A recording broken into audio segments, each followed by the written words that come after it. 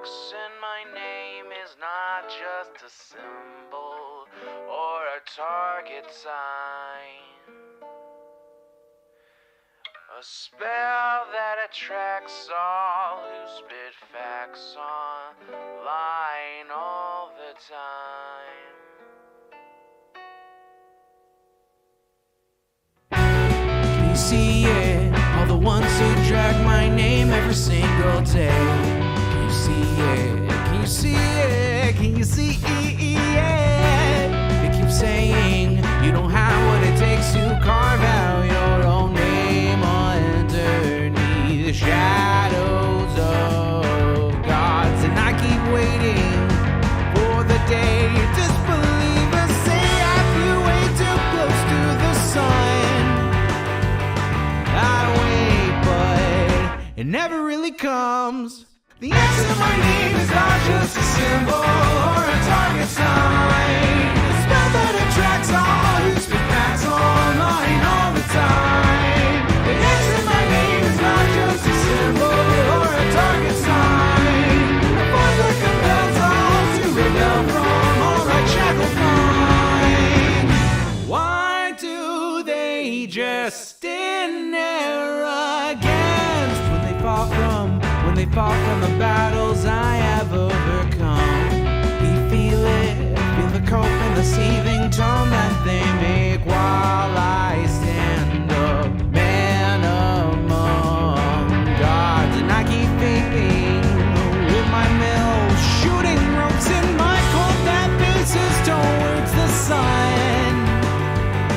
They hate, but I'm sitting comfy with their mom. The X in my name is not just a symbol or a target sign. A spell that attracts all who speak facts online all the time. The X in my name is not just a symbol or a target sign. A force that compels all to rebel from all that shackled mind.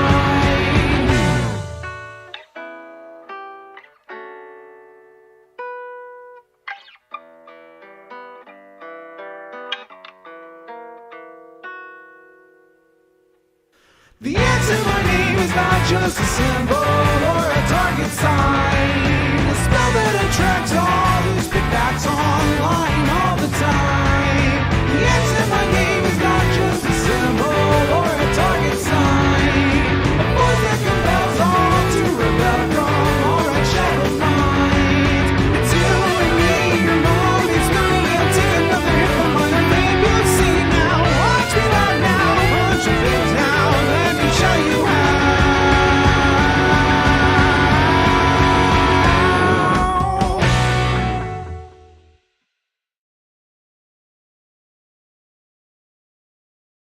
You love to see it, and you sure as fuck love to hear it, don't you, chat? Good evening, everybody. Hello. Welcome back to the beloved Xanderhall Hub. I think that's what we'll call my website now, or my stream. I don't know. I'm trying to figure out a nice name for what we're gonna call this whole thing. I'm really like brainstorming on like community meme, community name, community ideas. Just ideas for concepts that involve building up the identity of the Xanderhall fan community. And I've been brainstorming a lot of cool stuff. I've got ideas, and I do plan to put some of them into action soon. But yeah, it's gonna be pog as fuck. Yes, the sex cult, of course, is a big part of that. You all know. Applications will be appearing on the website soon, don't worry. I would never, of course, deny any of you of that privilege. Call it the Xander Hub. The Xander Hub does sound cool. What about the Xander Pub? Nah, I don't like British people. I don't want to hearken to their fake English. Did you know that British English is fake? They literally made it up. That's why it's called the Queen's English.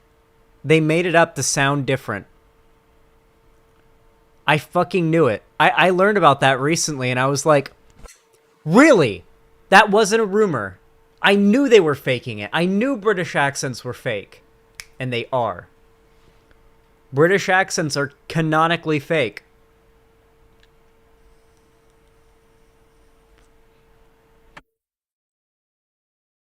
I can't even get, like, 5 minutes into a stream without shitting on the British, can I?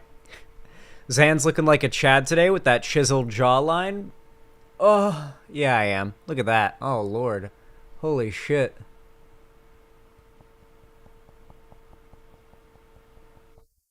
That is very nice. You love to see it. All accents are fake if you think about it. That is true.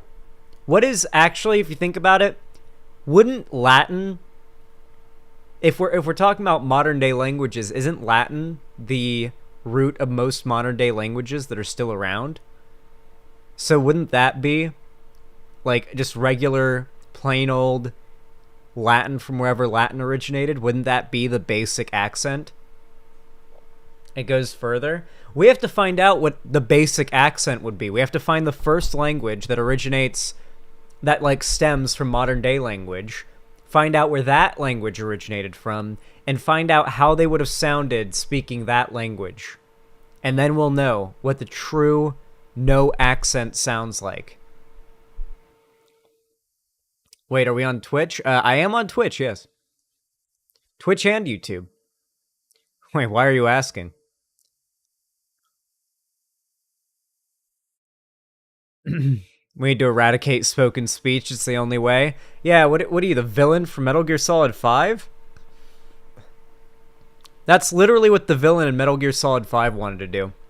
Skullface, he was like, yes, I'm going to delete all of the languages in the world except for one, and everyone will be forced to speak the same language, and that will make world peace happen. And Big Boss is just like,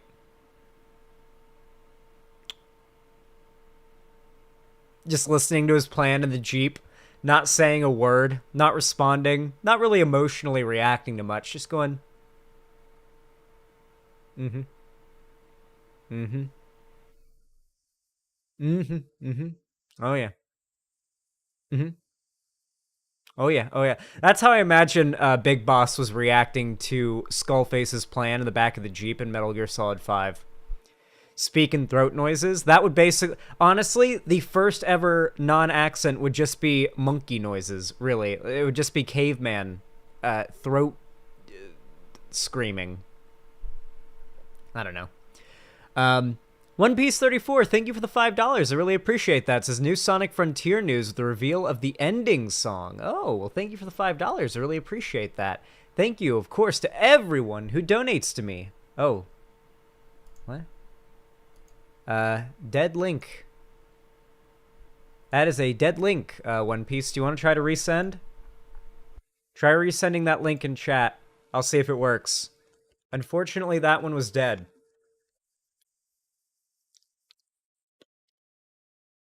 Thank you for the dono, though. Here, I'm going to turn on some lo-fi. I feel like during the opening, like just talking to the chat segments of my stream, I feel like I need to have lo-fi in the background, so it's not just dead silence when I don't speak. Whoa!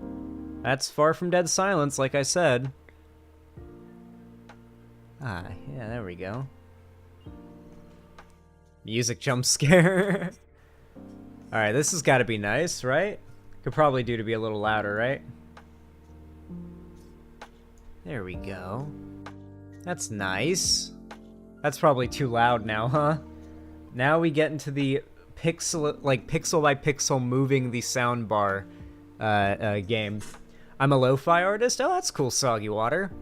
I love me some lo-fi. I got the link, dude? Okay. Thank you for that. Okay. Listen to a sample of Sonic Frontier's upcoming ending theme with One OK Rock Japan's song Vandalize. Alright, here we go, guys. New Sonic game ending song sneak peek. Let's get it!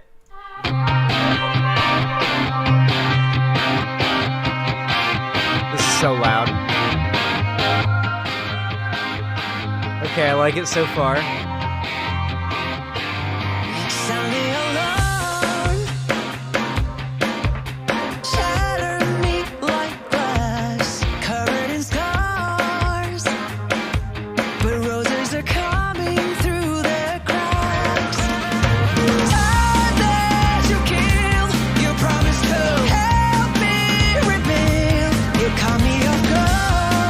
Actually ain't too bad.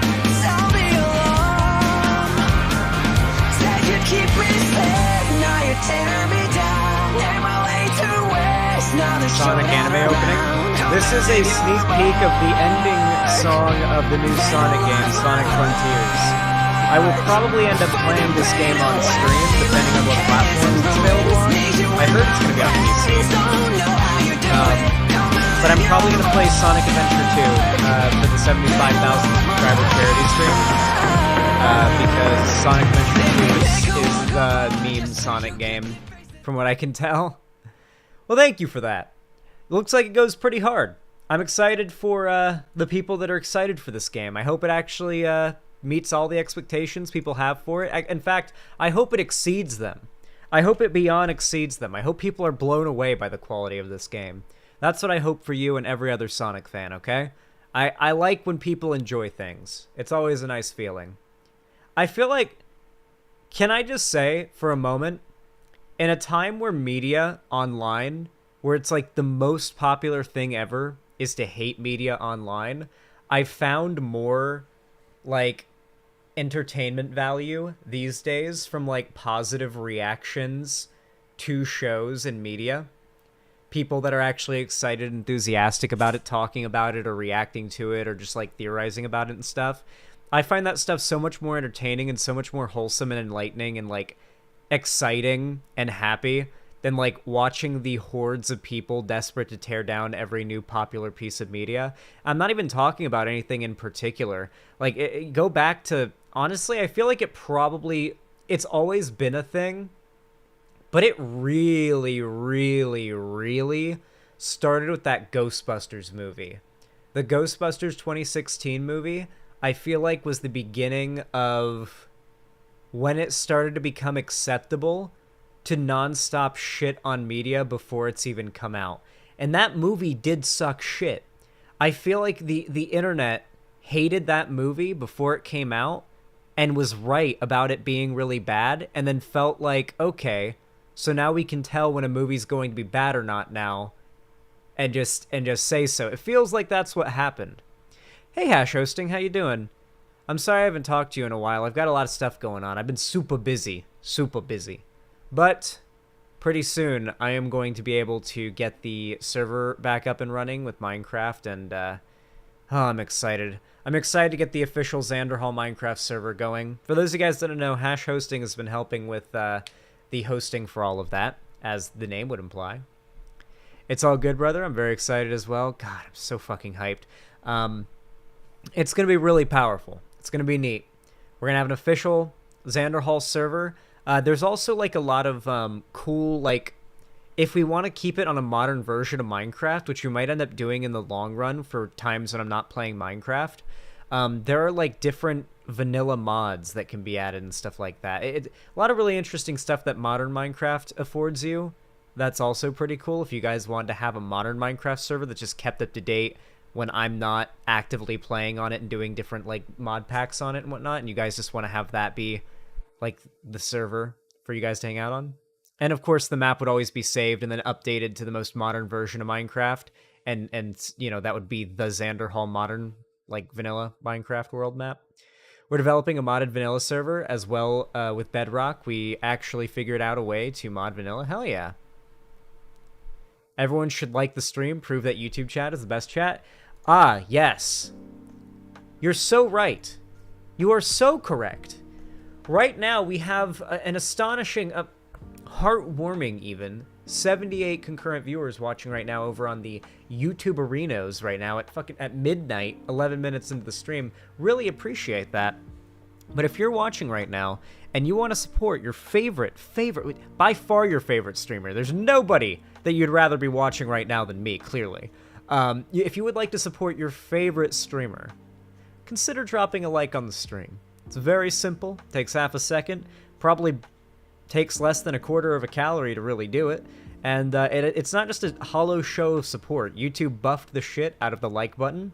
The like button actually substantially, like every single like, immediately results in the concurrent viewer count rising. That is how substantial it helps, or how substantially it does help. So yeah, definitely consider leaving a like. It helps a lot. I really do appreciate it. And, you know, if you want to go the extra mile and you've got the money for it, make sure you always make sure you've got enough money before you ever donate to a streamer. But if you've got the money for it, you donate it for anything else, and you don't want it for anything else, then please consider donating directly to me. It always helps out my channel and helps out my content, helps me keep creating this content. I am, of course, saving money right now to move to Seattle and rent a house that I can start raising quail as a little bit of a part side hustle on my content. Like, it'd be sort of a not a side hustle for making money, more so a side attraction for the content, like politics and animals. Everybody loves animals. They mesh well with every type of content, so I feel like that would be a neat thing to do. So yeah, we're saving up for that. So if you want to contribute, then you can donate to me and contribute on my website, xanderhall.com/live, in, as I said, the form of a donation, a sub, a gifted sub, or you can support me through YouTube, Twitch, Streamlabs, StreamElements, or Patreon. And always remember, if you want to see more from me, you can follow my social medias, which are linked in the description. Thank you. All right. I feel like I've really gotten good at doing that whole speech.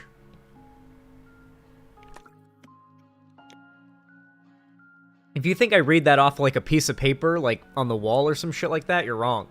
I literally do that from the top of my head every single time. Sometimes I fuck it up. Oftentimes I fuck it up, but sometimes it rolls off the tongue perfectly and I get it right. Just takes practice. It just works. Hey Louis Vuitton, what's up? On your way home from a union strike? Nice. Who were you striking with? What union and for what, if you are comfortable saying, I guess. Just curious. Just feeling a bit curious.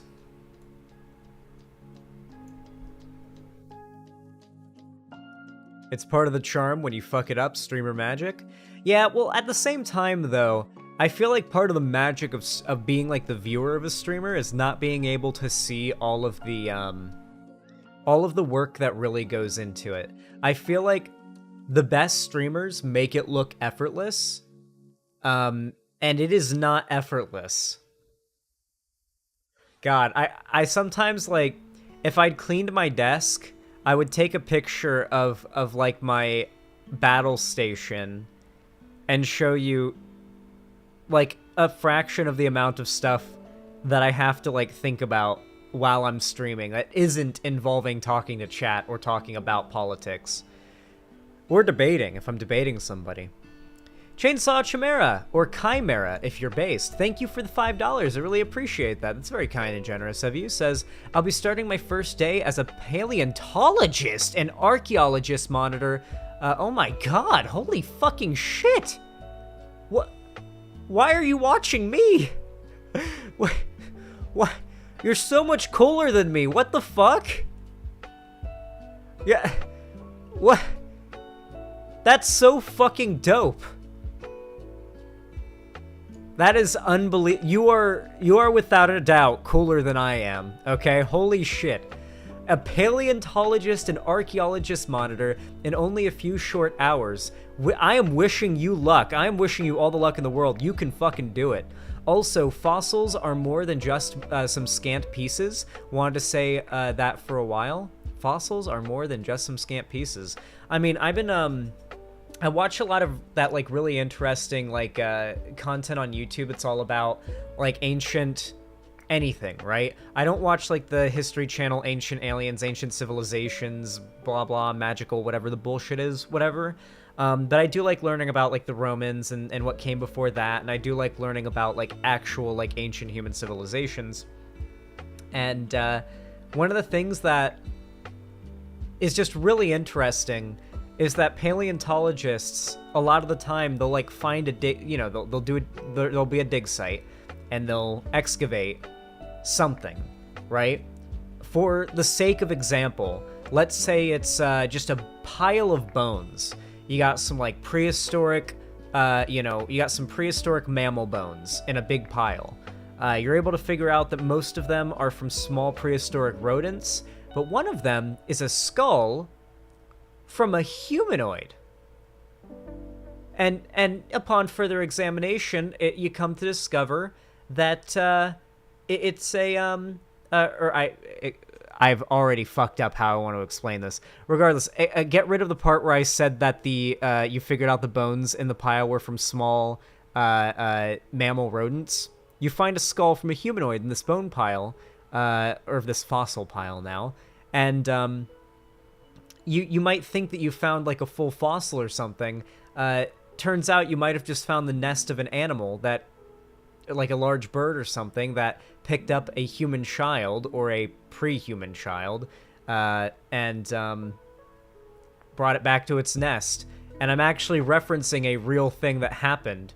There was an instance where some paleontologists and archaeologists and people like digging in a site in, like, I think it was like Greece or something, found a site and a big bone pile where they found like a punctured child's skull. And they were like from a hominid, like a pre-human hominid. And they were like, what the fuck is this? And they very quickly realized after investigating that these fossils that were in the bone pile, most of them were not from any, sapien creature. It was from, different like rodents and stuff like that, prehistoric rodents. And they very quickly realized this is the nest of a giant bird that kidnapped some early human child and took it back to its nest. That was a thing that happened. That was a real thing that happened. Paleontology is neat. I probably just made Chainsaw Chimera cringe by retelling that story so poorly, because I know for a fact Chainsaw Chimera knows that story. But hopefully I did it enough justice to impart how interesting of a field it is.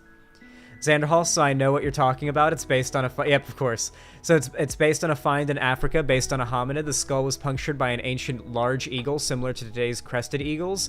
Yeah, there we go. Like I said, I probably butchered the story. Chainsaw Chimera would definitely know. There we go. Hey, Brainhurts, what's up?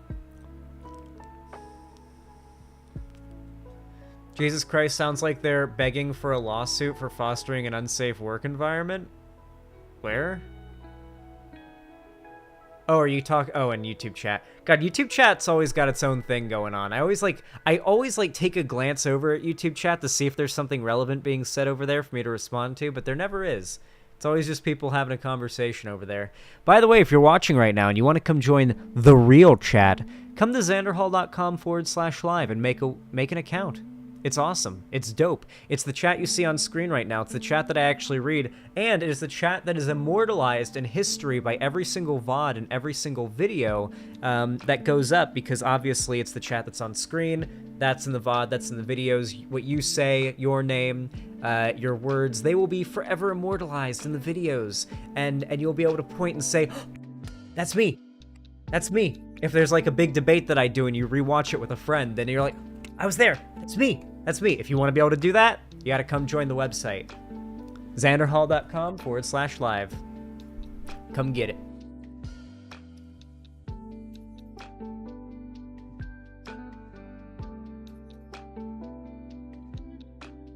I wish you luck, Chainsaw Chimera. Thank you so much for the donation. You're fucking awesome. And as I said before, way cooler than me. Paleontology is awesome. You're gonna blow it out of the fucking park, believe me. You know my prediction skills. I know it. I don't think it. I know it. You're gonna blow it out of the park. You're gonna get that position. Alright. But Zan, I have no friends. I am your friend. Okay, we're not gonna foster parasocial... Actually, no. I am your friend. I am your friend. I'm all of your friends, okay? If you've got no friends, I'm your friend. If you've got no girlfriend, I'm your girlfriend. If you've got no boyfriend, I'm your boyfriend. If you've got no mom, I'm your mom. If you've got no dad, I'm your dad. If you've got no uncle, I'm your uncle. That Trainwreck's rant was fucking hilarious, okay? Listen, Trainwreck's in that rant was definitely a misogynistic, unhinged weirdo, but it was very funny. It was objectively hilarious. Holy shit, Chainsaw Chimera, thank you for the tier 3 sub. How many months is that? You didn't even say anything. Absolute legend. Oh my lord.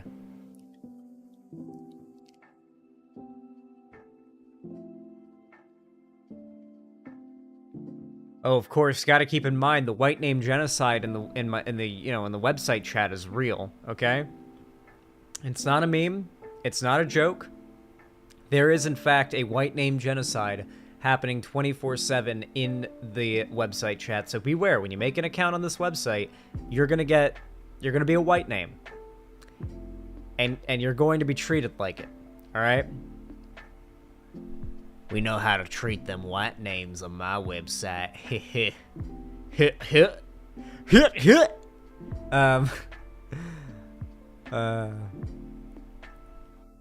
How many months was that, Chainsaw Commander? Actually, I'll check. I'll manually check.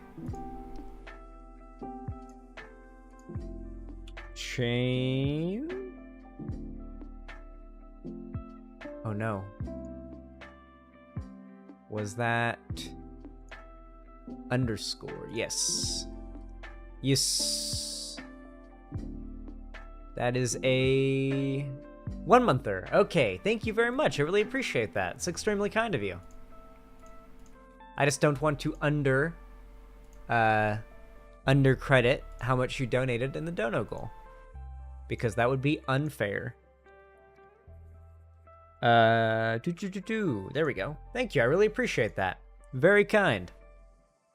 Xanderhall, I already have the position, but it's pretty funny. I applied to being a paleontologist because it's my dream job. However, because the interviewers like me so much, they decided to also train me as an archaeologist. It's California, more archaeology than paleontology. Yeah, you'd be out in like Arizona. You'd be like out in Arizona and like New Mexico and stuff if you were doing more paleontology, right? What would you be doing archaeology-wise in California? This is just my like lack of historical knowledge of this region, but I know obviously there's a lot of Native American stuff, but like outside of that, is there anything else particularly notable that would be studied or be looked at right now that's of interest in the world of paleontology and archaeology in California? I don't know, California, big desert? Not really, no, especially around where I live in Southern California. There are a lot of really, really neat historical sites that used to be, that are currently literally oases, literally springs of water bubbling up out of the sand in the middle of the desert, surrounded by vegetation like something out of a cartoon. And like those springs, this oasis is literally thousands of years old, and Native Americans like from 150 years ago to thousands of years ago back literally lived by that thing, and you know, it was just a place to chill because, you know, civilizations hang out near water typically, especially in the desert.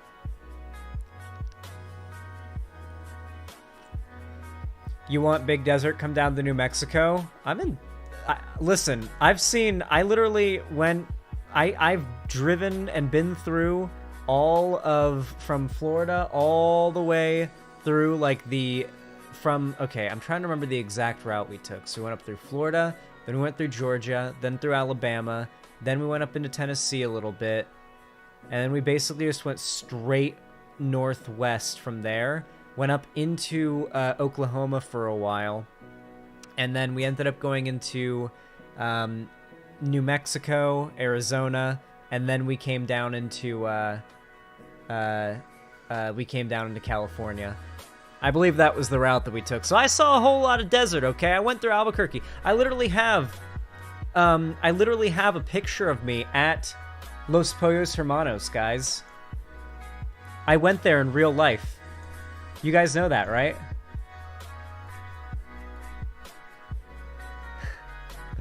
Hey guys, are you ready to see pre-nofap Zan? Me, 110 weeks after before going nofap.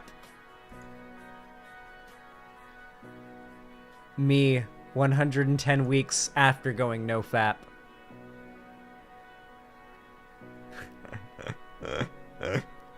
But yeah, it's me at Los Pollos Hermanos.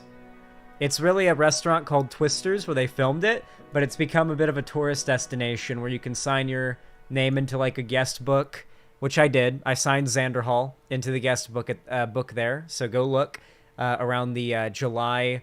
It would have been July 26th, 2020 is when I was there. So go look for it. Xander Hall was here July 26th, 2020 is what I wrote on there. So if you can find it and send me a picture, then I will say cool. Yeah, go get yourself some food there and look through it. Seeing Xander Hall with black hair always trips me out. I always forgot that the blonde is dye. Well, I have brown hair right now. The blonde is literally like leaving. I'm getting a haircut in the next couple days. I am. I pushed it off long enough.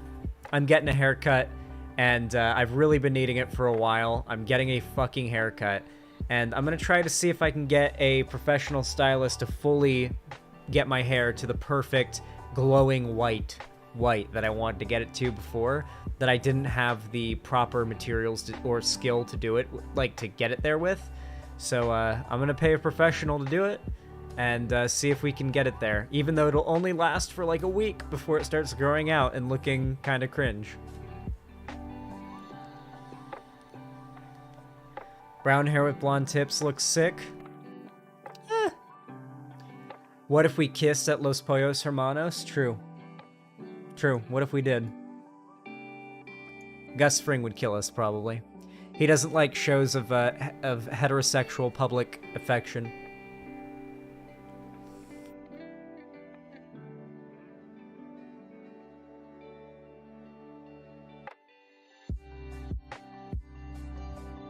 I saw Roger Waters live, and my lord, there was so much baseness in that stadium.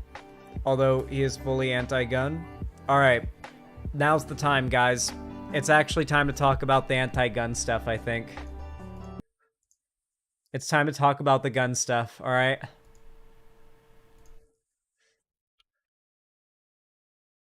you serious? I hate Twitter. Alright.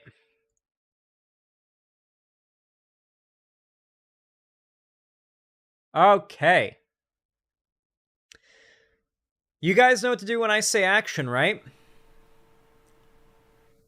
3,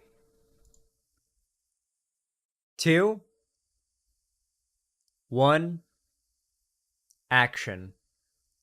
Alright, so I was scrolling through Twitter earlier today, and I saw something that genuinely made me mad. Now, if it was just this tweet and just this particular drama on its own, I wouldn't be talking about this today. I wouldn't care. I would have just kind of like said, oh, people are being dumb about this, and I would have just shrugged it off. The problem is, it's a recurring problem, and it's a recurring problem I've seen around Twitter discussions around gun control.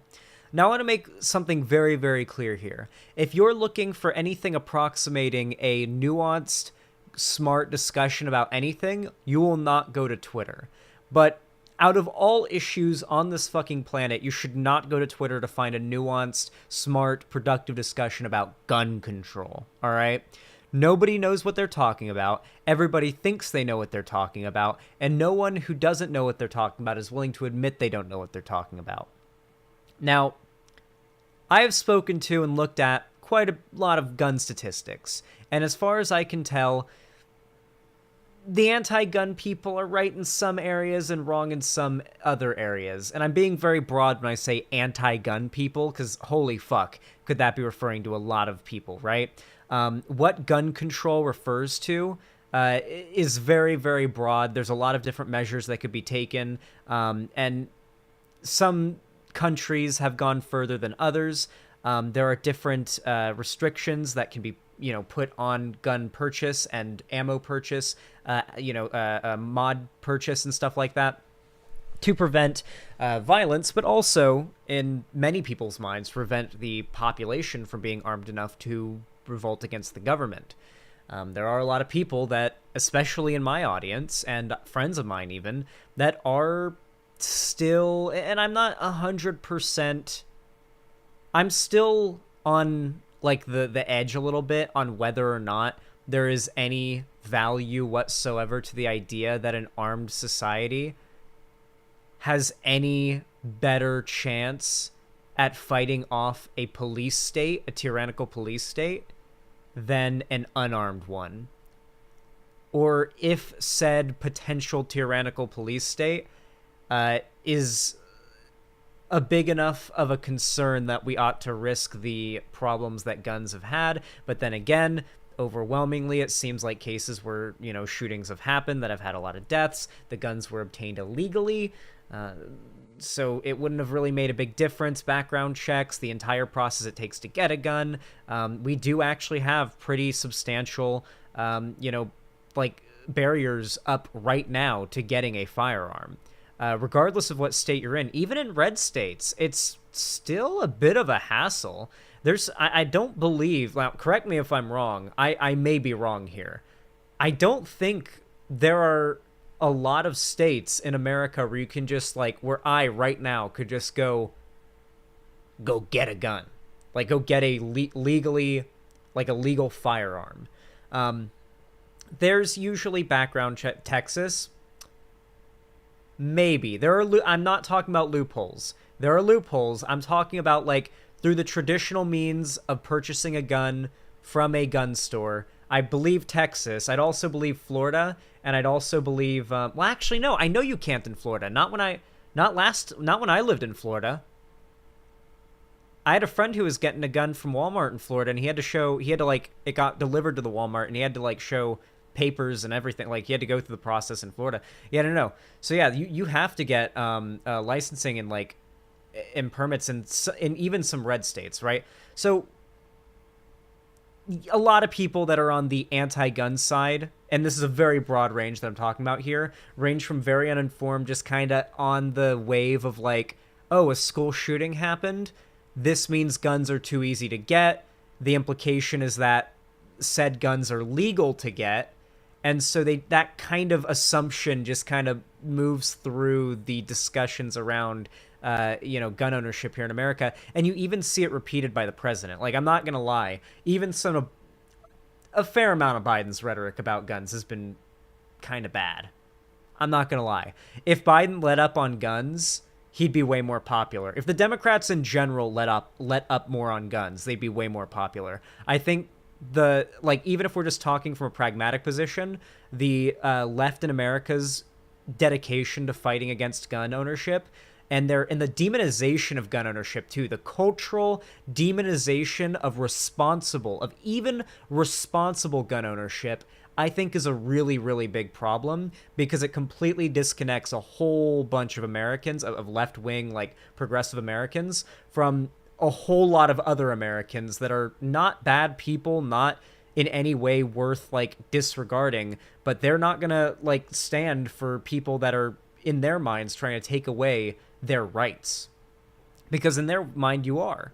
Now, the anti-gun side has a few good points, one of them being, or quite a few good points. That's why it's such a complicated issue, and there isn't a one issue fixes it all solution to all of this. In fact, there isn't even a huge array of solutions fixes all issue, because there will always be some amount of slippage through the cracks, no matter what solutions we employ. And that slippage will always be used as justification, potentially, for further tightening of the rope. That's also a concern I've heard from people that are more on the pro-gun side that I'm also pretty concerned about.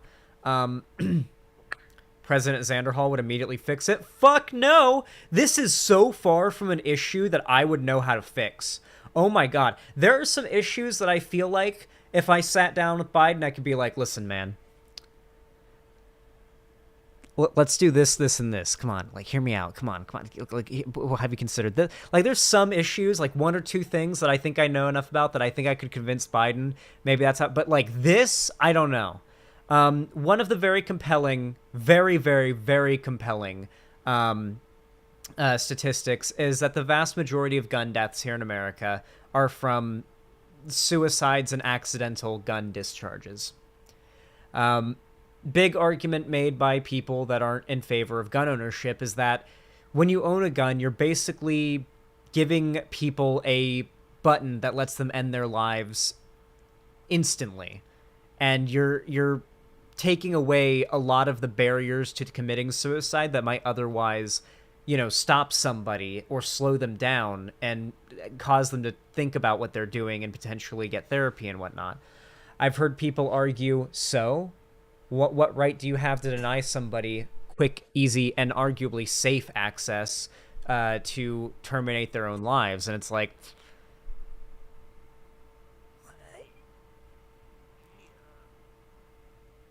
well, let me think about that for a minute. I had to think about it for a minute. Like, what right does the state have to deny individual people the right to have something that will allow them to end their own lives? Why should the state have that right? Like, no. Fundamentally, those of you, don't stop thinking with like, oh, because the law brain right now. Think with a more philosophical mindset. Why fundamentally should the state be able to force you to not kill yourself?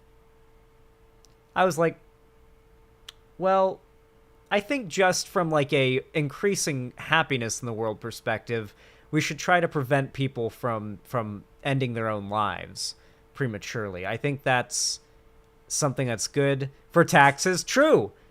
Yeah. What about taxes? People killing themselves means one less taxpayer. No. Anyway, there's a lot of compelling arguments against guns. There's a lot of compelling arguments in favor of guns, their ownership, types of guns, restrictions on their ammunition, restrictions on magazine capacity, restrictions on types of firing rates, restrictions on just so many goddamn things I could go into. Restrictions on things that reduce muzzle flash, because muzzle flash makes it harder to shoot. And so, there's just so many different things that go into firearms and different types of firearms and how they can be modified and how they can be made more deadly, less deadly, deadly in different ways, that it's really hard to, if you want to actually restrict the access to it, to do so accurately. Not to mention, I've seen we keep on hearing the term assault weapon. Is that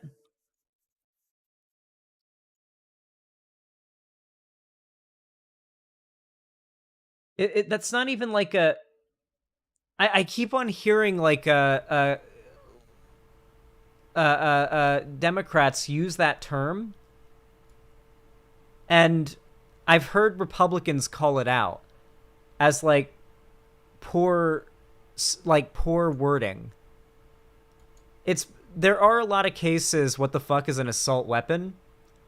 An assault weapon isn't a real term. Exactly. Which is why when I see Democrats use that term, it's what are used politically. I know. That's the issue. It looks stupid. When Democrats use the term assault weapon, it just kind of looks dumb to people that know about guns. It only really works in your messaging to people that are already afraid of guns, like city living liberal, already voting blue no matter who, Democrats anyway. When the average rural, been anywhere around a gun in their life, potential Republican or potential Democrat hears, we need to ban assault weapons, or we need to ban assault weapons or whatever, from a Democrat politician, they're like, the fuck that city boy even thinking of? Does he mean assault rifle? The fuck's an assault weapon? He don't know what he's talking about. I don't want these people telling me what guns I can and can't own. They don't even know what the hell they're talking about. And the images were like Democrat, there was like the I'm not gonna go super far into it. I'm sorry, we're dunking too much on Democrats today. Anyway, this is a spanking the lefties segment, I will say. Anyway, this particular tweet went viral, and it's only following a tweet that went viral a while back. Who remembers the 30 to 50 wild hogs tweet?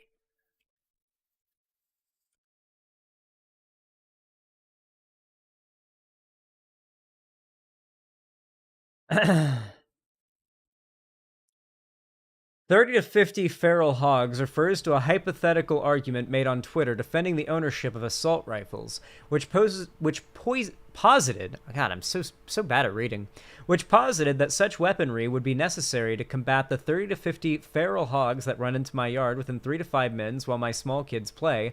After the tweet was posted in early August 2019, it was widely mocked on the platform, spawning parody lyrics, image macros, and photoshops. So the question here was, legit question for rural Americans, how do I kill the 30 to 50 feral hogs that run into my yard within 3 to 5 minutes while my small kids play? Now, here, I'll open up the tweet in another tab so you guys can just... Because you've definitely seen this tweet. And honestly, you probably made fun of it. Come on. You probably made fun of this tweet, right? Hypers, if you made fun of this tweet.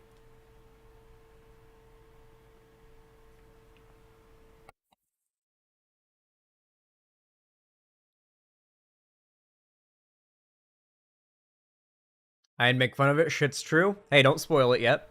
Don't spoil the segment. Come on. This is still the setup. I've seen the memes around it, but not the original. Regardless, it sounds like a funny meme, right? How do I kill the 30 to 50 feral hogs? 30 to 50 feral hogs that run into my yard within 3 to 5 minutes. While my small kids play. What a joke, right? That could never happen, right? For one, hogs don't. There's probably not even that many hogs on the planet. Am I right, guys? Am I right, my fellow city-living liberals? There's probably not even that many wild hogs all in one place like that on the planet. Am I right? And a wild hog, they're like a cute little pig. Aren't we all? We're all city liberal vegans. Pigs don't hurt anybody. They're cute and smart, and they're gentle. They love humans. They're like dogs, but even smarter. Like wild hogs aren't any threat, right, guys? Well, no, they are.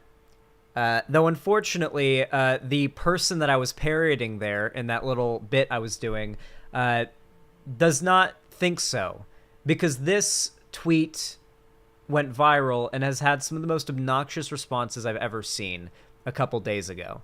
And it was only because I remembered that old 30 to 50 feral hogs tweet that I wanted to talk about this tweet. So let's watch. Italian hunter almost getting mauled by a boar because they're only allowed to hold 3 rounds in their guns.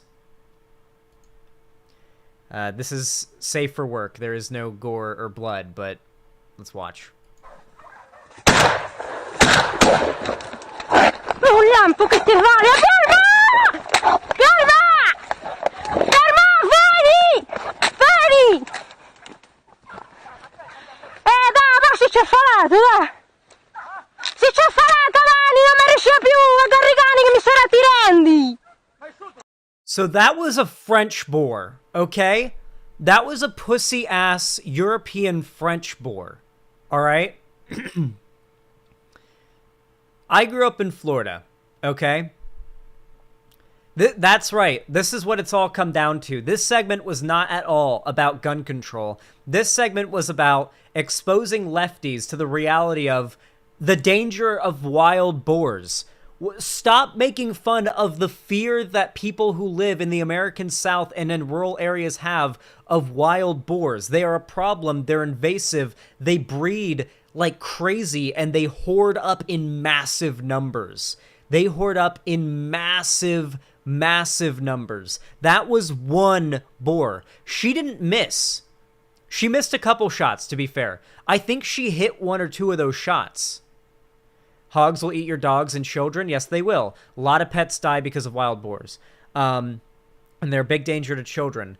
And like people that are smaller. I mean, honestly, if there's enough of them, they're a danger to like a full-grown big adult man. Cody Johnson's got a whole series on this. Thank God. I really need to watch it because I saw someone say Cody Johnson was right, and I really like Some More News' videos. I hope Some More News likes me. I hope he hasn't ever said anything bad about me, or I hope he doesn't hate me or something. I like his content. The Marvel videos that he does are fucking hilarious. I'm used to like, oh, I like a lefty YouTuber who's really big. They probably don't like me though if they do know of me. Yeah, anyway, wild boars are actually like a serious threat, and anyone who's lived in the South should know. That was not a particularly large wild boar. He follows Vosh. Okay, that's a good sign of things. That was not a particularly large wild boar. I have seen bigger ones in real life. So I lived for a large part of my life on the coast in Central Florida. And when I would drive a little bit, when I'd ride in the car with my parents inland, we would drive through this like coastal swamp area, which was known for having black bears and wild boars, invasive wild boars. And there were one or two times that I would see black bears, but almost every time I saw a giant wild boar in the evening or in the dark of the night, and it was hard to see like the detail of it, I would always point at it and say, bear. Oh wait, no, it's a boar. And they would literally uproot trees. Like we would drive down that road and see which new trees they've uprooted or just clawed apart with their with their tusks and whatnot. Like they'll literally knock down trees that are like 20 feet tall by uprooting them. Like hordes of them will do it in the middle of the night. You'll just see their tracks in the mud, like just scores of them in the fucking mud. They travel in massive groups. Anyway, they are a genuine threat. And in fact, in Texas, which granted, of all the states that would have loose gun restrictions, it's probably one of the ones where it's the most justified. Out in Texas, the feral hog epidemic is really, really a big problem. They're very invasive there. They are not the natural predator of pretty much anything out there, so there's not really anything that can take them down other than humans. And of course, they're destroying the natural ecosystem. So you can pay like $150 to get in a goddamn helicopter in the middle of the night with a night vision scope and ride around in a helicopter and mow down hordes of boars in the middle of fields in the middle of the night. And you are doing a public service. You're doing a public service by doing it as well, because they are destroying the other natural animals' environments by being there. It's very much like the presence of the lionfish in like the Florida Keys and whatnot, and in the Mediterranean Sea. Lionfish are like an invasive population that are destroying the Florida coral reefs, like the coral reefs off of the Keys and in the Caribbean, and they are destroying the reefs and the oceans and the environments in the Mediterranean, so much so that people are being paid to go out and kill them. In most places, including America, you have to get a permit to fish, like a saltwater or freshwater fishing license. Not for lionfish. They will pay you a bounty to bring them in without any licensing, I'm pretty sure. Oh yeah, and bacon, I guess. Though I guess it's fine to as long as you properly handle the meat. You could and it's clean and all that. You can probably eat it. Yeah, there's not really meat. Probably would be gamey. Nah. Feral hogs are literally exactly the same as farm pigs. They're just feral, which means they're not domesticated, like for being indoors and being like taken care of by humans. They're wild. But like you could literally shoot one and make bacon and it would taste just like any old bacon you'd get, right? They're also disease ridden, so you need to cook them right. Yeah, that's what I mean. You have to handle the meat right. We're not talking about like farm raised, very controlled environment animals here. We're talking about animals that lived out in the wild, were exposed to God knows what, probably engaged in cannibalism. Cannibalism is not necessarily super uncommon among wild pigs or even pigs in captivity, but usually people don't allow their captive pigs to engage in cannibalism.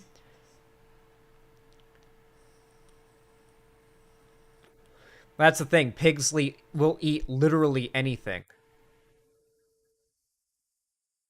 So yeah. Anyway, wild pigs, wild hogs, really cringe, and you just don't understate their lethality, okay? Don't make fun of conservatives on Twitter when they say, I want to have a gun to protect like my home from hordes of pigs. Like, unironically, if you're living in the rural South, that's actually a somewhat valid concern. Not to mention the reasons for why one would own, say, an assault rifle in the first place. I don't really think the reason for why they own the assault rifle, unless it's to commit a crime or to hurt people, unlawfully or unjustified, unjustified, you know what I mean, unwarrantedly.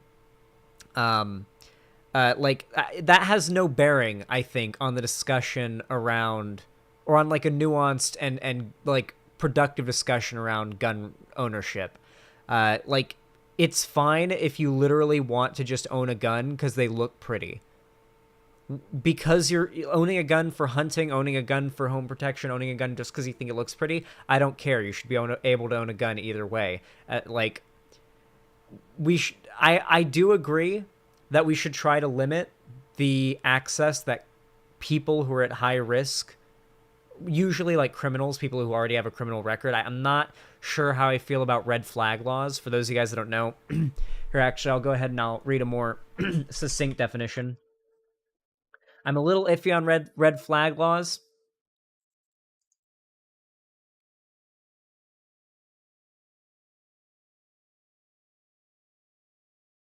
In the United States, a red flag law is a gun control law that permits police to petition a state court to order the temporary removal of firearms from a person who they believe may present a danger to others or to themselves.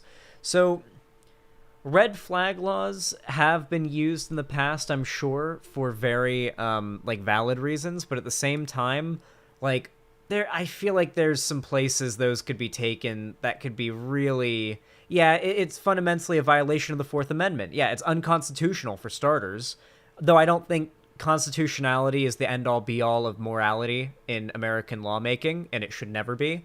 But for one, it's unconstitutional. That alone will win over a bunch of people on why it's bad. But like, I know the slippery slope fallacy is a thing, but like, god damn, you're really opening up the state to a lot of ambiguity as to when and who they're allowed to take guns from and why.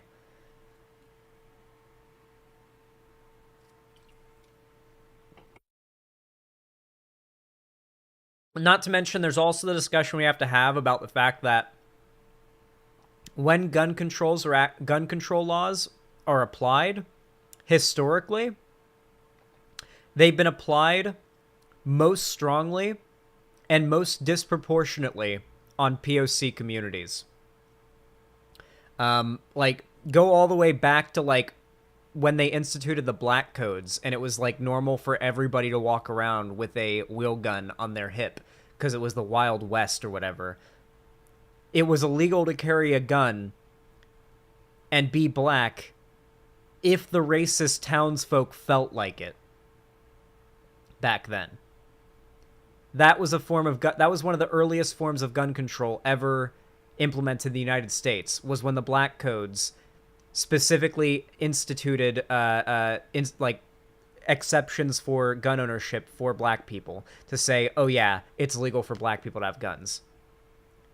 Yep, Reagan specifically cracked down on the Black Panthers and their legal showing off of their legally owned firearms. Mostly legally owned. I can't speak for all of them. Like, they weren't shooting anybody. Not anybody who didn't, like, pose an active violent threat.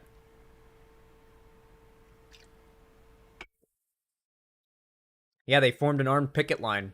The older I get, the more I think that armed picket lines are like, based, because I used to think they were bad optics. Like, I don't think the left should adopt the idea of armed picket lines, but recently I've been seeing more videos of protests, and of especially, not even protest, more like pride events and like drag events that literally have neo-Nazi protests happening like around the block, and like lefty, like anti-fascist protesters and activists will like show up armed to the fucking teeth and form a blockade between the neo-Nazi protesters and like the drag event or whatever, and keep the neo-Nazis from like running up on this drag event and attacking everybody. That's not a protest. There's no police at the drag event. Like, if those Nazis wanted to just push through and, like, attack them, they very well could.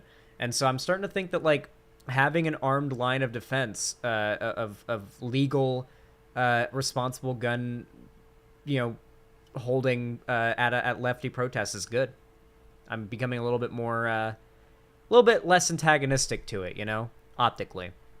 Regardless, though, the moral of the story is, do not fuck with wild hogs. If you enjoyed this video, please consider leaving a like. It really helps the channel out a lot. Whether you're watching it live right now as we speak and you want to leave a like on the segment, on the stream as you're watching now, it really does help. Or on the VOD if you're watching after the fact, or on the video if you're watching way after the fact, it really does help out a lot. A like is not just a hollow show of support on YouTube. It really has been buffed to the point of, likes really do substantially help the channel, so please drop a like. And of course, if you want to see more from me and you want to get notified whenever I upload a new video or I go live or anything like that here on YouTube, you can subscribe and ring the bell icon and turn on all notifications so that YouTube actually does these things, because they won't otherwise. YouTube will just suggest, subscribing is like a suggestion to YouTube that they might maybe want to let you know whenever I go live or upload a new video. Ringing the bell icon and turning all notifications is actually what subscribing on YouTube used to be. Anyway, you can also follow my social media, linked down below if you like, especially my Twitter. That's where I think all the spiciest memes happen. But my fan Discord is probably where all of the most fun community-driven stuff happens. I'm probably going to be doing a big watch party of the Lord of the Rings Amazon Rings of Power show in my Discord when Episode 3 drops. We'll watch Episodes 1, 2, which I've already seen already, and then the third one when it drops, which I haven't seen yet.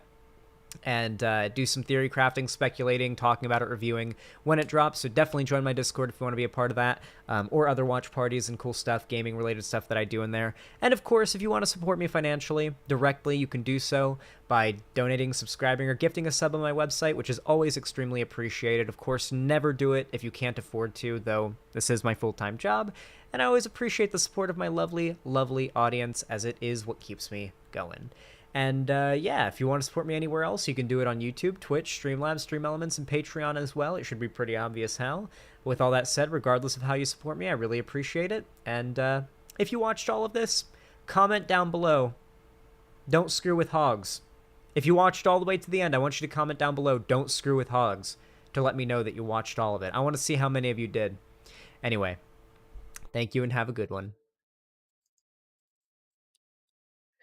That was a good segment. I'm proud of that.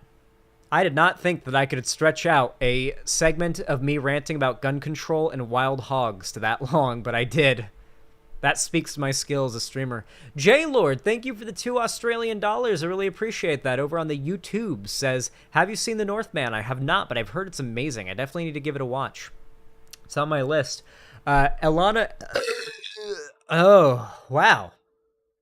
Alana S., thank you for the tier 1 sub, aka membership, over on YouTube. I really appreciate that. For those of you guys on YouTube that don't know, if you are, wanting to have the bootleg experience version of my website, you can always hit the join button to subscribe over there, which essentially has the same effects as it does on my website, only in YouTube chat, as Alana S. just did. Thank you so much, Alana. I appreciate that. Xanderhall, I learned about the Hog Menace from the Reply All podcast and actually started investigating the thing because of that viral tweet. Yeah, I grew up in Florida, and it was just always a fact of life that, yeah, if you ever see a wild hog, you do not fuck with it. You don't go near a if you ever see baby wild pigs and you think they're cute or whatever, you do not go near them. You get as far away from them as possible. The mother will kill you. Treat them, I was told to basically treat wild hogs as I would bears. As a kid, growing up in Florida.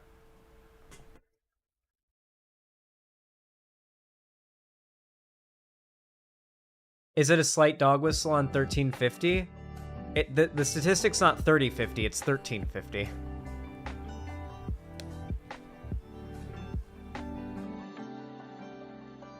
If you see baby wild anything, leave it alone? Yeah, probably. If you see wild anything, you should leave it alone. Let animals be animals and wild. My pet pig objects to this topic. I'm really sorry. Give your pet pig a kiss for me, okay? Your pet pig is not feral and would hopefully not gore you. It's so weird how in captivity, pigs don't grow tusks, but then like you literally let a house pig out into the wild, they become feral, they grow the tusks, and they get darker, and they literally change their entire appearance. Hold on, guys. Do you guys know about this, right? Feral pigs, feral hogs versus pigs. This lore is so fucking interesting.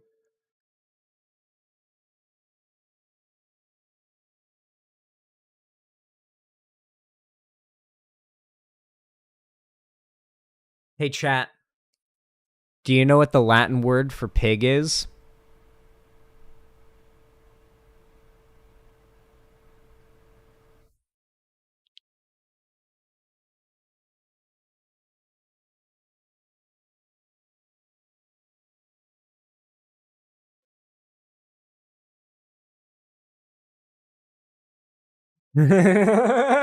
Just someone needs to clip that. Someone just needs to clip that. Just me asking, do you know what the Latin word for pig is? And then demonically smiling at the camera.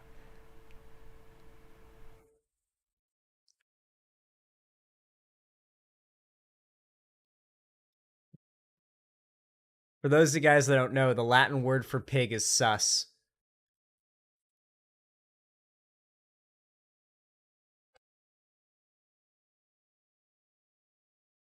Good one, God. That's a good joke. Because as you know, God named everything. Those are the rules. Anyway, hold on. I want to see. Is there a video that talks about this? A video came up from 3 weeks ago. Video of hunters being attacked by wild boars proves you need an AR-15. God, gun content on YouTube is so fucking propagandized by the right. It's so sad that they're really... I've yet to find a single gun YouTuber that isn't obviously conservative. Like, even the gun YouTubers that try to avoid getting into, like, the really political stuff, like, they're still, like, obviously conservative because, like, the Democrats are so anti-gun. But I feel like I've yet to see, like, there is no even somewhat substantial gun YouTuber that I know of that is like a pro-gun lefty, as far as I'm aware of. Yeah, but it's always like, what gun YouTuber does a good job of keeping their conservative politics separate of their content, you know? Like, my point is, it'd be nice if there was a little bit of lefty representation in the gun community, you know? One thing that, I don't want to stretch my ideas for my channel too thin, you know what I mean? Like, I've grew up watching so many different types of content that when I think about what I want to do with my channel, what I want to do with my popularity on YouTube as I get bigger, I have so many different ideas that are just so different from each other and cover so many broad different things, and I worry about, like, stretching myself too thin with getting excited for things that I want to do way long off in the future that are super ambitious. I worry about that sometimes. Markiplier did it? I guess, yeah.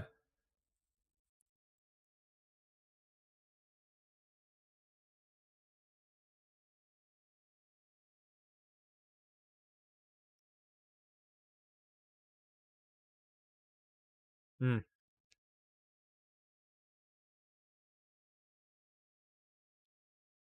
For those of you guys that don't know, I bit the crap out of the corner of my lip here in my sleep, and it hurts to speak because that part of my mouth kind of drags over my teeth whenever I talk. So I have to apply this Orisol stuff. It's like bootleg Oragel, cheaper than like the name brand Oragel stuff. And it's just a local anesthetic lidocaine gel that you put on like cuts or toothaches in your mouth, and it basically numbs your entire mouth. Like, imagine you know how Jar Jar in the Phantom Menace, he like put his head up through the beam on the pod, like on the engines on the pod racer, on the pod racing like pod, and it numbed his mouth and he couldn't speak. It basically does that to your mouth. So if you've like bit your tongue, bit your lip, anything like that, and it's hard to speak because of the pain, or it's hard to eat because of the pain, it's hard to sleep, anything like that because of the pain, Oragel or Orasol, this stuff, any local anesthetic lidocaine gel for like oral use is what you want. Toothaches, chipped tooth, just anything like that. It is consumption safe and just numbs whatever it touches, especially open wounds. And it's antiseptic, so it's like Neosporin for inside your mouth. He said oral. Ah, yes. My chat, the most mature chat on all of YouTube. Hi, Certainty. How you doing? Sir, it's 2 a.m. I know, I am a degenerate, and I stream very, very late. It's actually 1 a.m. for me. I've only been live for 1 hour and 7 minutes, believe it or not. Welcome, T. How are you doing, Canadian, Xander Hall chat woman? Empress Julia, thank you for the $5. I really appreciate that. Sent a YouTube link and said, just watch like 40 seconds of it to avoid having to listen to Chud stuff. Well, okay. Thank you for the $5. What is this shit? Watch like 40 seconds to avoid the Chud stuff. So I want you to watch this next video. Yes, this is the video that I mentioned just a second ago. I think this is probably fine to show on Twitch, I think. Even if I got banned on Twitch, I don't care very much. Twitch is a sinking ship, and I don't really... I'm gonna be real. If it dies, it dies, okay? So I want you to watch this next video and then try to tell me you wouldn't want an AR-15.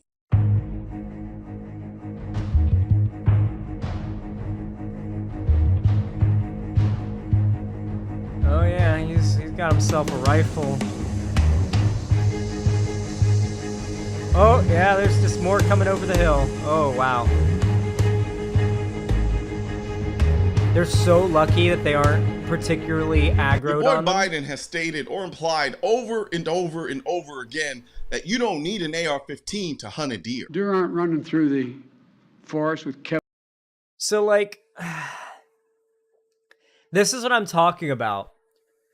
Like, Biden has been really base lately. Like, I really do like the Dark Biden memes and whatnot, but the Democrats in general, this is not in any way unique to Biden. Biden's literally just reflecting the popular sentiment among Democrats here.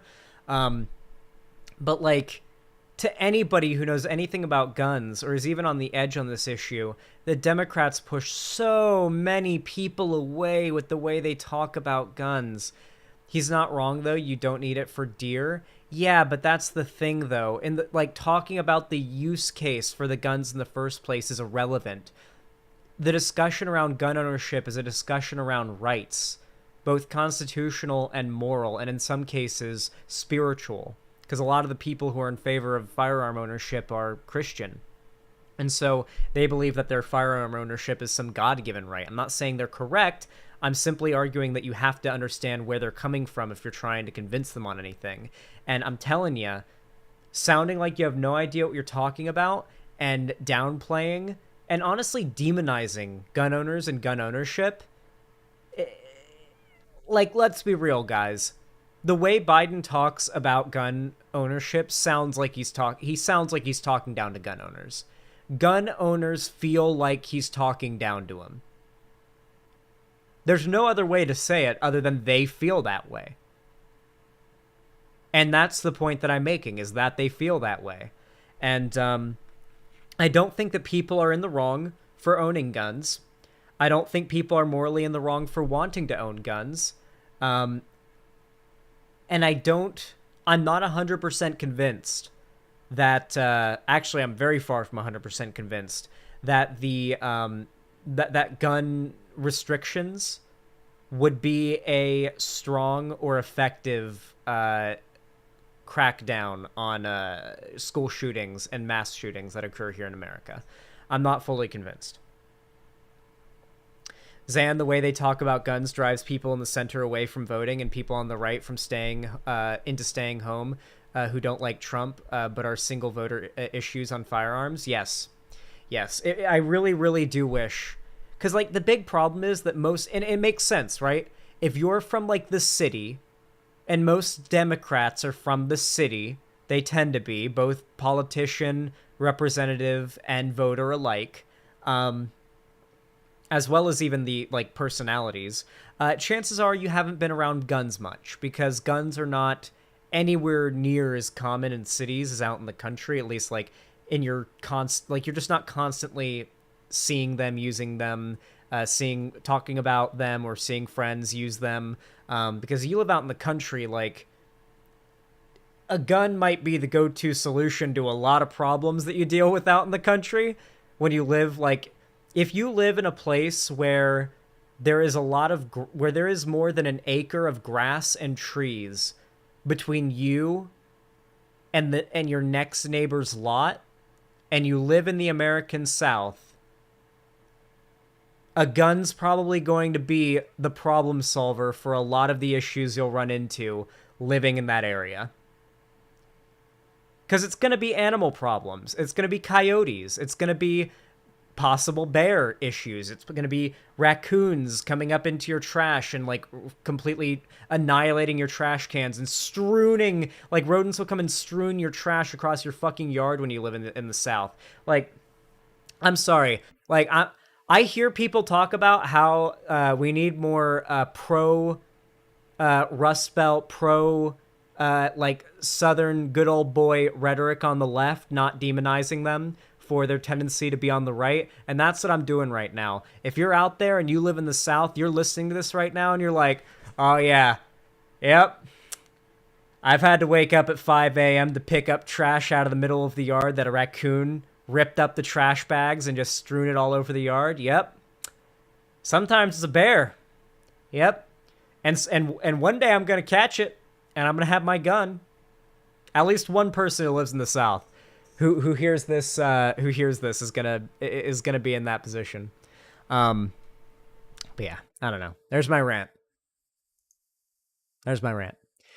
Thank you, Empress Julie. I really do appreciate the $5. You are very kind.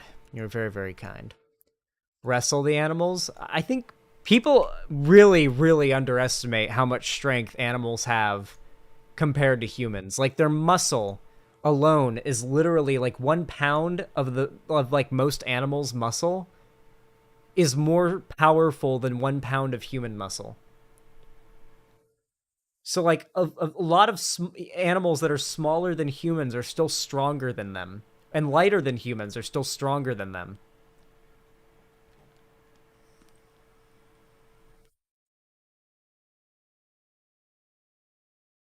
I killed a deer with an AR-10.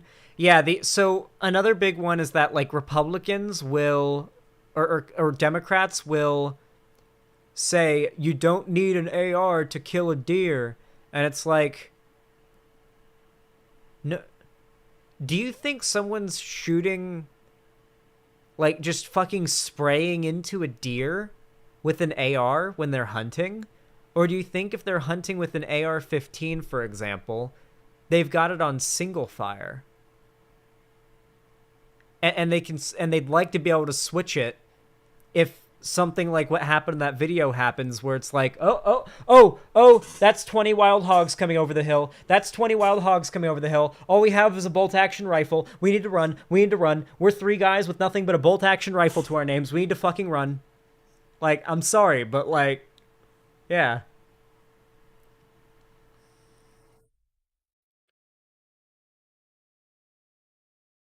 Also, boars tank hits, okay? Like, I've seen wild pigs tank 2 shotgun hits before. I'm not kidding. Boars can handle 1 or 2 shotgun hits if it's not a, like, shot to the heart. Even if it is a shot to the heart, I mean, we make leather out of their skin. Okay? Their skin's about, like, some of the thickest skin it gets in the animal kingdom, okay? For their size, all right? Like, and they're just beefy little creatures, you know? Like, they'll just take bullets and keep coming at you. And, like, when they realize they can't win, they'll run off mortally wounded to go die somewhere. They're literally the definition of a tank class animal. Yeah, a lot like emus. A lot like the emus in the Great Emu War. This is literally the equivalent of the Australians being like, oh yeah, mate, they're just fucking emos. What are they gonna do? We're gonna win this thing easy, just you and me and the boys out in that fucking Jeep, rolling around through the bush. We're gonna deal with this great emu war in a day. That's what you sound like when you talk about those feral hogs.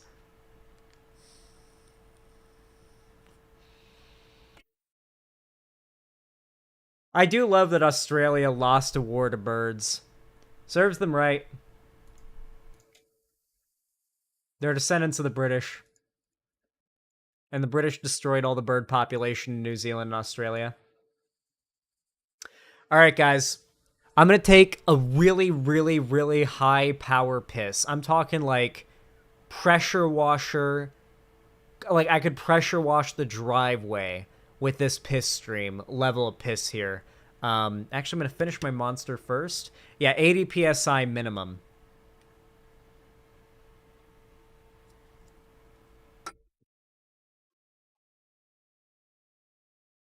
Oh yeah, sorry, the ute.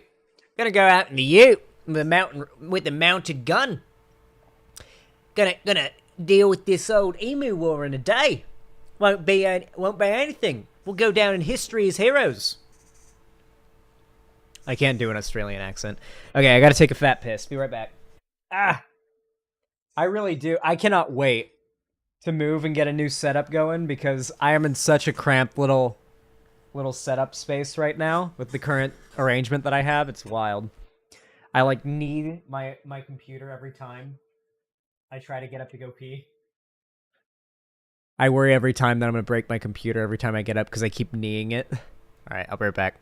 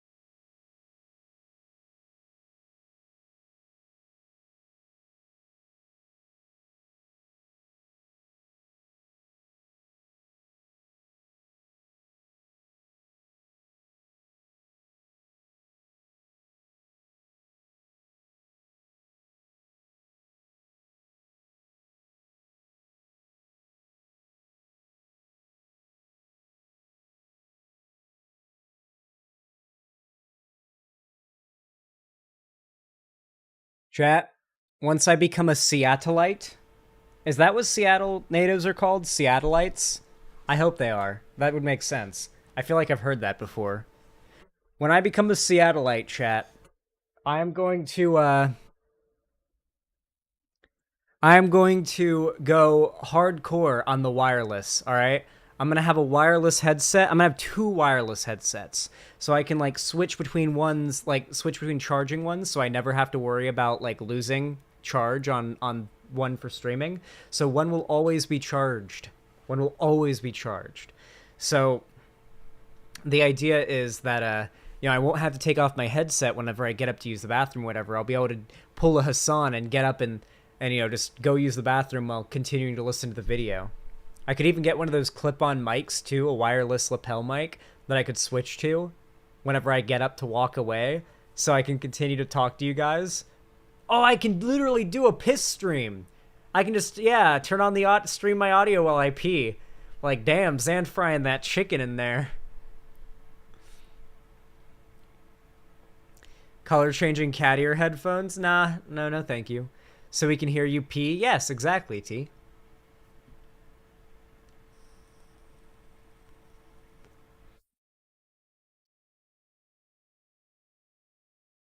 Oh joy, Xan unlocks new fans!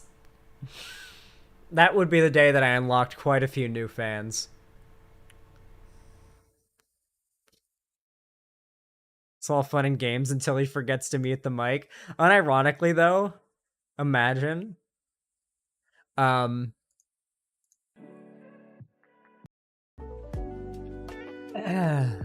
Fried chicken fans, yes, of course. The cooking channel fans. Logitech is great wireless products. Yeah, Logitech's pretty good.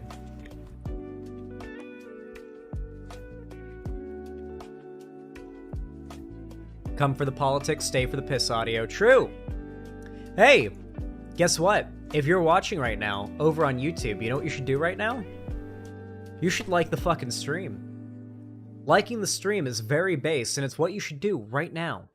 I'm not kidding. You should do it. You should just drop a like. You know, just hit that like button. Maybe hit that little thumbs up. You know, just a little thumbs up button. You know, click that little thumbs up button. It's always I always really appreciate it. You know, you don't want to be. Everybody thinks that somebody else will do it for them. Don't be that person. Be the person who does it. Okay. It takes half a second. It's super easy. It's zero effort and yet very high reward. More so for me, but still, I appreciate it nonetheless. Forward 3 years, Xanderhall hasn't been seen going up to piss. Everybody just assumed he did it before and after streaming. One day he just gets up and chat, here's 28 minutes of uninterrupted fried chicken. Yeah, I only piss once a year. I save it all up. Politics and Pissin' will be the name of my stream. I'll just call every stream Politics and Piss. Guilt-tripping chatters, yep. Love to do it to him. Nah, Cherry told me I gotta be more shameless, okay? You gotta blame Cherry. If I get too shameless, you blame Cherry, not me, alright? Cherry takes all responsibility, all legal responsibility.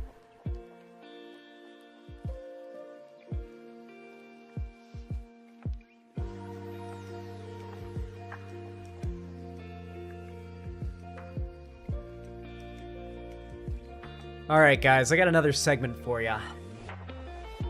I got another segment for you. But let me ask you something. Have you ever considered donating to your favorite streamer? My name is Xanderhall, and I would like to ask you to consider donating a kind $5 in the form of a Tier 1 sub over on my website, xanderhall.com/live. Please consider, I really appreciate it. It would be very kind if you dropped the Tier 1 sub, a gifted sub. It's very kind of you. Thank you very much. Oh my god, is that Zan Lee? I wasn't going for Stan Lee. I was more so going for like a random, I don't know, like a ghoul from Fallout. Like if Danny DeVito, I guess, was a ghoul from Fallout. But if you want to say it was Stan Lee, then sure. Here, I'll do a Stan Lee impression. Can I? Stan Lee quotes.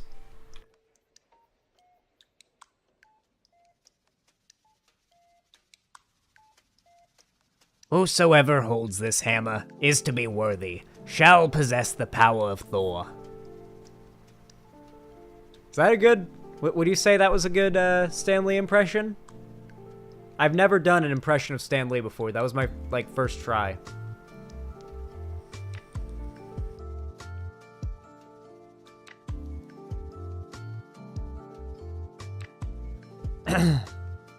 You kind of sounded like Popeye before? If Danny DeVito is a ghoul in Fallout, sounds like a VA lineup for fucking Illumination Studios movie about Fallout. That would be pretty funny. That would be cool. Anyway, I'm Ghoul Xanderhall from the Fallout universe. If World War III happened back in 2020 when Trump was president, consider donating so I can afford to I can transfer the USD into camps and I can continue to survive in the nuclear wasteland. Thank you very much. Thank you for hearing that message from an alternate universe version of me. I want to do that bit. Like, occasionally I'll do a weird voice and be like, alright, this is a alternate version universe of a Xanderhall stream. It took me 30 years to figure out Popeye is called that way because he has one eye. What's that? I mean, he has eye in the name, but it's because his eye popped out?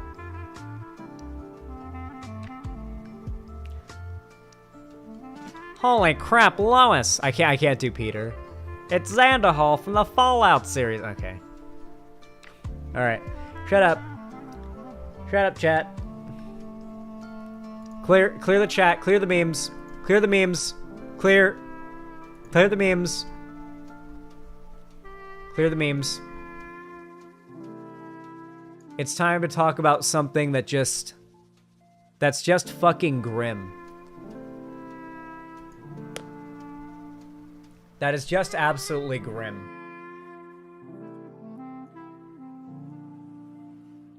Alright, chat, you guys know what to do when I say action, right? 3, 2, 1, action. So, here on the Xanderhall stream, we do spend a lot of time talking specifically about the rights of different marginalized groups, specifically here in America, because I'm American and that's what I know the most about. It's what's most relevant to me. It's what strikes closest to home, though I do venture out of America with plenty of my discussions. It's really the US that I discuss mostly, and right now in the US, it is transgender people.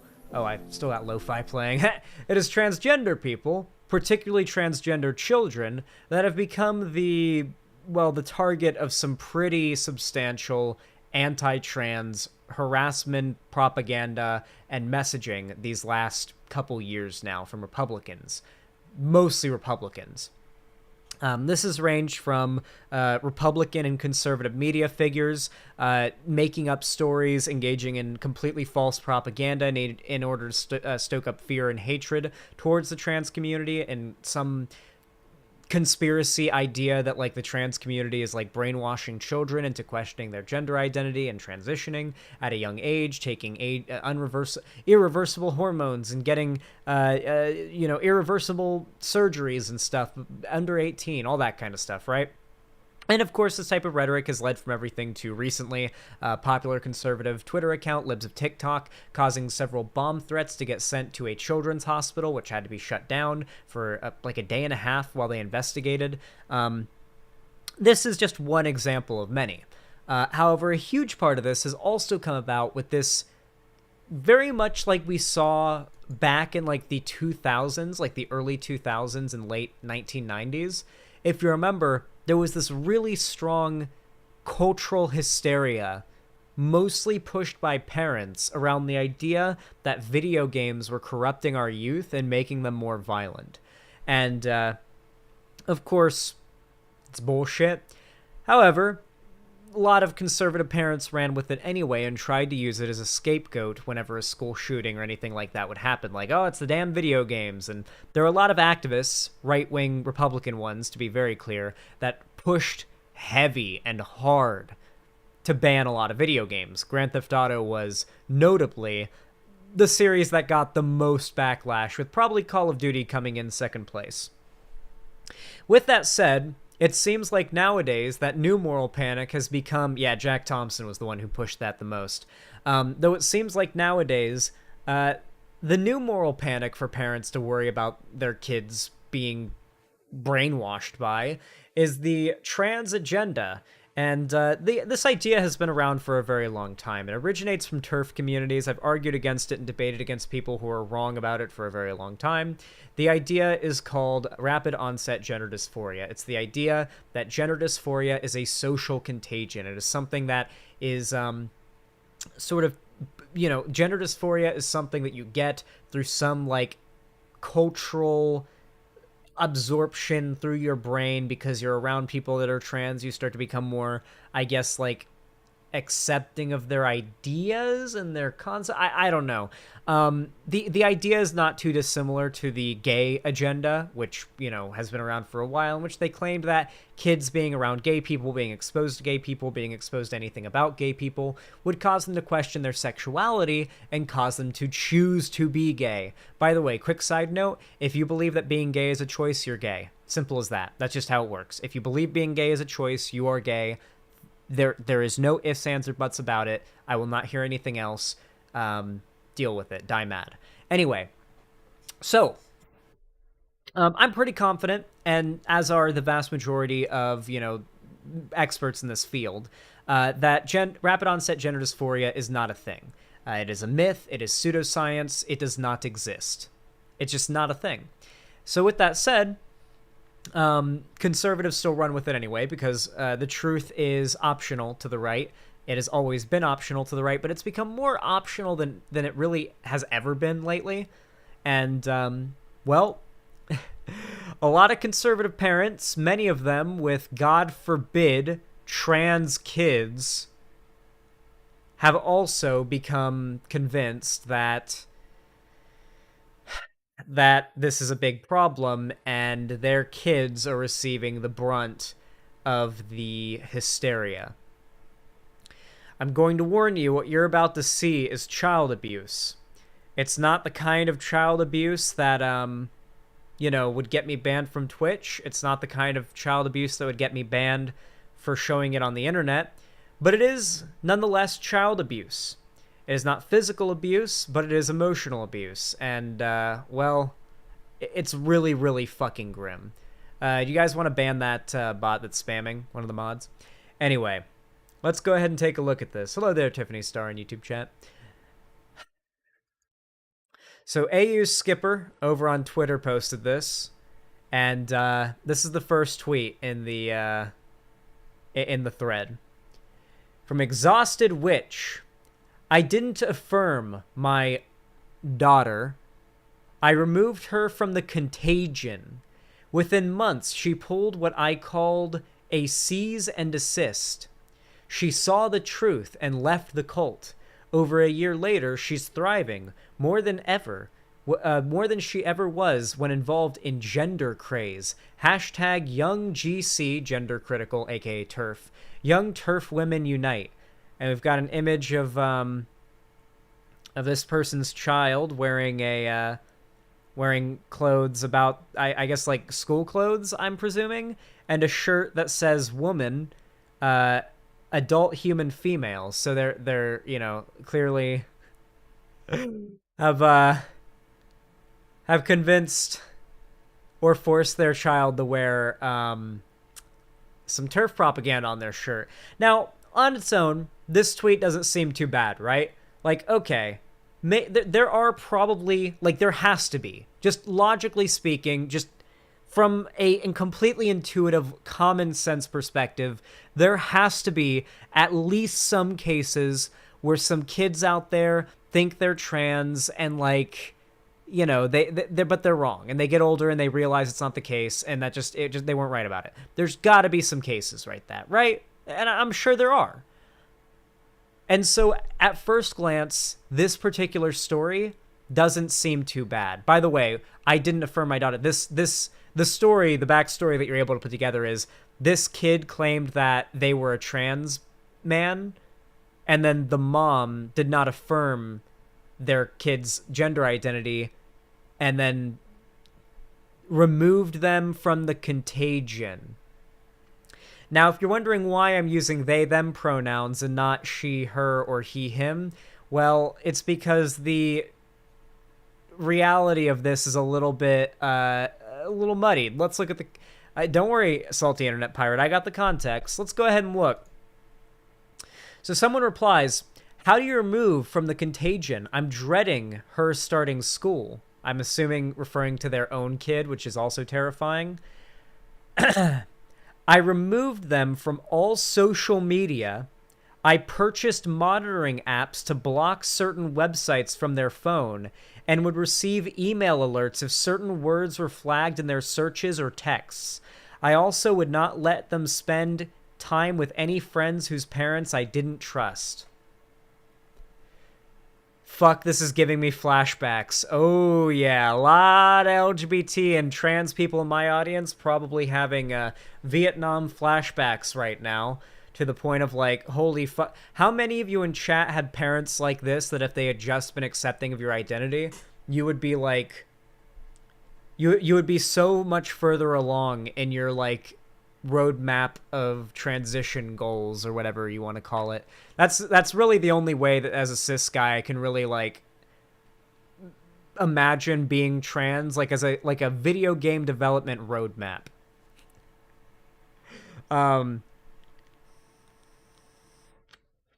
I do my best. With all that said though, terrifying shit here.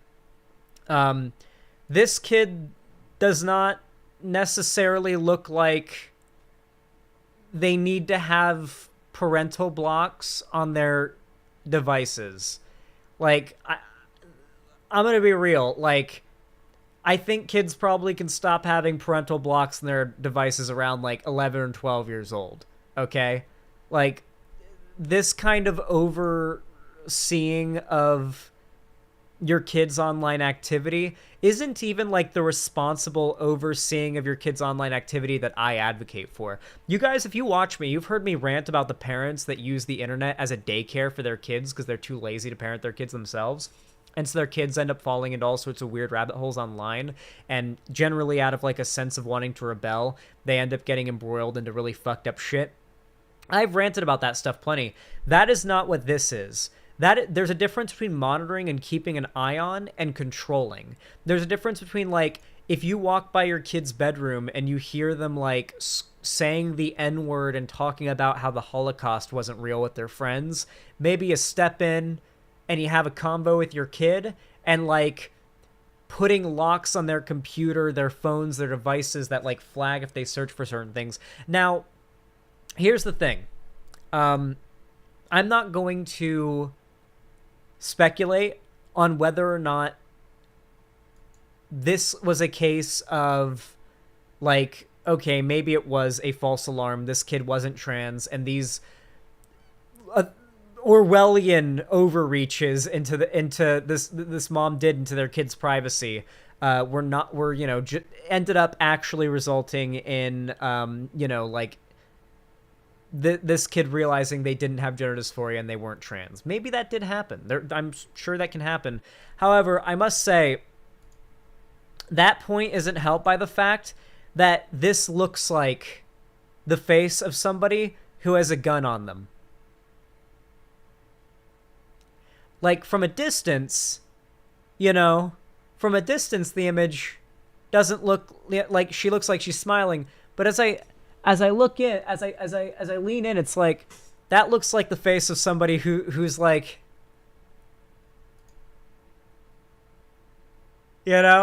like, I'm not gonna lie, this kid is either actively having a friend stock up testosterone vials somewhere for them, and they're hoarding them up, or they are biding the days until they can get out of their parents' home and start transitioning. There's a good chance that they're going to grow up and transition later, resenting their mother. Happens a lot of trans people. It's true.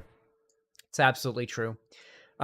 Regardless, whether or not this was a case of like a kid who mistakenly thought they had like a typical gender identity, who was like, found out that they didn't and they were cis.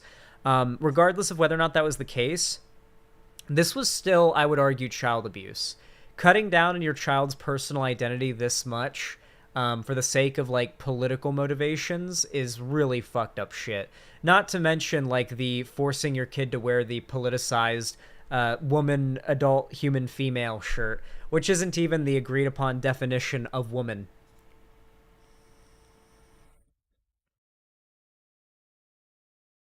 Not to mention dictionary definitions have nothing to do with how gender identity works in the real world. Words are made up, as they say. She should take her kid to a therapist first. They don't believe in that. Conservatives and TERFs do not believe in any medical research or science that backs up anything that goes against their worldview. Something that I think a lot of people have to realize is that even when it comes to the safety of their own children, so the internet has made it more so than ever so that facts and the truth are optional. More than ever, I hear people say, after being proven definitively wrong on an issue, well, that's just my opinion. I'm allowed to have that opinion. Continue to hold that opinion with the full knowledge it's wrong and just brush it away because they don't care whether or not they're right. Whatever they believe is more convenient for their worldview. It helps them sleep at night and it makes them happier in their daily online life. The truth has become more and more optional to people the longer that the more available the truth has become to people, the more optional in believing it has become because of the internet. And that's become terrifyingly true when it comes to parents and proper parenting. Now more than ever, it feels like parents are becoming open to really dangerous practices that could kill or harm their kid emotionally or physically that just weren't as prevalent as they were back in the day. And it's becoming accepted. Because if you don't accept it, then all of a sudden you're intolerant to people with different political beliefs.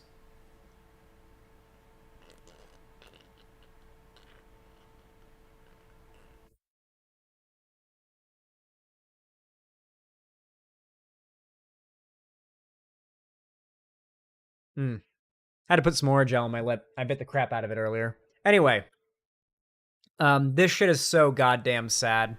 Regardless of how this turns out, I have no doubt this kid is going to end up growing up resenting their mom. I'm sorry, but I've never met... I have no friends. I've met nobody who had parents this bearing and overruling that still have a relationship with their parents or currently have a good one with their parents. It's just not... It's not how it works. Even if this kid is absolutely a cis woman and grows up to be one, they'll resent their mom for the overreach and the 1984 Orwellian crackdown that she did on their entire childhood. Jesus Christ.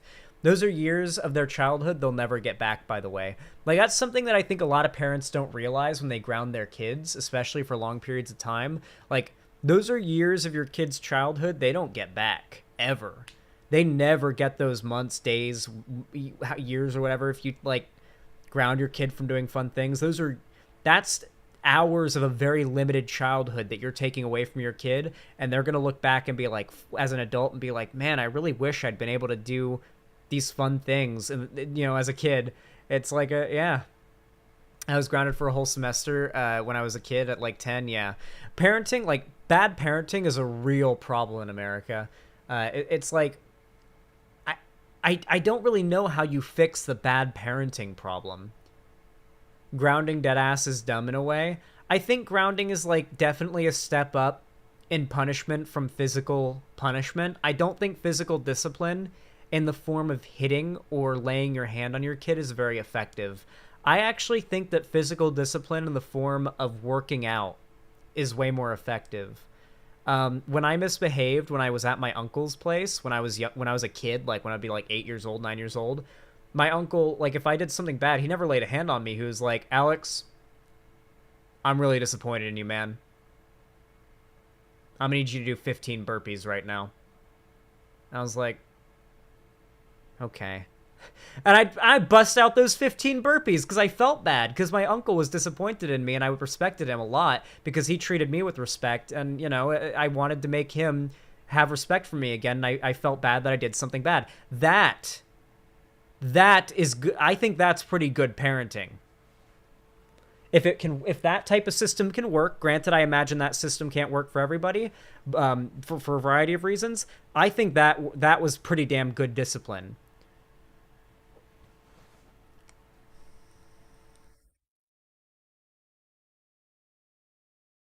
The I'm really disappointed in you thing doesn't mean anything unless you respect that person and you want that person to respect you too and you value that person's respect.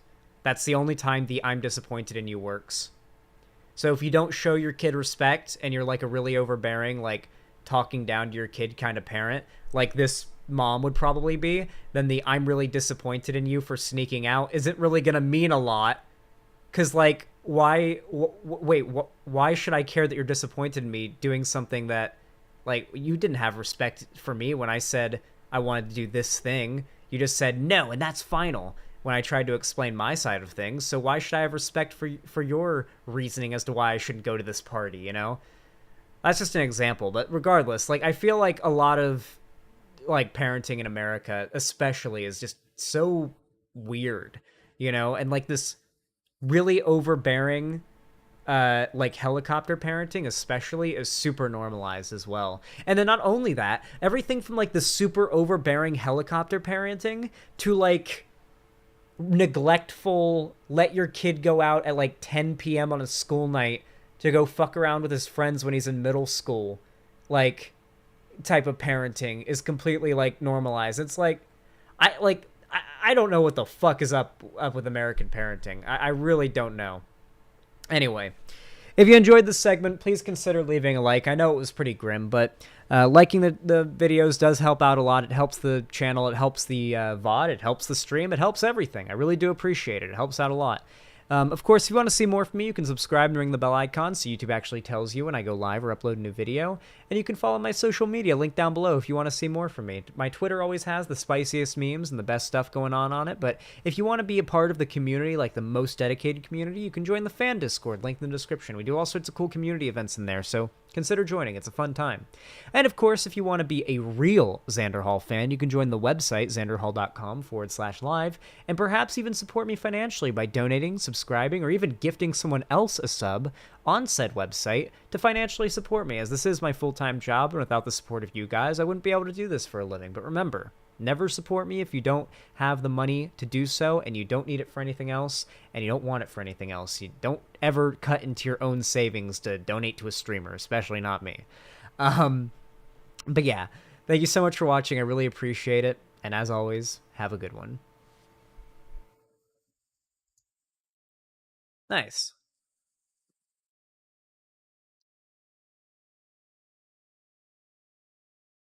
I feel like parenting in a way has fucked up our generation because of how Gen X and boomers were raised. Yeah.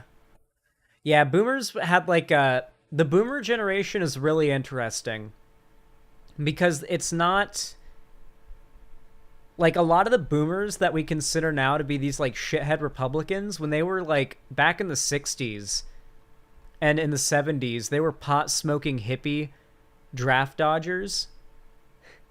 And now they're hardcore Republicans and they're wealthy and they want the poor people to stay poor. They want America to stay white, and they want the younger generations to have a harder time than they did, it seems like.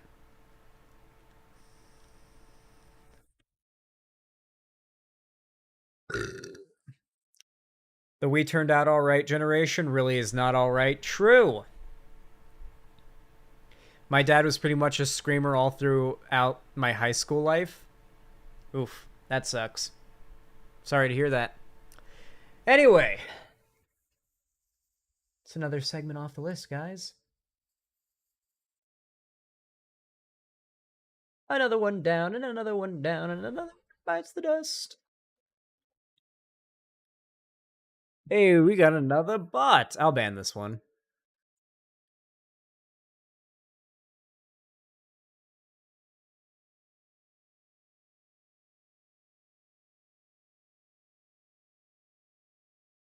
There we go. I like doing it myself sometimes. Here, let me check what the IP is on that account that keeps on, because they've been making alts in the account and spamming for like a year now. So let's check the IP.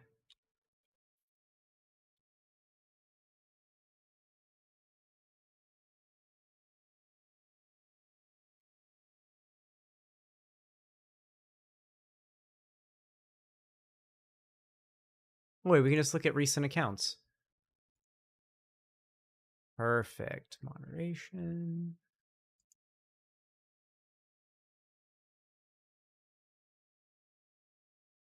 Nice. Nice. That's a nice state. Nice city, too. It's a really nice city. It's a nice place. I heard it's really, really nice there. Always wanted to visit.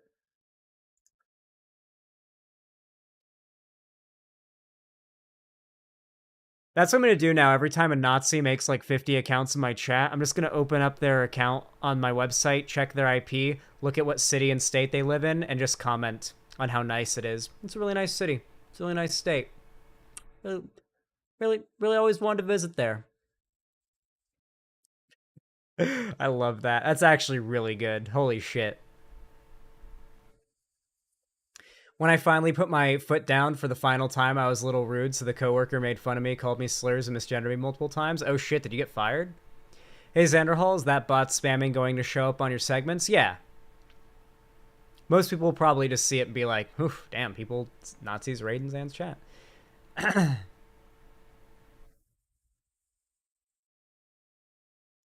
Xanderhall, never gonna see how I'm saying goodbye and leaving to go eat a box of corn dogs. Belle, enjoy your corn dogs, okay? I'm sorry I missed your message. Enjoy your corn dogs. I hope you love them. I hope they're warm and juicy and succulent, and the breading is warm and soft and spongy, and I hope you enjoy. And I hope the corn dog, like the dog in the corn dog, is not shriveled up. Gonna air fry them? Delicious. Fantastic. Amazing.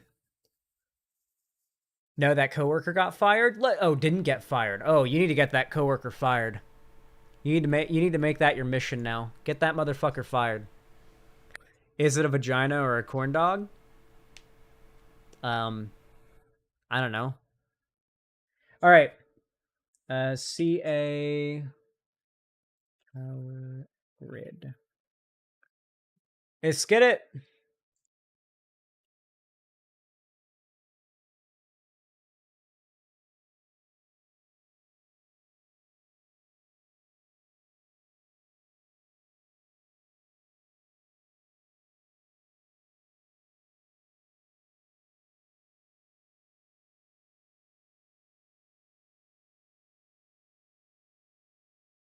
All right. Here we go.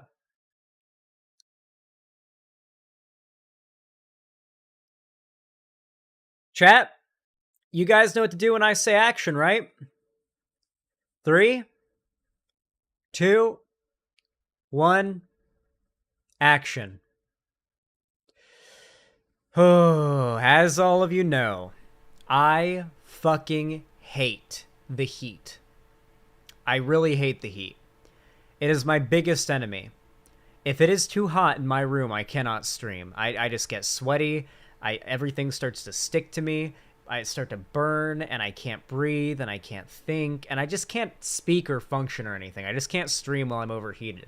And living in Southern California, you can imagine staying cool has become like a constant struggle.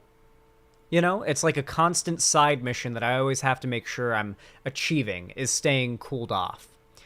So, right now as I speak, it is a cool 91 degrees Fahrenheit at 2 a.m. in the middle of the night. The high usually gets to be around 105 to 110 this time of year where I am. However, during the hotter parts of the summer, it was getting roughly to around 115 to 120, sometimes higher every day during the really peak of the day. And it was rough. And I live in, some of the hottest part of Southern California. With that said, you can imagine that air conditioning is a necessity, not just for comfort, but pretty much for survival, especially here in Palm Springs, where I live. Here in Palm Springs, it's a whole lot of old people, and those old people can't really handle extreme heat. They need air conditioning to not die.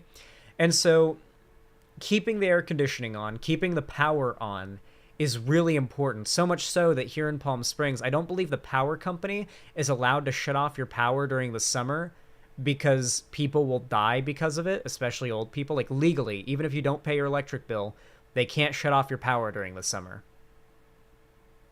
That's how bad it is. So you can imagine that this news that I woke up to was a little startling. I woke up to a warning on my phone today. A warning that said, please ensure that you keep your power consumption minimal as we are experiencing high usage on the California power grid, and we may be experiencing rolling blackouts and occasional outages due to extreme power consumption. Please try to limit it during the month, from now to 9 p.m. So I just waited until midnight to stream for that's a big part of it too. And this is happening all over Southern California. If you go on Twitter, you can see a whole lot of people are talking about it right now, about the rolling blackouts and the power companies having to shut off people's power occasionally right now because of the strain on the power grid, because so many people are cranking up their ACs to keep cool, which is end up making the problem worse for a lot of people. So we're raising money for Santa to get a solar panel and energy bank. I live in an apartment right now, so when I move to Seattle, I won't need a solar panels. They wouldn't really be useful in Seattle either, if I'm being honest. But no, with all that said, you can imagine that worried the fuck out of me, and I decided to do a little bit of research on it, and I found a variety of things. I found a lot of very eye-opening info on it, and it built on a lot of stuff I already knew about PG&E, the Pacific Coast Electric Company that's just really fucking shitty. The thing that you may know them for is their really bad, multiple decades out-of-date infrastructure that is currently starting various wildfires all across the West Coast right now. PG&E, the power company, the company that makes the power, that has made the power grid, the majority of the power grid that is failing right now, that we're discussing, is also responsible for a lot of those forest fires because they won't update their infrastructure. They're a private company too, by the way, so anyone who tries to claim this is a communist California thing, complete bullshit. PG&E, private company, bullshit. Anyway. Let's read this article. Well, let's learn about this shit, because conservatives are spreading massive amounts of misinformation about it. They're trying to claim, hey, so this is what you get for electing Governor Gavin Newsom. You get to watch container ships full of crude oil. Oh, let me actually read you, literally, word for word, a direct tweet that I unironically saw today that just blew my mind. This tweet has 21,000 likes. 21,000 people are stupid enough to like this, and counting. The like count is actively growing as we speak. Californians watching the lights go out while gigantic oil tankers leave their ports full of oil destined for other countries might just be the best example of communism in the history of communism.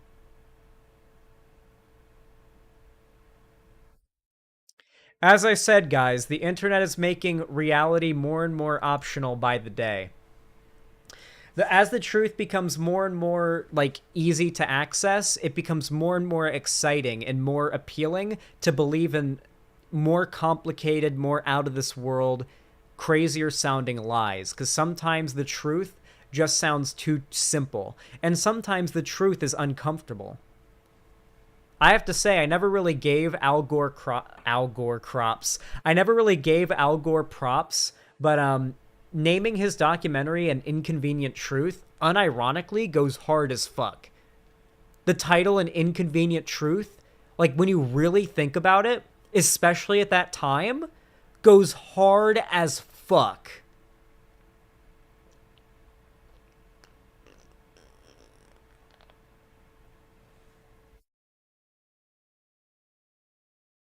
I wish I was old enough to remember that election too, with Gore, Bush v. Gore. I wasn't old enough to remember it. How old was I during Bush v. Gore?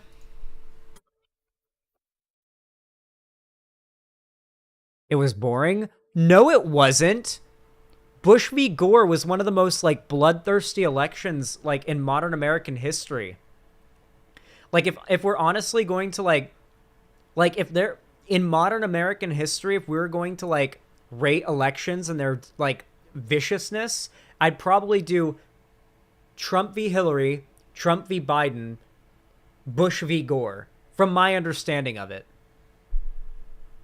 I was alive for it. It was not interesting. Are you shitting me? Yes, it was. What? I wasn't even there for it, and what I've looked into about it seems interesting. So it happened in December 12th, 2000. So I was 1 year old. No, I would have been 2. I would have just turned 2. Yeah. Anyway. Climate change is a bitch. A record-setting heat wave made life miserable in much of the West on Tuesday, with California stretching into its second week of excessive heat that taxed the state's power supply and threatened power shortages that could prompt blackouts while people were desperately trying to stay cool. The California Independent System Operator, the entity that oversees the state's electric grid, said there could be rotating power outages Tuesday evening when demand for power could reach an all-time high. Democratic Governor Gavin Newsom urged residents to conserve, warning in a video message that the risk of outages is real and it's immediate. The Republicans are blaming Gavin Newsom for this, by the way. Don't ask them to try to explain how he's at fault for this, but yeah. This heat wave is on track to be both the hottest and the longest on record for the state and many parts of the West for the month of September, Newsom said. Everyone has to do their part to help step up for just a few more days. California's state capital of Sacramento tied a record Tuesday with its 41st day of temperatures reaching at least 100 degrees Fahrenheit, 38 degrees Celsius, and there was a chance the city would break its all-time high temperature of 114 degrees Fahrenheit. That's nothing. It was 115 a couple days ago here.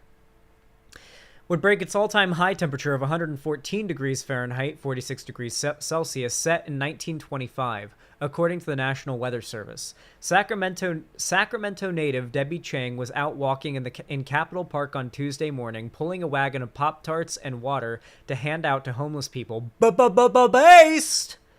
Very fucking based, by the way. Here in Palm Springs, the heat is so bad, it's literally illegal to deny anybody water. If you're like a business or like a restaurant or whatever, if a homeless person, anybody walks in and says, please, I need water, you have to give it to them for free. Water is free. So that's pretty based. I'm pretty sure that's true in most places, honestly, but especially here. She lives in an old house that relies on wall-mounted units that she says don't work so well. The temperature reached 91 degrees, 33 degrees Celsius in her house Monday night. The past few years in California, it's really rough, she said. I really love this state, and growing up, I never imagined I'd exactly want to live outside of California, unless maybe internationally, but this is very difficult. In neighboring Nevada, Reno set a record of 102 degrees, 39 degrees Celsius on Monday, while in Utah's Salt Lake City, temperatures were about 20 degrees higher than normal, hitting 105 degrees, 40.5 degrees Celsius on Tuesday, the hottest September day recorded going back to 1874. Damn. Scientists say climate change has made the West warmer and drier over the last 3 decades and will continue to make weather more extreme and wildfires more frequent and destructive. In the last 5 years, California has experienced the largest and most destructive fires in state history. So, this has nothing to do with communism.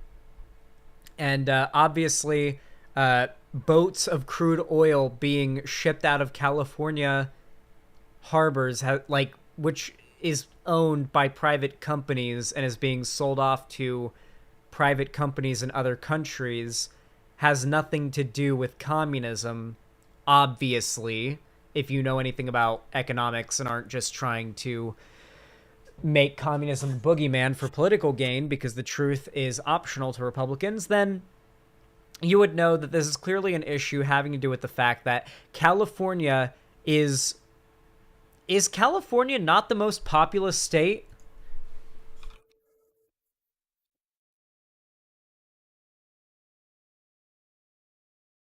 California, population 38 million. 38 million. The GDP of California is 4 times that of France, apparently. It's... California is pretty fucking big. So population of Poland? Yeah, like entire countries are as big as California in terms of population. Many countries are much smaller in size. With that said, though, California is essentially, like, you could argue could be its own country if it wanted to be. There have been people who've wanted California to secede. I think that's fucking stupid, and I don't think it should, and I think logistically it would suffer. But there have been people who've argued that. And you could argue that it would be feasible with how much of a powerful entity California has become. With that said, though, yeah, California has the 5th largest GDP in the world. Though, to be fair, it's... a lot of states are surprisingly high up on the, like, nation's GDP scale when you can... because, you know, they're states in America, and America is, you know, up in the top 3, if not number 1. I haven't checked in a while, but with that said, it really does seem crazy to me that conservatives have weaponized this so quickly and managed to weave such a narrative already. Let me go ahead and read some of the tweets about this that are just so deranged.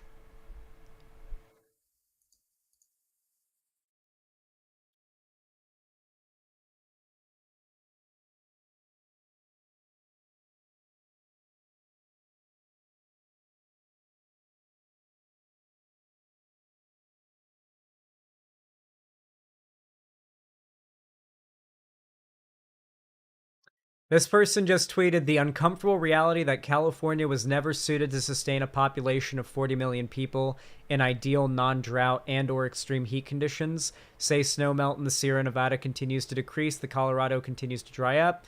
There goes SoCal's water supply. And a lot of its power supply too, arguably. Yeah, that is definitely a concern having to do with climate change. Holy fucking shit. Tanker makes one last drop before nightfall on the Fairview fire in Riverside County that is now nearing 5,000 acres. Holy shit. You guys want to see a plane drop fire retardant on a fire that's being... This is in the desert, by the way. The fire is actually burning into the desert.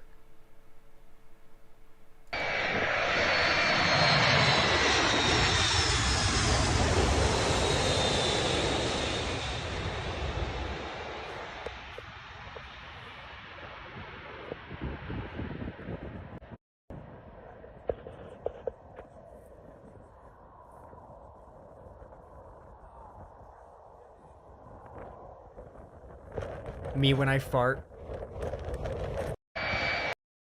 Me when I have Taco Bell and I fart, it's all blood. It's a girl! No, the gender reveal party is what started the wildfire. Fire Arsler, you mean? True. True, I will make sure to correct myself next time. Fire Arsler. Wait, which stream has the least delay? Oh no. I always feel so bad when someone comes into Twitch chat and they don't know. They lack critical information. 10% of the U.S. economic base. Well, a lot of... So California is a very, very, like, strong population, very strong economy. However, as said in that tweet, which is actually kind of accurate, doesn't really have the infrastructure as it stands updated right now to support this population. The biggest thing is the wildfires being caused by outdated electrical infrastructure. A lot of the power lines going all up and down the West Coast that are made and run by PG&E stopped being viable for use, like, and safe for use a decade ago. That's why we're seeing these wildfires start all the fucking time. So, yeah. Anyway, if you enjoyed this segment, hopefully you learned something. Hopefully this debunked a little bit of misinformation you've heard from the right about this. It's not communism. It doesn't have anything to do with Gavin Newsom. It doesn't have anything to do with solar power or green energy either. This is literally not anything to do whatsoever with, like, how much power there is. It's an issue of how many people can take power from the system. How many people at once can be using so much power from the grid without overloading the grid. not how much power there is. There's plenty of power. California pays neighboring states to take their excess power that they generate. Okay? It is not a matter of there not being enough power. There is plenty. So much so that California can't even store it and gives the extra off to like other states that are neighboring. It is literally a matter of the grid and the infrastructure, which, by the way, Gavin Newsom, who recently got reelected, or reelected was, it was his not reelected, it was a revote, like fuck, I'm blanking on the word right now. This is what I get for smoking weed on stream. Referendum. It was referendum vote, right? Not a referendum, recall, that's the word. Sorry. Yeah, he survived the recall, and thank God. So basically, Gavin Newsom does have an infrastructure plan that he does have on the, like, in his, here, we can actually look at it. Gavin Newsom infrastructure plan. I know, guys, we're talking about real politics. Please don't get bored. Governor Gavin Newsom today announced federal grants totaling more than $317 million to assist 7 jurisdictions that continue to recover and rebuild after 2018 federally declared disasters when wildfires burned more than 1.6 million acres and destroyed hundreds of homes and businesses, particularly in the town of Paradise in Butte County. The Community Development Block Grant Disaster Recovery, CDBG-DR, funds announced today are for foundational infrastructure projects that must be completed as communities work to build and rebuild needed housing, especially housing for low and moderate income Californians, and ensure that every household that was displaced in these disasters has the opportunity to return home. So he's doing an infrastructure bill that will help fix the destroyed housing and the people that were displaced by the fires. However, he also has one for the electrical grid. Here, let me find the bit about upgrading the power grid.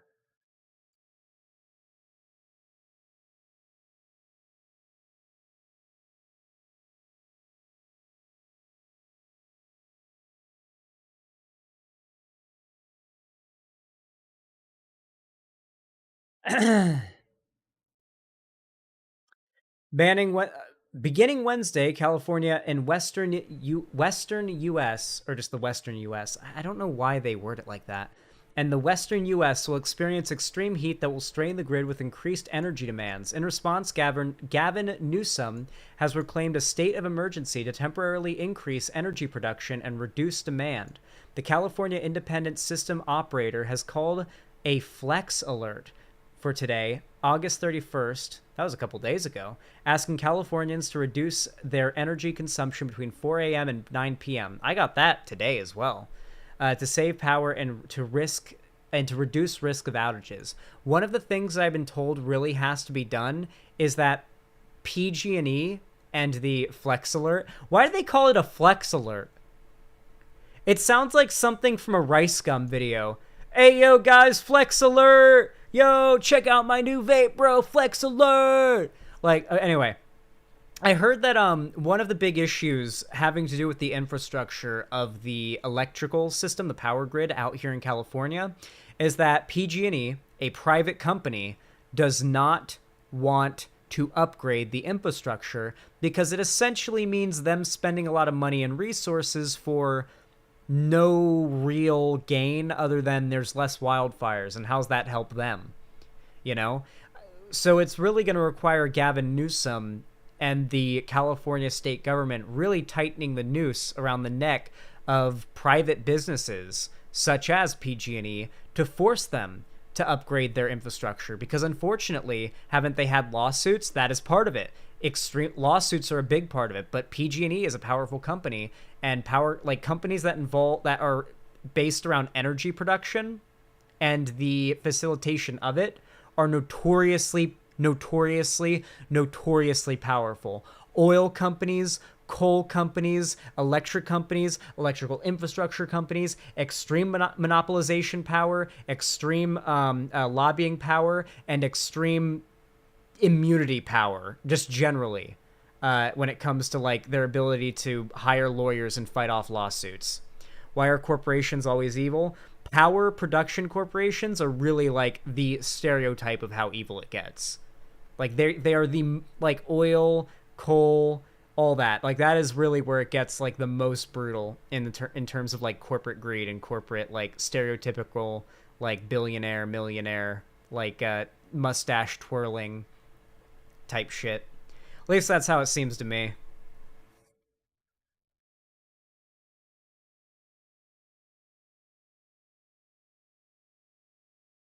Anyway, God help us.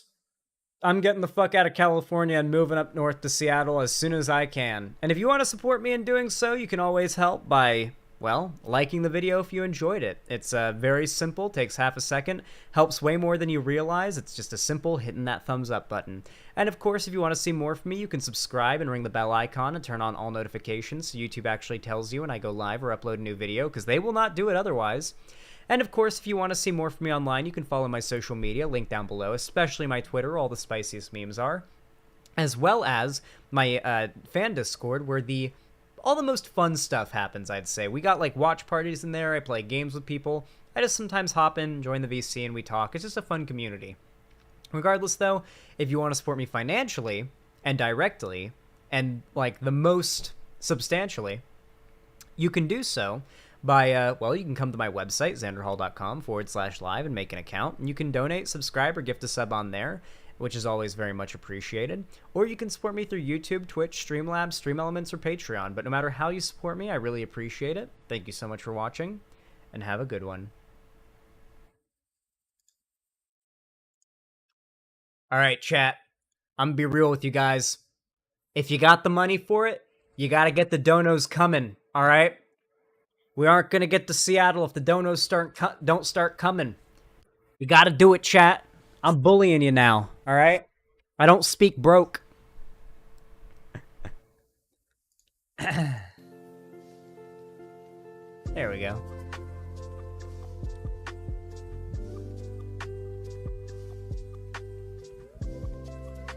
And get solar panels? I live in an apartment. It wouldn't do anything. It don't work that way.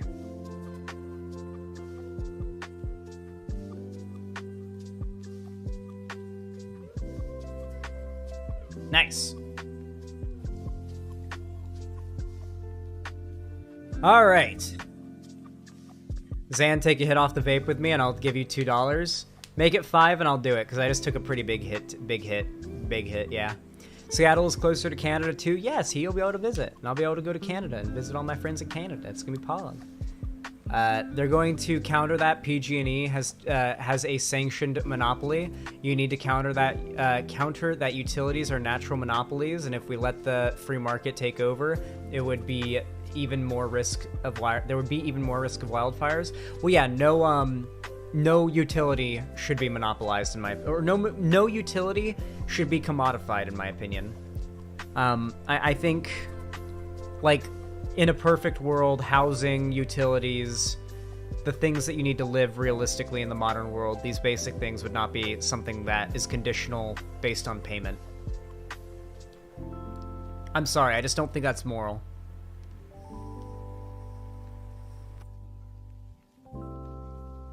Empress Julia, thank you for the $5 donation. I really appreciate that. That helps a lot. Thank you. Says, told you I'd do it. Now own up, silly. All right, I'll take a big one for you, and I'll blow it right into the camera so you can see how thick the cloud is.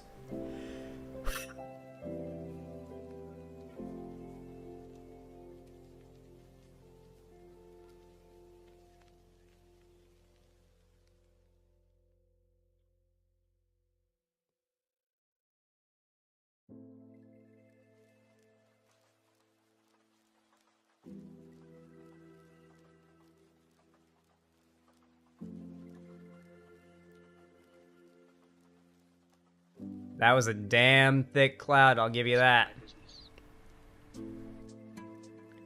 That was a thick cloud. Whew! God damn! Whew. That felt nice. That was a very clean hit, too. I gotta say, I'm glad I took it the way I did. Just kind of hit really well. If you can't get solar panels, can I offer you a solar flare? You know, there was a really powerful solar flare that hit the Earth in like the 1800s, and apparently telegraph machines were working better and more clearly than they were while plugged in, while unplugged during said solar flare event. So fucking crazy. Are we going to do some Destroy All Humans 2 gaming this fine morning? Yes, we are, Summer Star.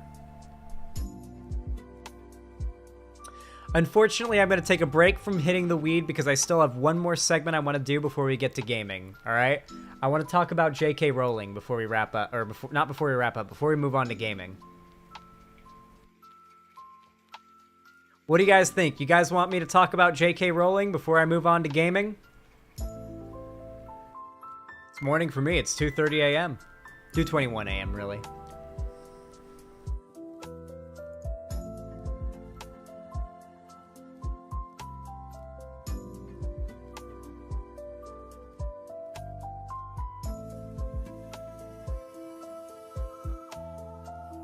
Destroy the turf before destroying all humans. To be fair, we're in the part of the game now in Destroy All Humans where we're on Turf Island. So that's pretty based. We can destroy all turfs.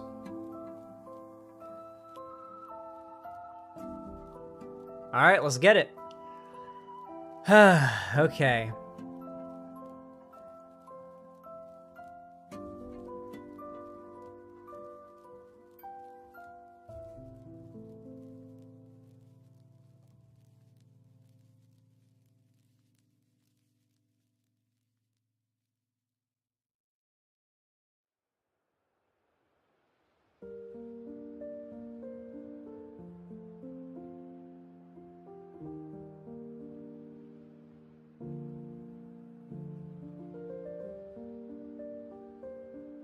One second, chat. I'm prepping the next segment.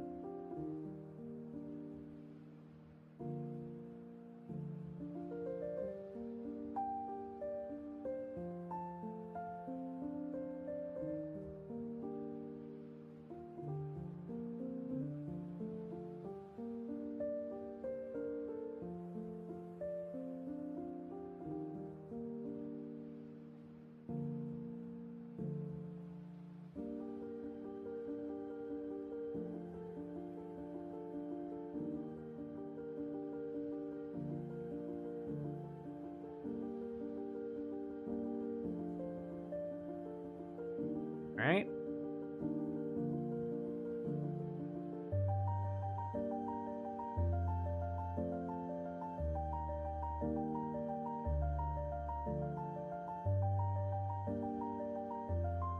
I have to disable the ad block to access a bunch of goddamn websites. Love that for me. Love that for me. And nice. Okay. Cool. Perfect. Chat. You guys know what to do when I say action, right? 3, 2, 1, action.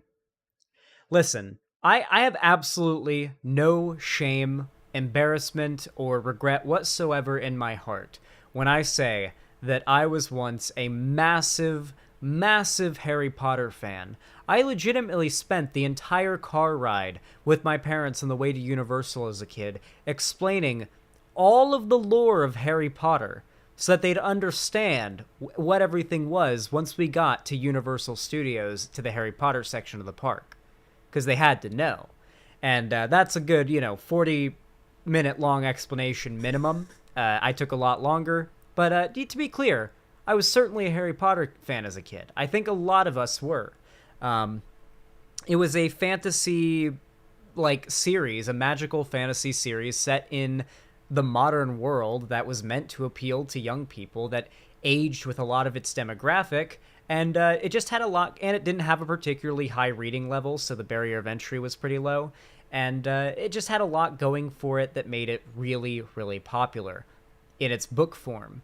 Shortly after, movies started coming out, and the movies only bolstered the still coming out books' popularity, and from there, Harry Potter has been a household name, as has been its author, J.K. Rowling. Now, J.K. Rowling used to be beloved. Okay, when I was a kid, I looked up to J.K. Rowling. Her website, Pottermore, or whatever it was called. I had an account on there. I used to fucking do the little test on there to find out what house I would be in. And then there was I think one where you could brew potions and stuff, and that was really cool. I really liked that stuff. However, J.K. Rowling sadly ended up losing the favor of a large amount of Harry Potter fans when she decided to make a Twitter account and start talking about the sexualities of some of the characters. You see, J.K. Rowling wasn't exactly very brave in any of her writing, in my opinion. When you go back and you look back at Harry Potter, nothing about it is very brave, okay? Let's be real. Nothing about it is very brave. Can we be honest here? Can you guys name a single thing brave that J.K. Rowling did when writing Harry Potter? As far as storytelling goes, a bold new thing. The fat phobia was very brave. Oh, I'll be getting into that in just a moment, Trash Boy. It's literally the thesis of this entire video is the way that J.K. Rowling describes and talks about antagonistic characters in her stories. Oh, don't you worry. I'm going to get into that in just a moment. So, yeah, we're dunking on J.K. Rowling. So, listen. Obviously, there's nothing in Harry Potter that's extremely brave in regards to storytelling. I would say the most impressive storytelling beat that she really did is probably what stuck with the vast majority of Harry Potter fans the most, and that's Snape's storyline. Snape's storyline is probably the most mature and well-written piece of writing that you really get out of J.K. Rowling in Harry Potter. And I've taken a look at some of her other writing as well because I thought I'd like it because I liked Harry Potter, and I fucking burned through every single Harry Potter book as a kid during 1 week-long vacation. We were out of town for 1 week. I read through every single one of the Harry Potter books in that time. I stayed up all night and would stay up all day. I had nothing else to do because I was just didn't have a cell phone or anything. So I was just I'll read. So I read. And without a doubt, Snape's storyline and the way that she wrote Snape and how that ended up working out and being revealed and just the twists and turns and the is he bad, is he not bad, that ended up being very well written. But if I'm being honest, looking back at it, putting aside the insane transphobia, the her making her Twitter account to come back and cowardly comment on the sexualities of characters to canonize it after the story's been told.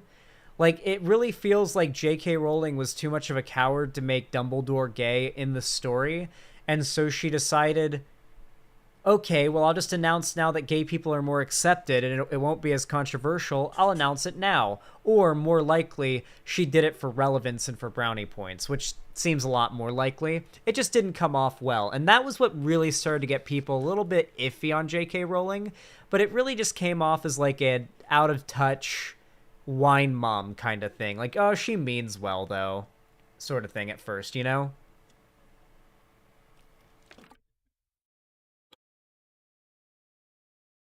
However, things did not continue that way. J.K. Rowling's discussions and conversations and tweets, most notably, about trans people and their identities gained her quite a bit of ire online. And it began with the natural trans people who like Harry Potter being whoa, well, that's what you just said. There's a little sus, Miss Rowling. I really look up to you. Could you maybe you might want to reconsider what you said there? But then she doubled down. And the problem is, when it's a matter of one person's personal opinion and another person's literal right to exist, I think I can give a little bit of sympathy to the people who the discussion is being based around their right to exist being a little bit on edge. And trans J.K. Rowling fans were a little bit on edge. And so slowly, over time, as J.K. Rowling started to kind of leak more and more transphobic, turfy opinions, the opinion around J.K. Rowling got more and more and more degraded until eventually she put out this grand manifesto in which she denounced the trans activists and more or less announced that she was a TERF. And, a lot of the check boxes of her manifesto were that of, like, that of the opinions of a TERF.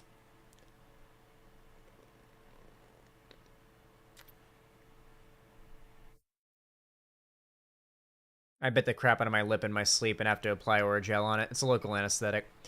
Hurts to talk otherwise. Anyway, so J.K. Rowling got a lot of shit for this. Her image destroyed. A whole lot of people who used to look up to her and see her as a hero no longer do. J.K. Rowling hasn't handled it so well, though. You see, J.K. Rowling has gone on numerous rants on Twitter, in books, it would seem, and so on, that clearly are her coping and venting about how mad she is about the internet and the trans community not liking her for being transphobic. And most recently, she put out a new book called Inky Black Heart, I think it's called. Correct, I may be wrong on the name. I think it's called Inky Black Heart. Anyway, she put it out under the pseudonym Robert Galbraith because J.K. Rowling is the type of TERF that, like... Now, this was true when she first started writing. She believed that, like, an author with a woman's name would be a lot harder for, like, young men to pick up a book from and start reading. And so she used the pseudonym Robert the pen name, the pen name Robert Galbraith, a male sounding name, which is also the same name as the guy who invented conversion therapy, by the way, gay conversion therapy. Keep that in mind. So that's pretty cringe. However, her justification of that name was that she suspected that boys would not want to read a book written by a woman. Back in the day, that's a little, I guess that's a little bit, I like reasonable, but nowadays it really feels like a fake feminist, like, I use a male name when writing because it's the only, to trick men into reading my books. Like, it's really weird. You're literally a famous author. There's no other reason than pretentiousness and like, to get attention, to make your books under a pseudonym. It's really weird. Yeah, it's like claiming future victimhood. It's being able to claim victimhood for something that's never happened yet. It's pop feminism. So, as you can see, J.K. Rowling was pissing off people on the right, even, with her weird, like, cringy pop feminism as well. Anyway, she put out her recent book, and I just want to discuss the first few paragraphs, or read the first few paragraphs of this article that discusses it, and then we can move on to the contents of the book itself.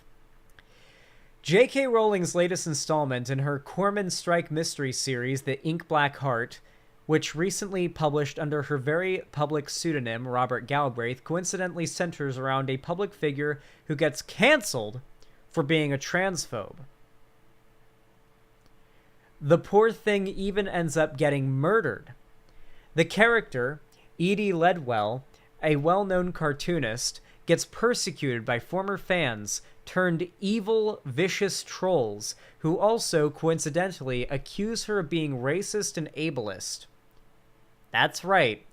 She wrote a book about a beloved cartoonist being accused of transphobia and getting canceled by the internet and getting murdered for it. How much of a fucking loser do you have to be? Can you imagine her fucking crying and sniveling, writing the book, her little pity party book? This is how I feel. Oh my god. Like, I'm just thinking of it now and I'm cringing at it. I'm cringing at the fact that she could feel so entitled as to have that emotion. Ugh. If this sounds familiar, it's because it is. For anyone who has managed to miss it, Rowling has a long history of public transphobia, over which former fans have cancelled her many, many times. The Ink Black Heart, mimetic of her experience, appears to be her attempt to paint people like her as victims against a bloodthirsty mob of trans activists who threaten the morally upstanding Ledwell. One of her online harassers murders her, though readers are left wondering for most of the book what ideology drives her killer to such lengths. It is the final nail in the coffin, we hope, of Rowling's transphobic legacy. What's more, the book reveals how blithely unaware Rowling is. One of the most influential and wealthy people in the world, a cisgender white woman, sees herself as the victim of the minoritized community she has targeted, a community that doesn't have nearly the same platform or reach she has. Her sense of victimhood is the icing on the bigoted and unpalatable cake. Fans started to suspect Rowling's unsavory attitudes towards trans people in Well, okay, now we're just getting into what I already explained, so we don't need to go any further. Anyway, with that said, let's go. I realize J.K. Rowling's new novel might seem a little long at 1,200 pages, but a good portion of the space is taken up by fictitious, mean tweets. I shit you not. A large portion of this book is unironically taken up by fake tweets that are literally her writing like hate tweets to herself insert. Can you fucking imagine sitting over a fucking keyboard writing fake hate tweets to yourself insert?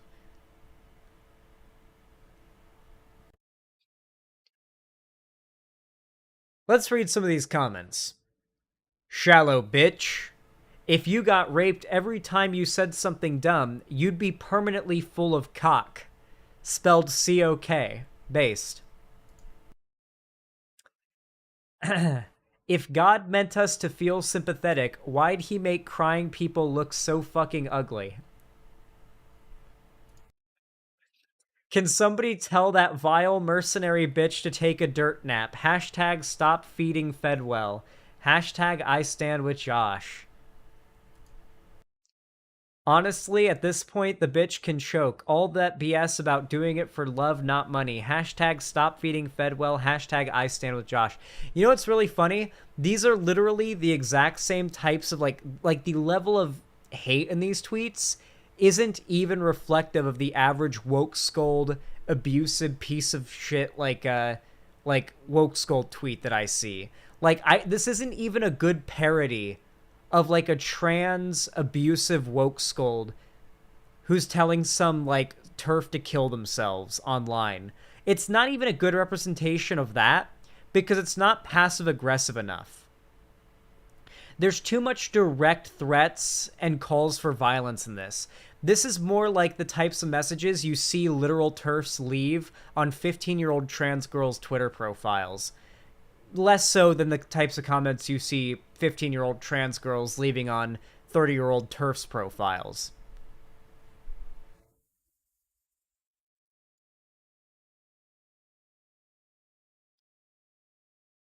I know you wrote this. Link. Nope.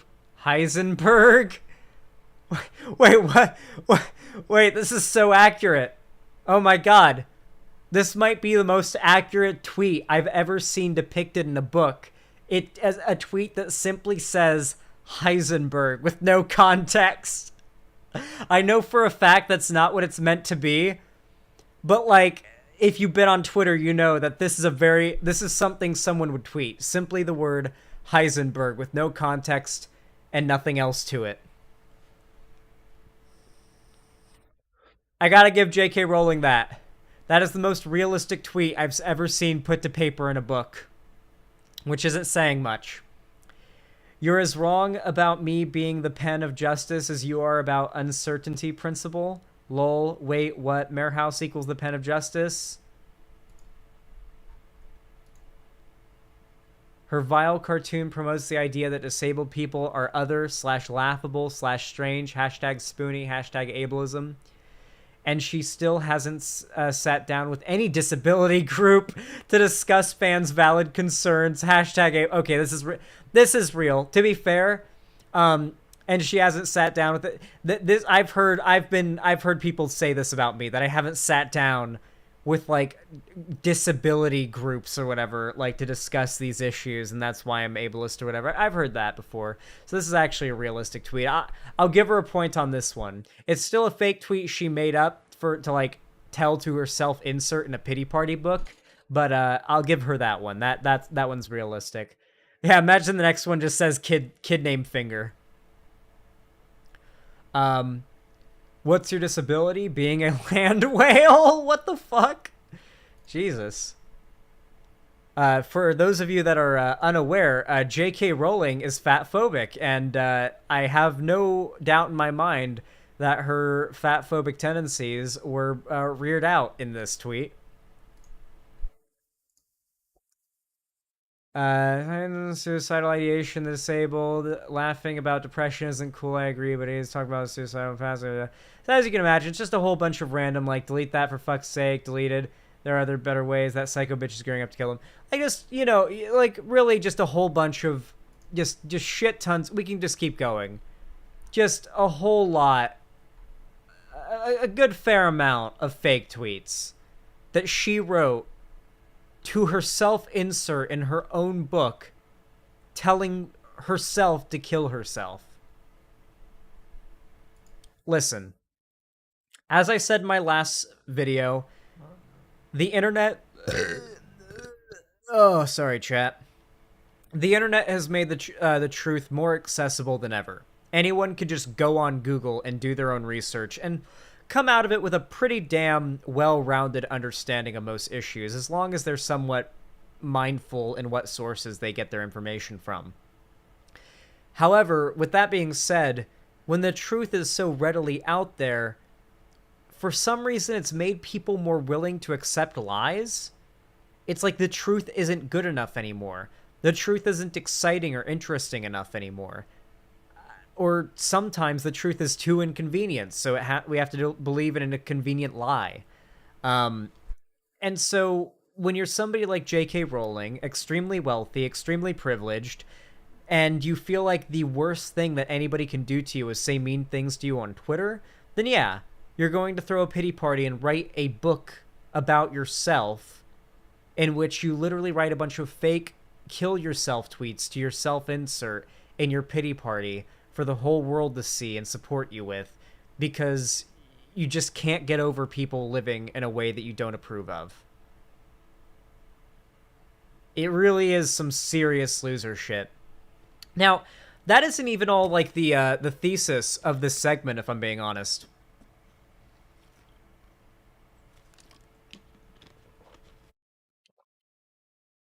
Something I want to talk about is that I think J.K. Rowling lacks empathy.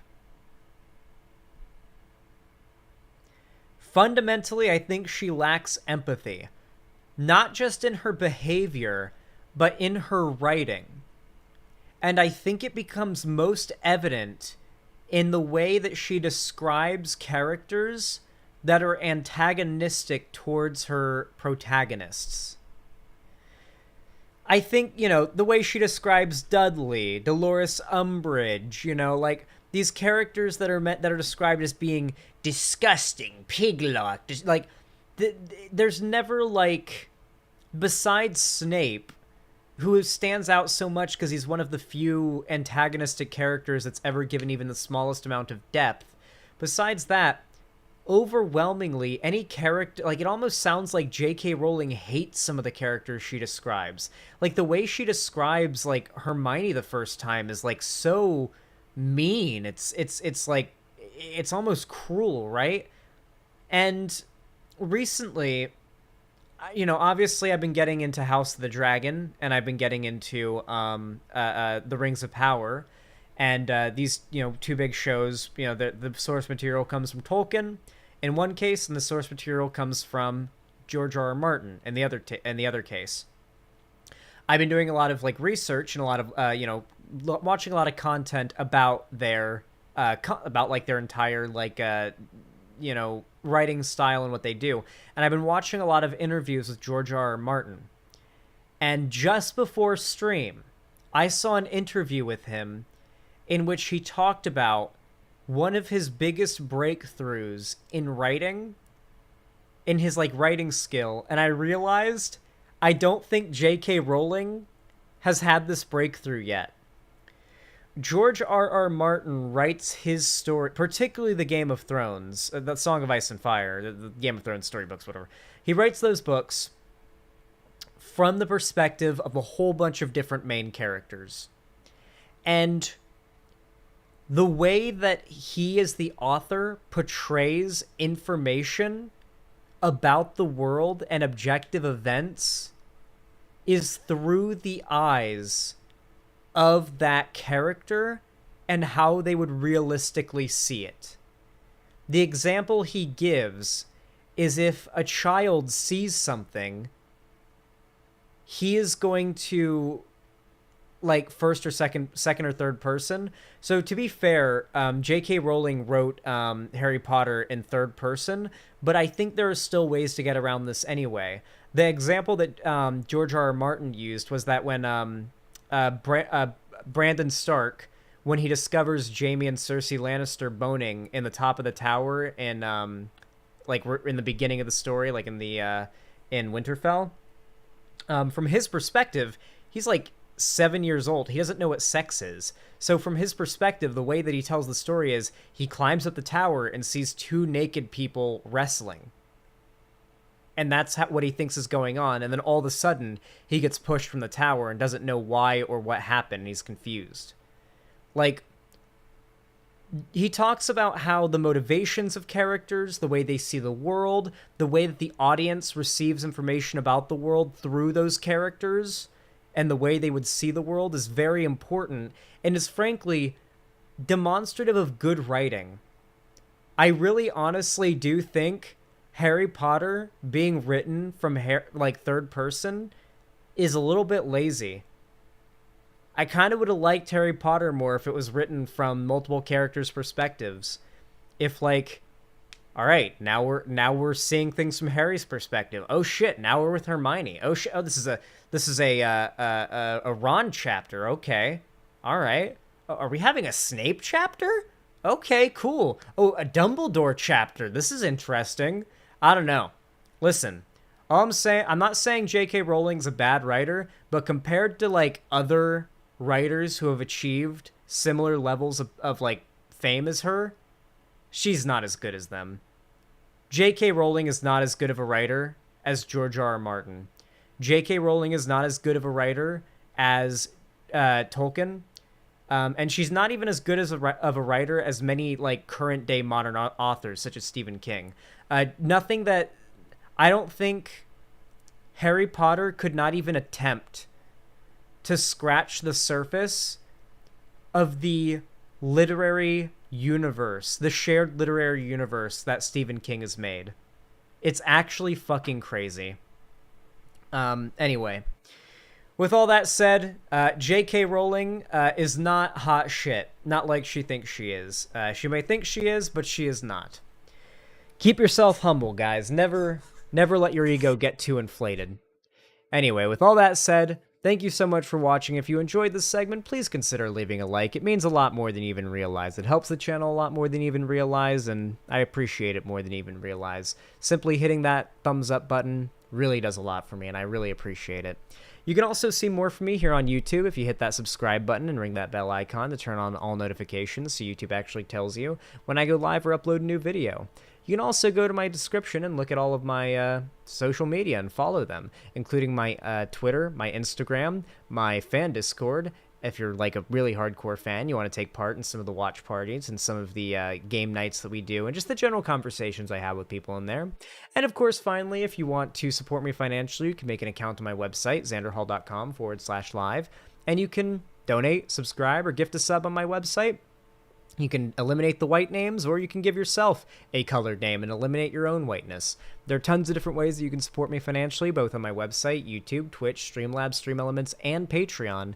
But with all that said, regardless of how you support me, I really appreciate it. And if you watch this all the way through, comment down below, J.K. Rowling is a muggle.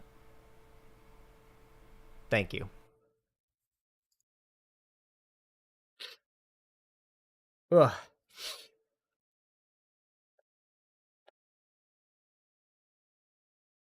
Is a mudblood. No, that's a slur. We can't say that. Jesus. Witch Night Melody, thank you for the $5. I really appreciate that. That's very kind of you. Says, read Terry Pratchett, Ursula K. Le Guin, Tamara Pierce, F.E. Calvin, H.E. Edgman instead. F.E. Calvin and H.E. Edman have actual on-page magical LGBT plus people too. Okay, interesting. Yeah. Well, those are good reading advice. Thank you for that, Witch Night Melody. I really appreciate it. You are very kind and based. Very, very kind and based of you. As always, all of you are very kind, and I appreciate every form of support that you guys offer, whether it be a donation, a like, a view, simply just hanging out in the chat and being part of the community. Doesn't matter. I appreciate it nonetheless. Thank you, guys.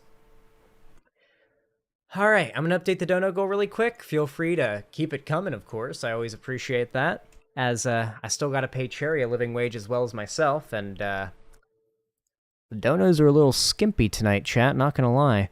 But first, I got to take another powerful pressure washer piss. I'll be right back. And then, we play Destroy All Humans 2.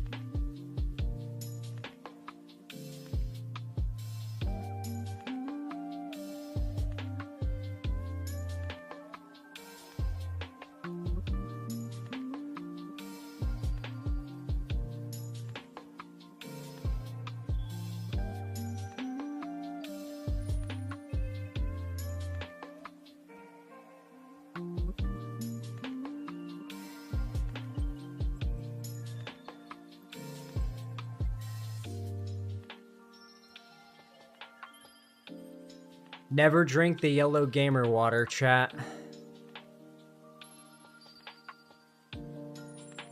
Ah. Alright. Doopity-doo. We doopity-doo-be memeing out here. George R. R. Martin and Stephen King had an hour-long talk together a few years back. They talked about their different turnover rates when it comes to publishing, which was pretty funny. Yeah, holy shit. Yeah, polar opposites, goddamn. Like, George R. R. Martin is not... Like, here's the thing that I've, like, gleaned from George R. R. Martin interviews. That dude is not excited to get the entire story out to us, you know? He's not, like, quaking in his boots like, oh man, I can't wait to see what they think of this, or I can't wait to see what they think of that. He's like... Yeah, I mean... I guess we'll see how people react to when this comes out. I'll get to it, you know? Watch out when the Huskies go. Watch out where the Huskies go. Don't eat that yellow snow. True. My grandma taught me that rhyme.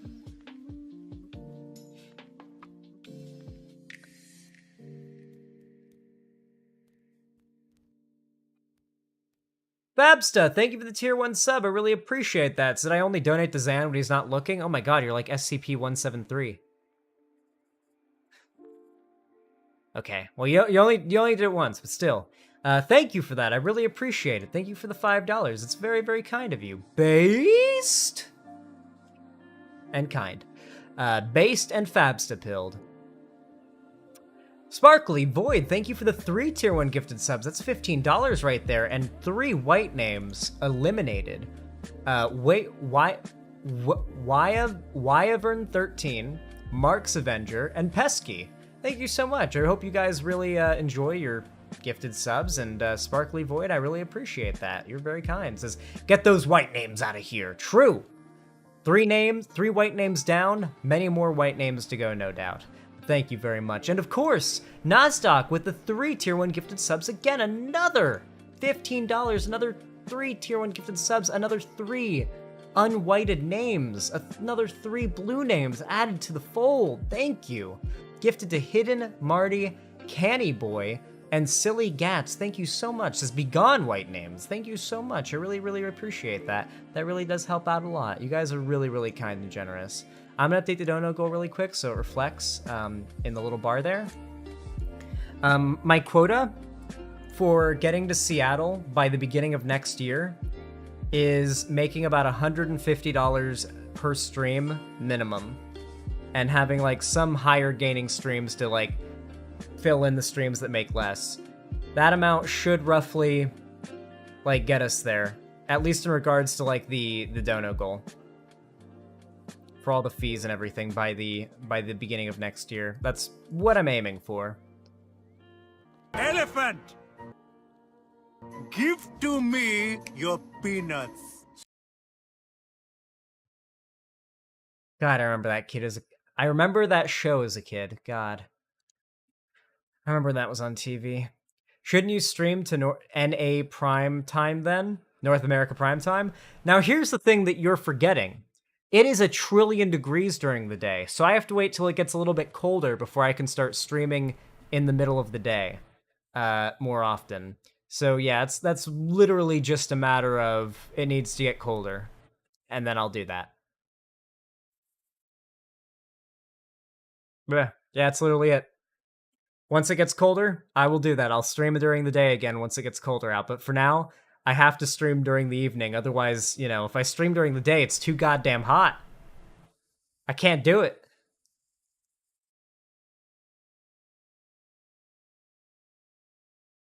Classes are until 12/11. Oh, December 11th. That sucks.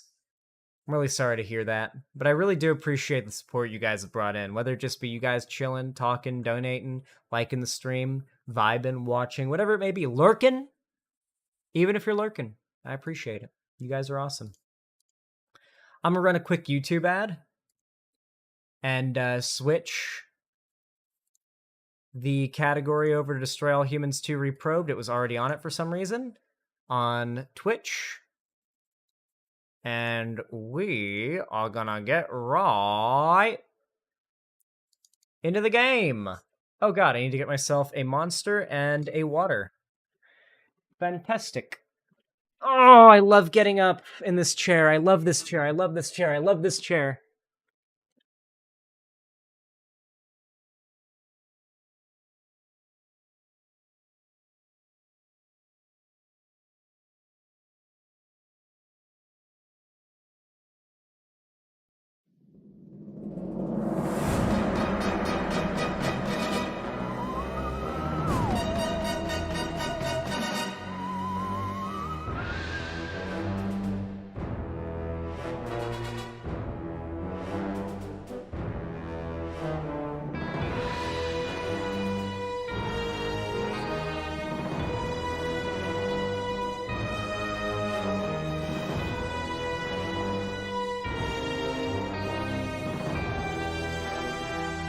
Wow, I really got framey when I was off screen, huh?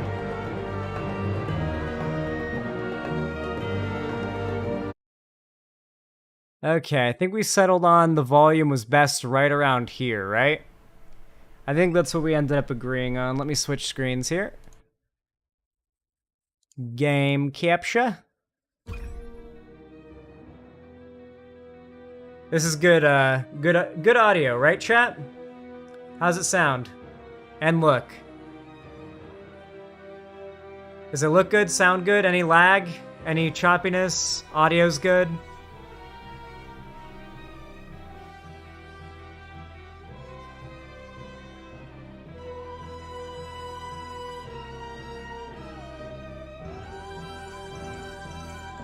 Sounds good.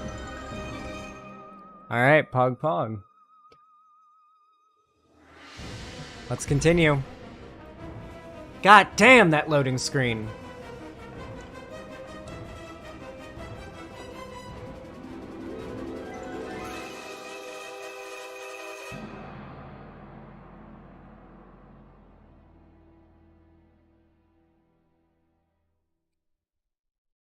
I kind of don't like that they spoil the blisk in the loading screen there.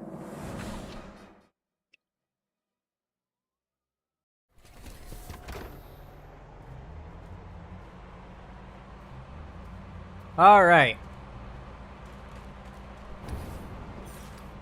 So, we are back in Davidia. And last time I played, we arrived in London. Let me actually check. Is the other map, does it have like... I guess it might actually, but regardless, we've got some missions we can do already. We've got a Cult of Archvoodle mission we could do, or a story mission. What would you guys prefer? Cult mission or story mission first? I feel like we should establish our cult in Turf Island.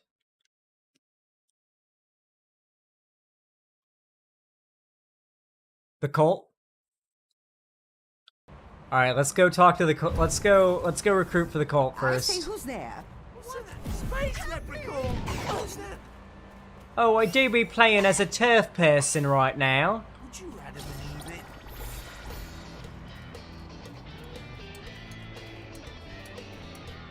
Don't mind me. My London. Reminder, that lighting effect is my favorite lighting effect I've ever seen in a video game. It's so pretty. Let me trigger it again. Oh, it went away. That's weird. Why'd it go away? There we go. Here it is. It's so pretty, holy shit.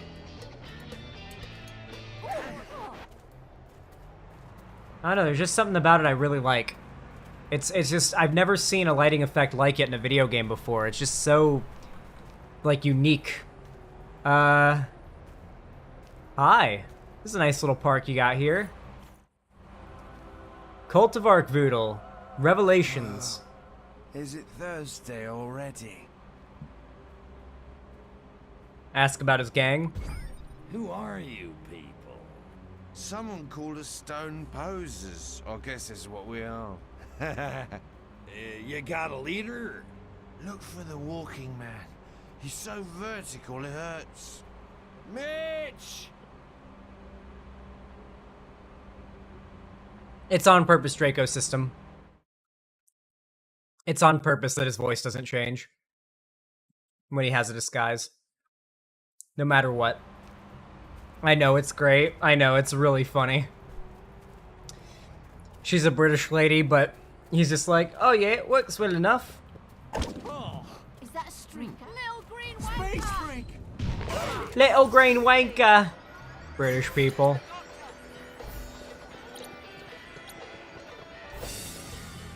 There we go. Try opening your eyes. My dance card's open. Alright, there we go. That wasn't too hard. Let's talk to Elton. Elton John. Did I miss the Hendrix gig? Find out what's wrong with them.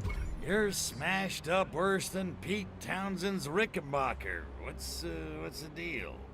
Revelade, oh Revelade! I need it! You're stoned on Revelade? You have Revelade? Gimme! Oh. get through to them? Hey, guys, I got something that'll chase your blues away. Whoa, the colors, man, the colors. Daddy? Drop a hygiene hint. You guys stink. The color of revolution is not brown. Everlade makes unhappy tummies, man. Oh, don't blame us. Offer to help them beat Revelade. I can help you shake this monkey off your back. Monkeys. With what, man? We've tried everything. Easy. I'll infuse you with the spiritual essence of Arkvoodle. Even triple distill won't work, man. Nothing helps. Take advantage of them, sympathize with them, ask them to join Arkvoodle, take the magical mystical tour, take advantage of them. So, everybody's gonna worship Arkvoodle? None opposed? All in a day's work. Silence isn't assent, man. It is in this case.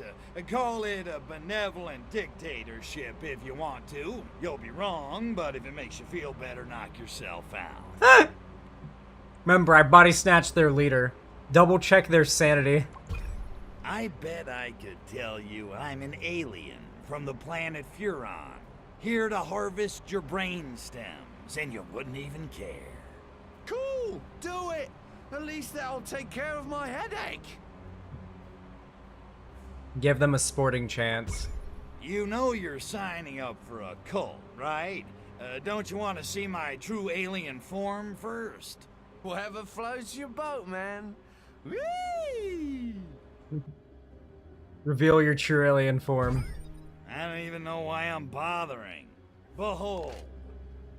You're like a little green toddler. Say I'm not that green. again, and I'll break your jaw. Now hustle. You got worshiping to do. Maybe tomorrow. Could you maybe give us a lift home, yeah? I can't seem to move. Cheers. Great. Just great. I better get something out of all this. That's all I'm saying.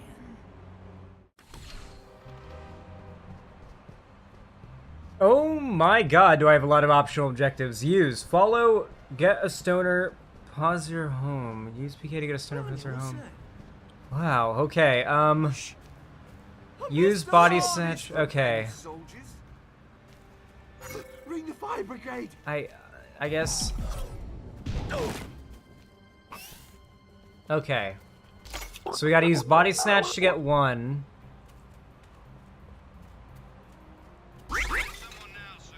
Oh, I just took a hit and it's like, ooh. Okay. Weren't the, like, so there were mods, that was like a 60s, like, retro group, I know, or not retro, like, 60s hippie counterculture group in the UK. Are the Posiers that, too? Is that, like, this is British bullshit, I don't know. You guys gotta tell me. I think this did it. That was so groovy, thanks. Alright, now we gotta use follow. Alright, let's do this one with follow. I'm up for anything, me. Alright. You're still following, right, buddy? I should take a cop. Yoink! I'll let you off with a warning this time. Oh! There we go. Okay. Are we alien supremacists on this stream? Yes, we are. You better believe it. We are alien supremacists on this stream for sure. I really hope these two remasters generate enough momentum so that Destroy All Humans 3 gets rebuilt from the ground up. It was so disappointing after this one. Listen, Destroy All Humans 2, or Destroy All Humans 3, the one that they actually end up making, I'm pretty certain is actually going to end up being, like, a complete, like, okay, let's completely make a whole new game. Right. Like, fuck the complete horrible idea that was the concept of Destroy All Humans 3. I mean, there was some good ideas, and I think they should work with that, but I think they should basically completely remix and overhaul the basic story of Destroy All Humans 3. I do think Arcvoodle and the cult playing a Thanks, huge stranger. part in it is important, and I did like that aspect. But God, there were so many aspects that were so bad. I think they should completely redo it. The only problem is getting voice actors back might be difficult. You only really need Crypto and Pox, but still. Alright, next one is just PK. That's easy. Oh no. I think it's Q? It's G. G? Oh no. I've just killed her. I've just killed her, chat. Unless I can throw her straight in the air and catch her before she dies, I'm pretty sure I've killed her. Because I held the button instead of clicking it. I forgot. I did it by instinct, chat. Video games typically make you hold buttons. Which means I've charged it, and when I let go, she's gonna go flying. Let's hope the mission completes just by me getting her in the area. She's gotta survive. Fuck. Okay, let's hope. Let's hope. Nope, she died. Damn. I should have sent her up and catched. The stoned posers must stay alive. Fuck. That was just my bad. That was just me being dumb with a simple input. That's all that was. Oh, really? All over again? Let's just do that one first, because somehow that ended up being the hardest one. I'll help you. This way? Is it the old bit? Hello? Just grab hold of the air and pull. Alright, buddy. Don't drink and drive again. Thanks. Don't ever drink and drive again. I'm not doing that for you ever. I'm not your goddamn alien friend you hired to PK you home when you drink and you can't drive. They were made XIII and used the original audio files because Adam West, who voiced one, was dead. Huh. All right, let's use the follow brain thing to get this guy to follow. What? Ugh. I'm so stoned. I'm having such a hard time playing the game, talking to chat, and looking back and forth and speaking at the same time. I truly have reached my my limit. It's good. Thanks, stranger. Okay, and we got a music disc. Alright, so there's one more. And we should just be able to body snatch them back, so that's easy. Oh, Borp. Hello. Well, back to the pub, Yes, I yes, what guess. is it?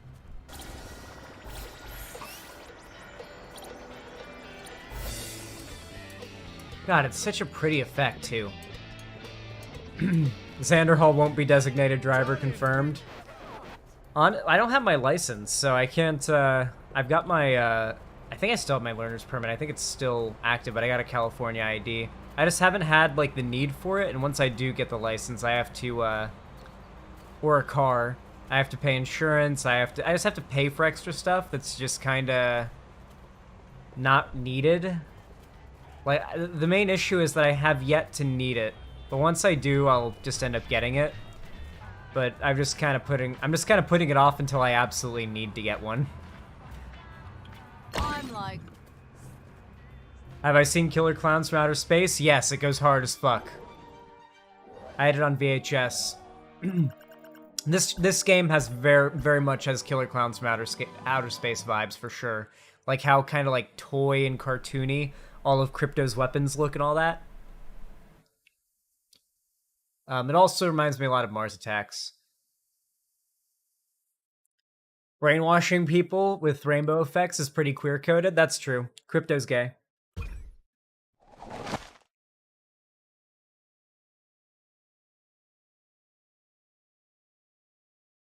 Arcvoodle watches over the stoned. Converted stoned posers returned home by cult to sleep it off. Release your mind, open your inner soul to the Lord of the Sacred Crotch. Arcvoodle. Crypto is literally a trans guy, like, lore-wise. All right, you have my attention. Like, if we really want to get into it, Crypto is a trans man. Hello? I see. I've got you dead to rights. What is it? What's all Well, you this guys then? aren't ready for that conversation. We could talk about how Crypto Spiridium is a trans man, but y'all aren't ready for that conversation yet. Trans main character, I'm pretty rare. Or, it's pretty rare. Well, I will say, trans main characters, especially trans male main characters, are pretty rare in games, but wasn't there one that came out recently that had a trans main character? That was by the Life is Strange people, right? What was it called? It was like very similar to Life is Strange. It kind of sounded a little pretentious, you know? It was like, tell me why. Or, yeah, tell me why. Yeah. But yeah, that had like a trans main character in it, didn't it?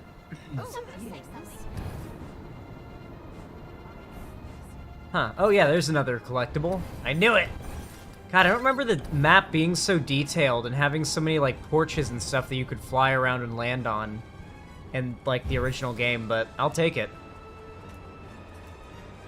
I can't wait to watch like the comparison videos, like the different map areas like compared between like PC max graphics and like the PlayStation 2 graphics with this game. That's what I'm really hyped for. Okay, this guy, we're about to talk to him in a second. Nice of him to hang out in an area with few people around to spot me and get mad about me being an alien. Have you seen the based game trailer for the Killer Clowns from Outer Space video game? No, I haven't. Nazis?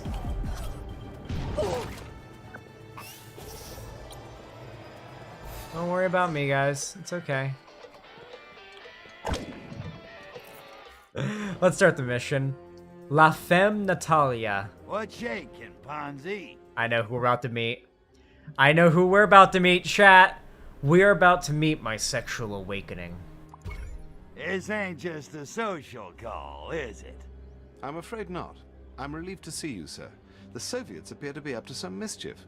What kind of mischief are we talking about? 'Cause if she says she's 18, you can't just call her a liar.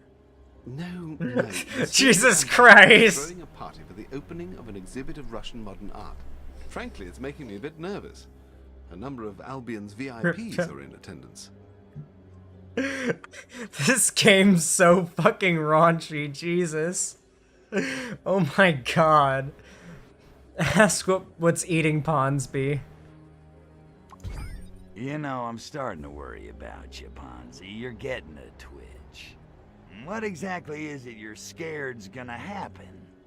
I don't know. That's what's worrying me.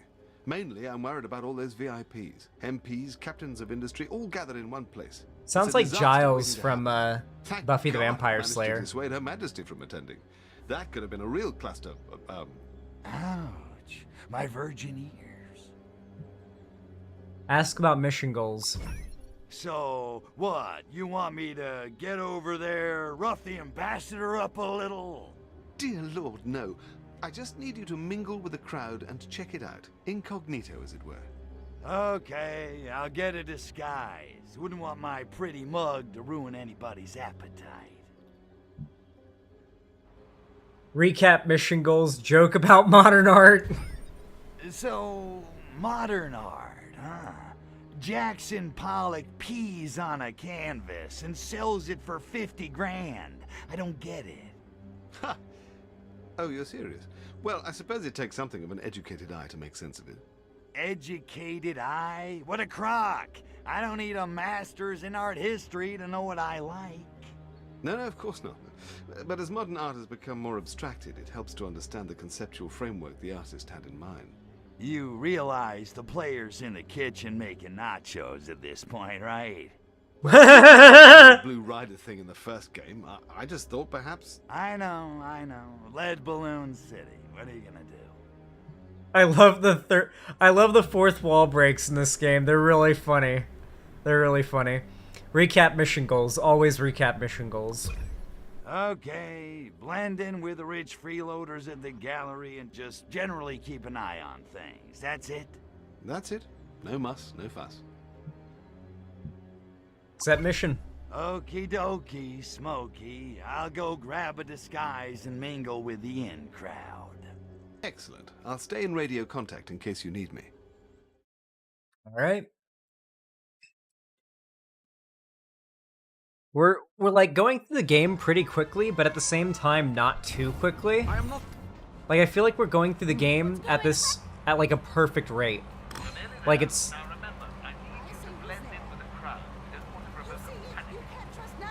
Wow, he's really quiet. Do not get reported. Oh.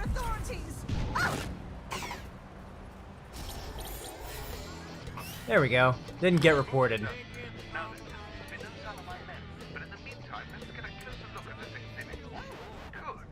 Closer look at the exhibit.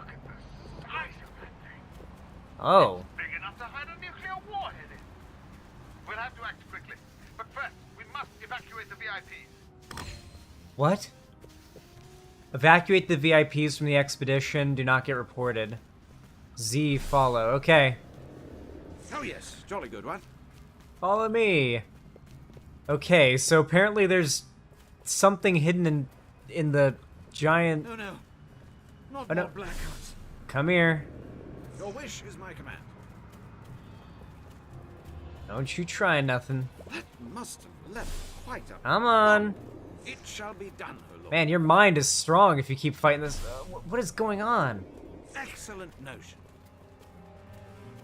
What on How earth? strong is your willpower, sir? As you wish. Soda! Sodolf. Alright, finally. Seems we broke him. Okay. Let's get the other. Oh, this one will be faster. Hello, you look identical to me. Follow me. I'm your twin sister. Oh. Say, that gave me quite a fright. That'll, that might break the mind spell. Oh. Wow. Average British driver. Right, that's giving you money. Now then, crack the statue open, why don't you? And let's have a look inside. Alright, let's crack this baby open. Explode. Oh, very cool. Shall we see what's inside this one? Oh, Where's Okay. There's oh god. Okay, I need to. show yourself. There we go. I had to promote. I had to provoke free love like this thing so I could re-get my costume back because it was wearing off. I was gonna get attacked. All right, let's pop this one.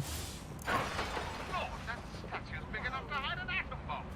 Or worse, smash it open. I must see what's inside it. Okay, we got another one. Let's break it. I'm destroying the Soviet Union.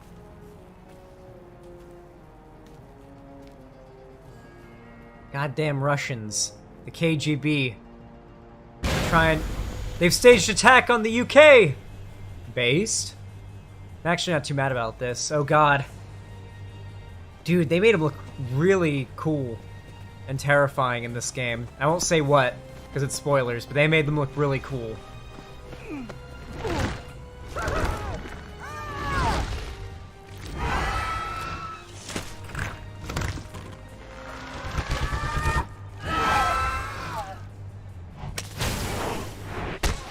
Damn. Shoot the humans all you want, spaceman, but you're only treating the symptoms. You want to get the disease, you have to shoot the spores.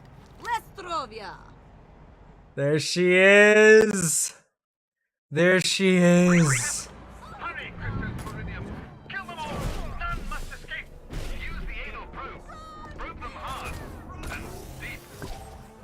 Probe them hard and deep. Well, I can't say it's the first time. Run for your life, it's Charlie! Okay. Where's the other one? Oh. Ouch, ski. Average Russian getting hurt. Okay, there's one more. Look here, I've no doubt. We gotta probe it out of his ass. Probe it out of his ass. Get it. Oh. Probe it, probe it, probe it. There we go. I love the anal probe. Talk to the mysterious woman. Listen, talking to women is not my strong suit, my friend, but I will try. The first option, if I remember correctly, the first dialogue option I should get is hit on her. Thanks, Cupcake. Always nice to meet a chick who can handle her guns. You got a name? They don't even let you choose. The name is Natalia. I'm here to help God you, spaceman. damn. Or do you prefer Mr. President? Mr. What the?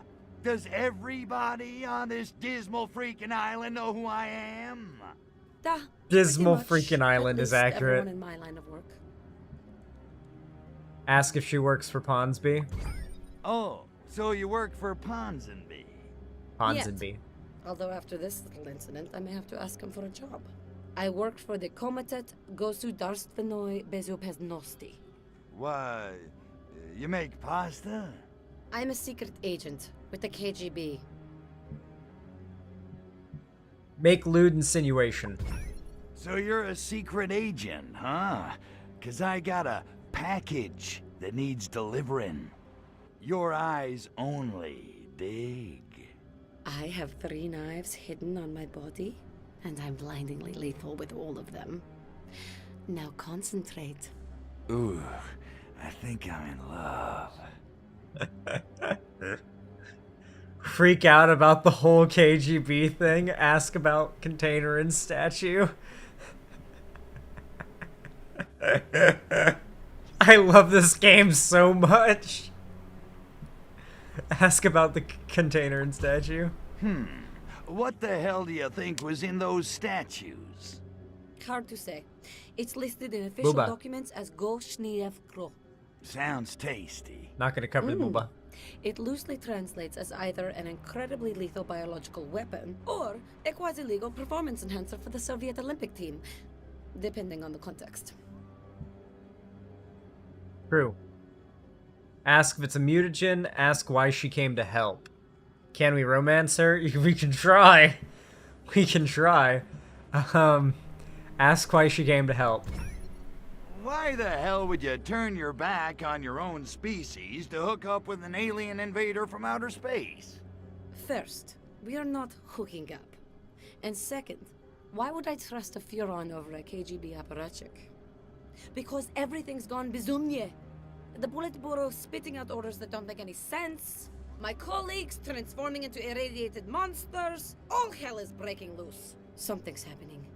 Something very, very wrong. And I think I'm the only person on Earth who knows it. But not anymore. Eh, Tovarish? Ask if it's a mutagen. So, what is it? Some kind of mutagen? Because I don't know what mutants are supposed to look like, but... Actually, no. It's a spore. It infects a host through inhalation or skin contact. But after a brief Her incubation boobs jiggle. period, Holy it shit. seems to set There's about jiggle genetically physics. rebuilding the victim into something not human. Ask where the spores came from.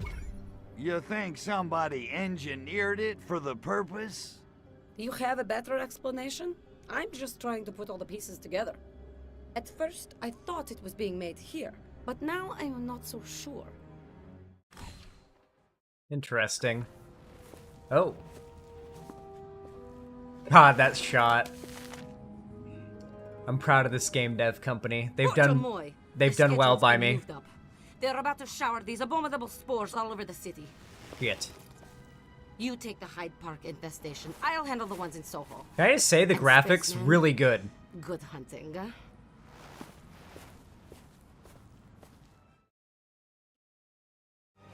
Like outside of she's hot, like her model in general, same goes for Crypto's model. They look really good, like very clean and smooth.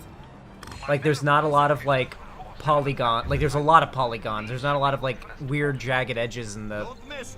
Yeah. Hey, I guess we gotta destroy these. Oh god. Okay. Oh, kill all the mutants. Wait, what? Oh my god, okay, this way. Kill all the mutants, okay. Ooh. Oh, no, no, no. No, no, no, no, no. Okay. Gotta get you. Oh, I'm sucking these butts. I'm butt sucking. I'm sucking the butts as hard as I can. Oh, all right.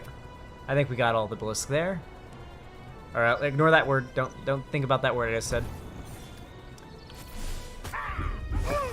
Ignore me, ignore me, ignore me, ignore me. Don't worry about me. I'm harmless.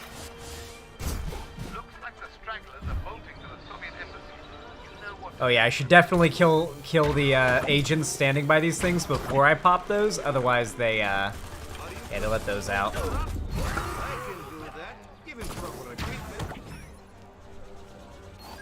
Nice. Okay, guys, chill out. When do I get that ability that lets me pop other heads in the vicinity? I can't wait to get that if it's in this game. Sure hope it is. For real, these graphics are pretty good. It's really nice, and it's always gonna look nice. This game, I don't think will ever require a remaster unless it's needed to like take it into some, 30 years from now, we're running on some operating system that's super architecturally different from what we have now, and this is no longer compatible, and the game has to get remastered for the sake of that. Outside of that, graphically and functionally, this game is never gonna need a remake. This will never be a game that people in 30 years are like, I really wish they'd do another remake of Destroy All Humans 1 and 2, and they really need it. That's never gonna happen. This will look just fine. Forever.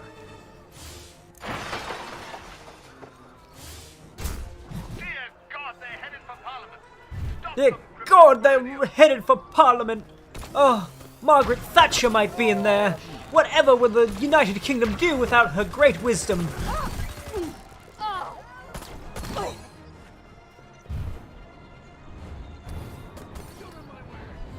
Didn't one of the games get a remake recently, or was that a remaster? It did, yes. Destroy All Humans 1 got a remake. Destroy All Humans 1 Reprobed. It came out a couple years ago, and I played it on stream, and I think Vosh did too, actually, which is pretty base. So I don't think he finished it. I think he didn't think it was a very good stream game, which I don't know how he thinks that. This is a great stream game. It's funny, and the gameplay is, like, not... I mean, it's eye candy, and it's good to talk over. Like, this is just an entertaining game to watch. Because it's just really fun looking, you know? But yeah. I think Vosh played through it, and I've played through it, but that was the first one, and now I'm finally playing through the second one. This came out like a week ago now. Hey, I did it. But you'd best make quick your exit. I expect the constabulary will be arriving shortly to investigate. You did well, spaceman. I'll be in touch. Spitfire, isn't she? Nice. Okay, 100% every time. Nothing but 100%. Searching for the Hyde Park High. Trip of a lifetime. That was a lot of Russian nesting dolls that somehow were indiscriminately placed all around London, but we won't question that too much.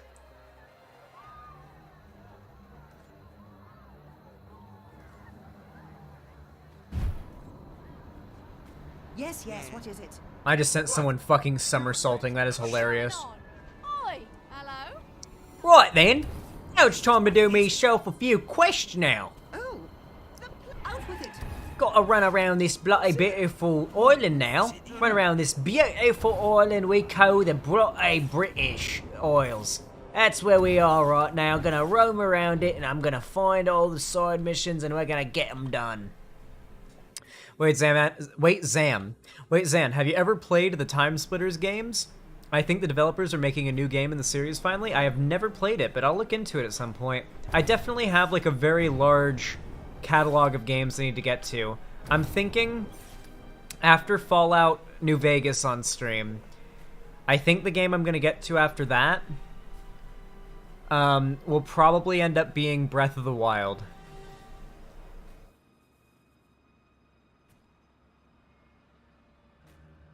I think we'll be, like, after we finish Destroy All Humans 2, we finish Fallout New Vegas, and then I think we do Breath of the Wild. That's right. That's my current goal, at least. I'm gonna call the saucer down and see if we can upgrade some of our stuff real fast. Poxmart, hit me up. Let us upgrade the anal probe.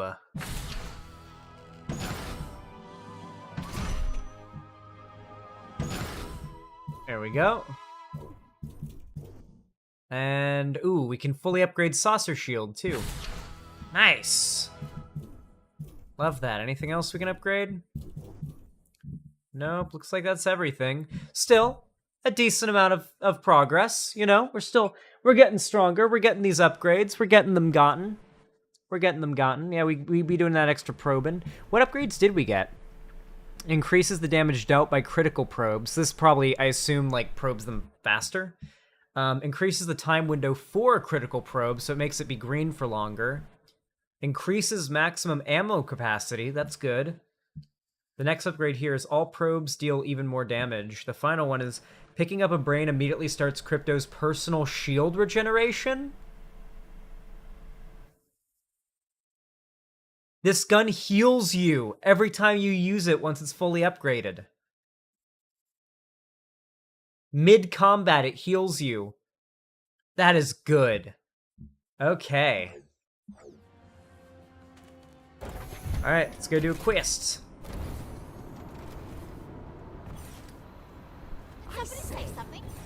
And the way that they do, like, most of the, like, mental ability upgrades involves using the saucer to abduct certain people, blending their genes together, and then you can get that upgrade. So I'll do that once we've done more of the side, like, objectives around here.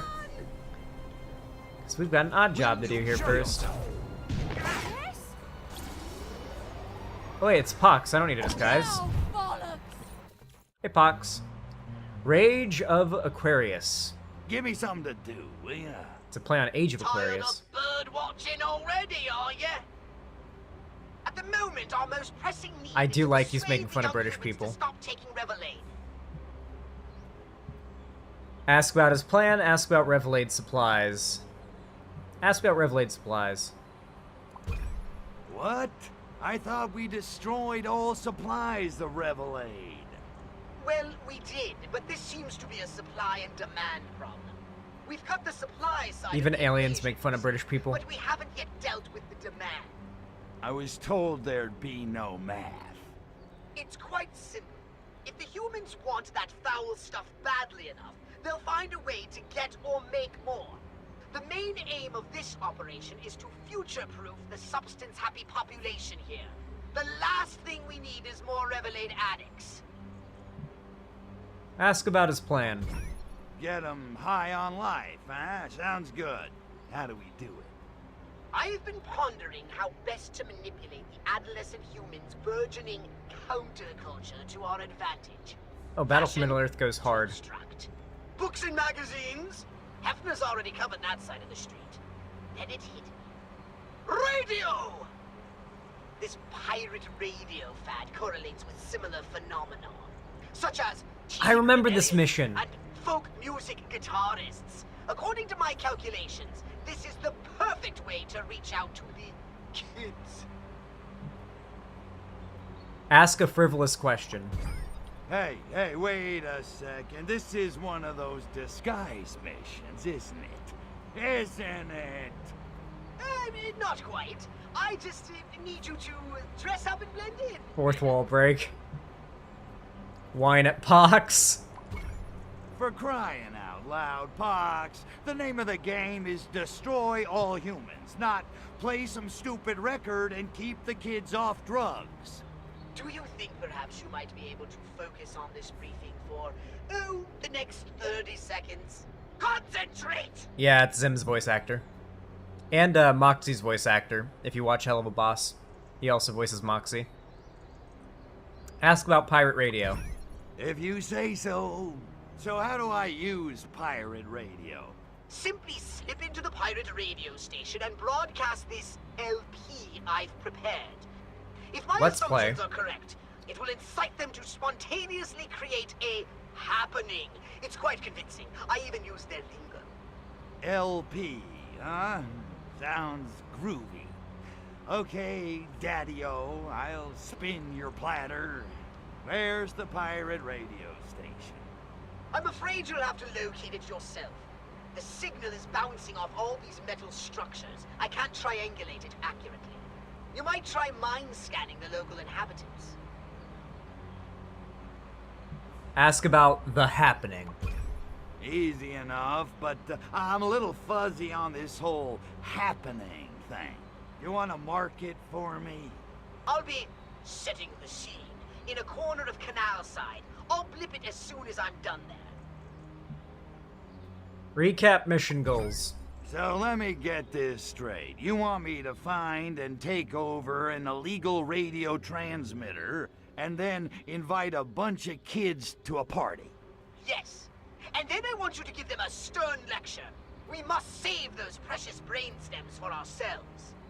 Oh, sure. Nothing kids love better than showing up for We're gonna a do a party dare and rally. getting a good lecture instead. They'll be eating out of my phalangopods. Accept mission. We're gonna do a dare rally. Right on. Leave it to me, Poxy. Persuasion's my specialty. Don't I know it? Good luck, Crypto. And remember, I'm counting on you. I love this game.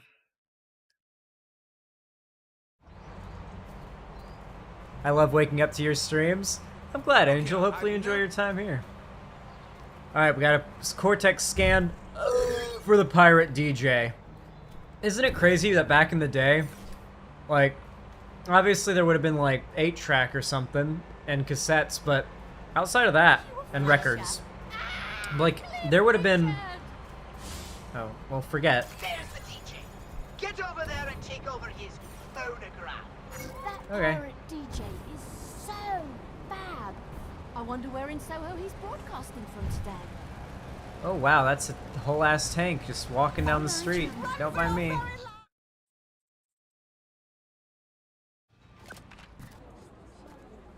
Okay, wow.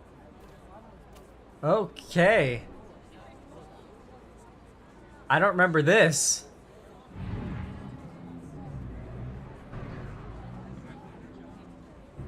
This is great.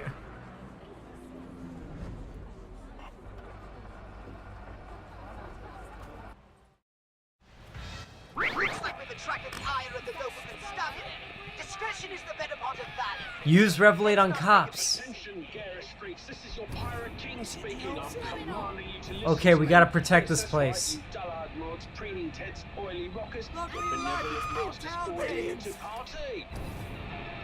We get to listen to the British Pirate Radio Station. God, the Revelade really fucks them up, huh? These British fucking cops don't even know what they got coming at them. Oh no. Oh no, I just blew up. Oh god. Alright. With the cops. Well, that did it. That got a couple. Not all of them though, for some reason.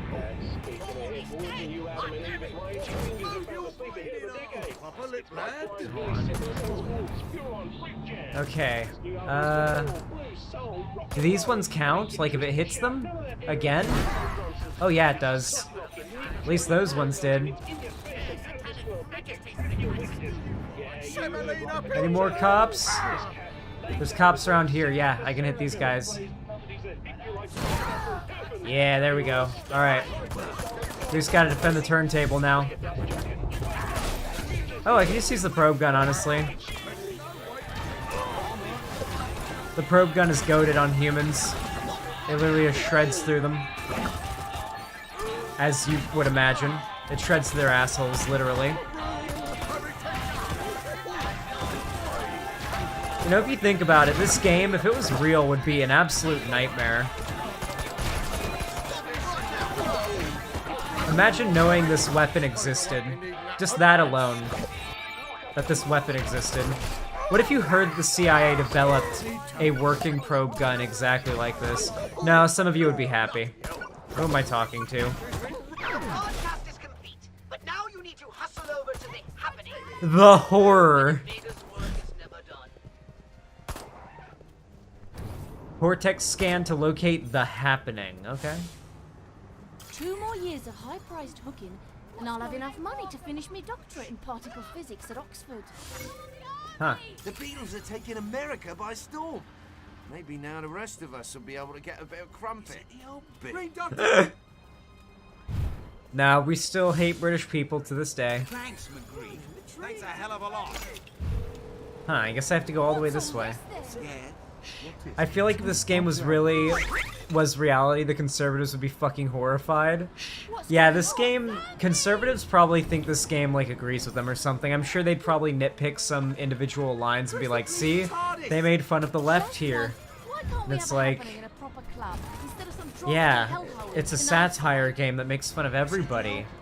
It's far harsher on the right. I wonder what that demonstrates about the political motivations of the people who made the game. This looks like the place. Now get in there and start persuading those teens.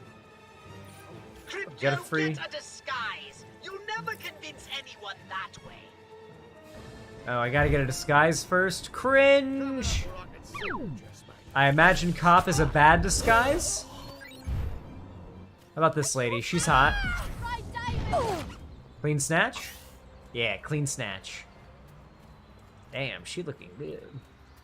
The physics on the dress are really nice. Alright, let's pick that up. Whoa. Excuse me. Yo, listen up. Persuade the rebellious humans. Brothers and sisters, I gotta tell you, the doors of my consciousness have been flung wide open. I mean, it's all happening, you know? Anyway, suddenly I'm wondering, what are we here for? That's easy. We're here to change the world, man. Ask for more information, berate their selfish motives. Ah, give me a break. Admit it. You're in this for the free drugs. Well, okay, yeah. But what's wrong with that? Revelators opened our minds, man. Expanded our consciousness. Facilitated the procurement of casual sex. I mean, Revelate rocks! Use a philosophical argument. Insult the crowd. Feign concern for the audience. Feign concern for the audience. Look at yourself. Strung out, smelly, dressed like you fell through a homeless shelter window. Oi, speak for yourself. My clothes make a statement about who I am in society. Use a philosophical argument. Insult crowd. Insult crowd. Oh yeah, you're a bunch of rebels, all right. No conformity here. The hell is that supposed to mean?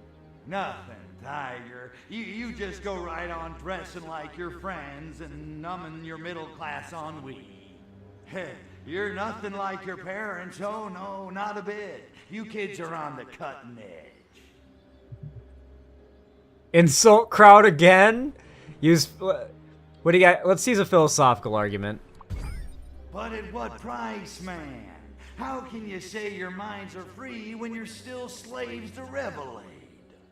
But Revelate has liberated our souls. Besides, we can quit anytime we want to. Tell them the truth. Tell them to free themselves. Tell them to free themselves. Liberated your souls? Geez, where do I start? Look, first off, you don't have a... no, you're not ready for that one. Freedom's just another word for nothing left to lose. It's an illusion, dig? A bourgeois construct. Don't you get it? The only way to be free is to stop wanting to. Discipline is freedom. Whoa! That is literally a Jocko Willink line. Oh my god, wait a second.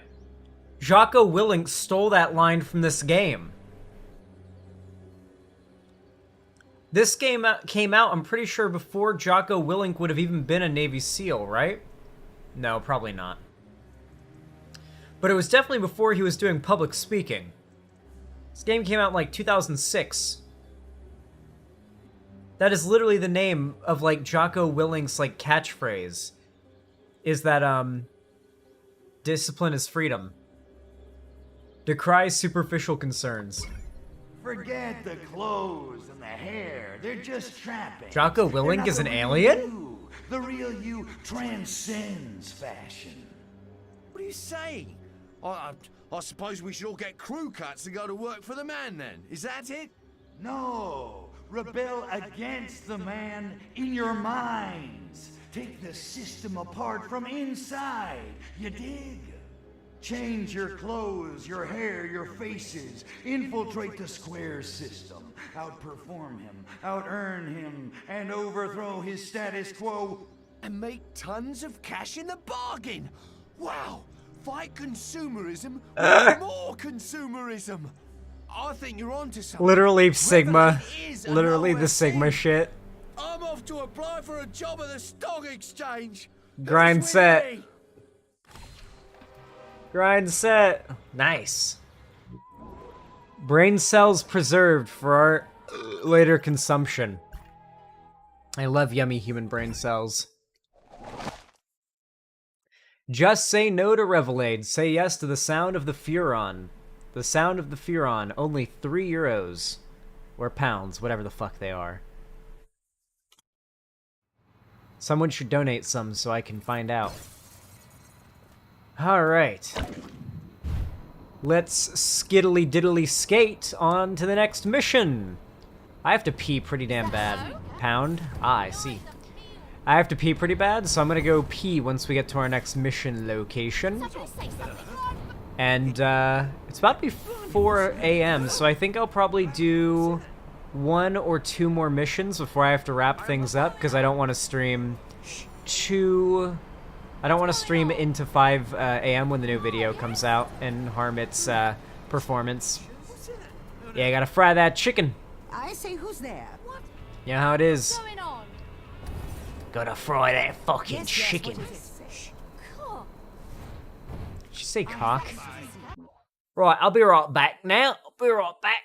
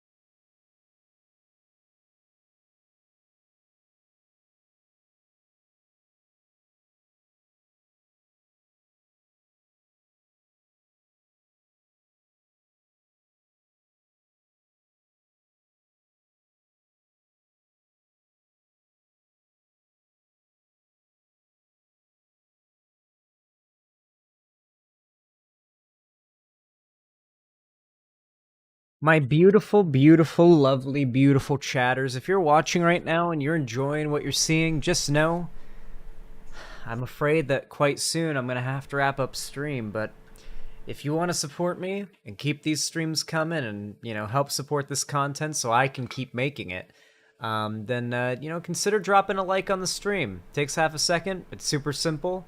Just hit that thumbs up button over on YouTube. It really does help me out. It's not a simple hollow show of support. YouTube does actually boost my content in the algorithm and in people's recommended and just everything else when you like my content or comment on it or engage it with it in any way. The more engagement, the better. So I really do appreciate it. to all of you who have done that or have supported me in any way, including donating.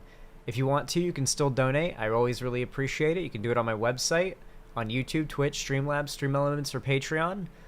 Trying to save up to move to Seattle, and we be out here grinding. I'm grinding, saving up as much and as fast as I can, because I really can't wait. So excited to move to Seattle. All right, let's go back to the game. I appreciate every one of you who supports me. You guys are awesome. Okay, let's talk to this guy. Oh. There we go.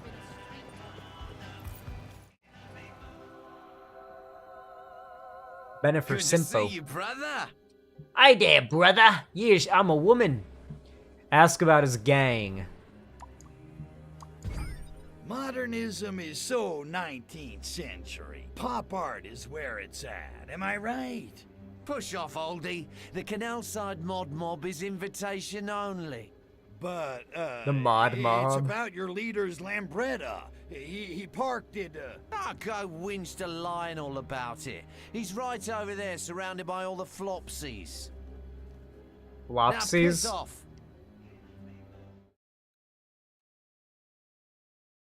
What are the Russian hippies gonna be like? That's what I'm wondering now.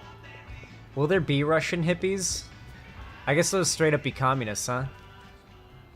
That's what I'm excited to see. Body snatch this man, okay. That's not right. You saw nothing. They saw nothing. God, it's so pretty, that lighting effect. Even in drab British land, it's still pretty. Alright. What's the buzz? Talk about mods and Arcvoodle. So what's been happening in the scene? Not much. Otis Redding is still cool. Sky is still trendy, and our suits are still good for another week. I hear there's a new cult in town. Something about a guy called Arcvoodle. So? So he's the hippest thing to hit Canal Side since Eric Clapton, man. Get with it. Oh, yeah? Well, if he's so great, ask him why Spats never came back into style. Brag about Arcvoodle's vinyls. Bemoan the cost of modism. Brag about Arcvoodle's vinyls. Arcvoodle has got the biggest soul collection you could ever lay your eyes on. Has he got stacks in Tamla Motown? Yeah, sure, why not? In fact, he's got stuff you ain't never even heard of. I dunno. Not even the largest record stores have that kind of stuff. You sure you heard right? Insult their taste in music? Rap the Motown rap, dig? James Mitchell, thank you for the $4, the $5, sorry. The $5 over on YouTube, I really appreciate that. It says, why are weird tanky types always making hate videos about you? You seem pretty cool to me. What the fuck? You know, something that a lot of people, like at least viewers online, don't really realize because they aren't content creators themselves who've had to realize it is no matter what you do, if you put yourself out there on the internet, people aren't going to like what they see. It doesn't matter how hard you try to appeal to everybody's sensibilities and be as unoffensive and likable as possible, somebody out there will always hate you. It's why you could literally look up on YouTube videos of people rescuing baby kittens from culverts of water, like water culverts from like drains and ditches, and like it'll have dislikes and hate comments on it on YouTube. It doesn't matter how wholesome or perfect or nice or whatever something is, if it gets enough eyes on it, mean, malicious people will find a way or a reason to shit on it, okay? It doesn't matter what you do.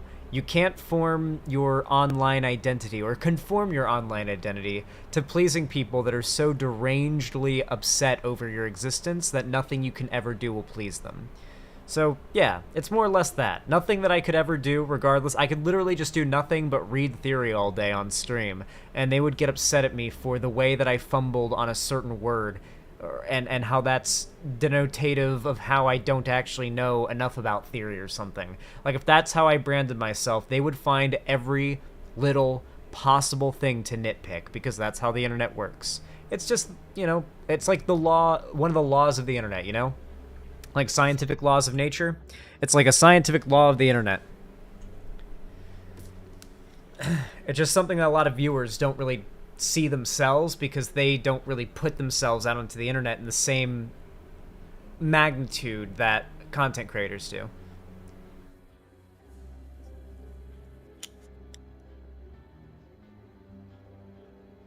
So I just watched the Rings of Power video, and I do think the troll scene was horrible, but not because of anything Galadriel, but the camera work was terrible, accented with the blood hitting the camera. Besides that, it was pretty much agree with the video.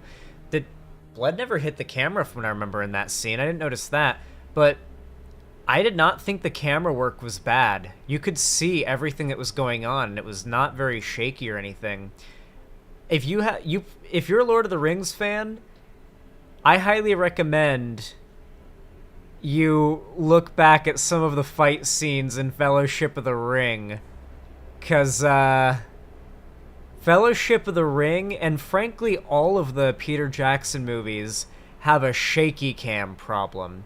There's some great scenes that have no shaky cam where it stays like steady and you can see all the action, but like when I rewatched Lord of the Rings with my friends like not that long ago, and it had been a while since I rewatched, I was watching it with a critical eye, because I was like preparing for like if my friends were trying to, you know, criticize something, I wanted to be able to retort, you know, because I kind of want to defend the Lord of the Rings. You know, I love those movies.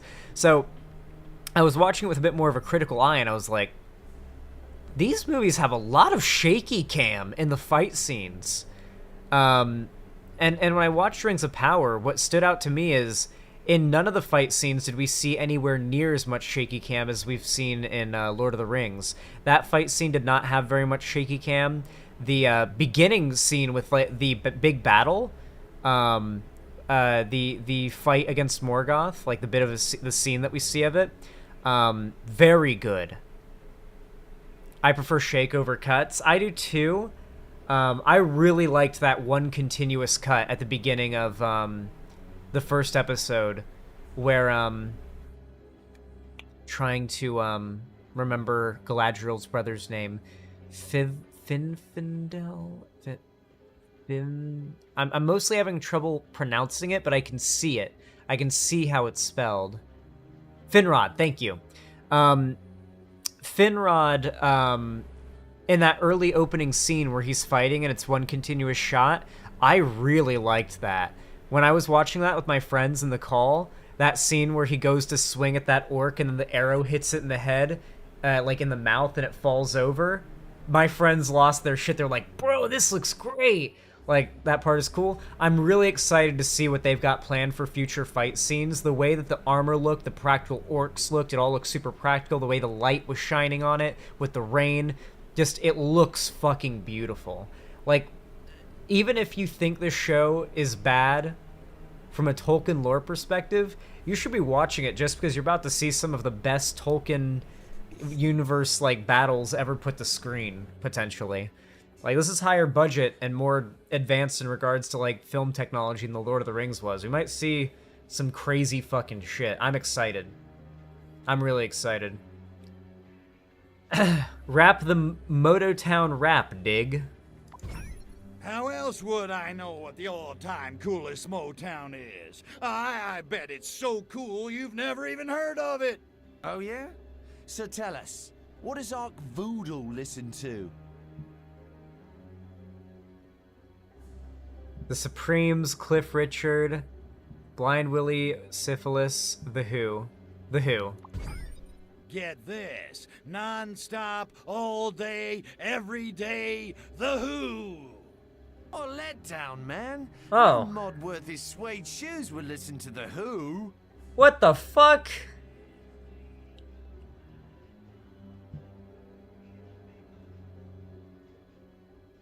No shot. Blind Willie Syphilis. 3 words, and one of them's a disease. Blind Willie Syphilis. Who the hell is that? man, I knew you guys weren't cool enough. I don't know why I'm wasting my time. Oh, you mean blind Willie Syphilis? Yeah, I think I've heard of him, yeah. You say Arkvoodle likes him? Bemoan the cost of modism.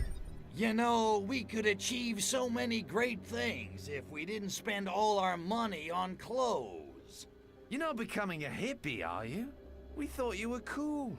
Truth hurts, baby. We're behind the times. We gotta move forward, and Arkvoodle is the way. Fashion's all about being an individual, yeah? We don't need no Arkvoodle to lead us. Change tactics. Arkvoodle can predict the future. He can tell what'll be fashionable before it's even invented. Get down off your soapbox, Grandad. It's not possible.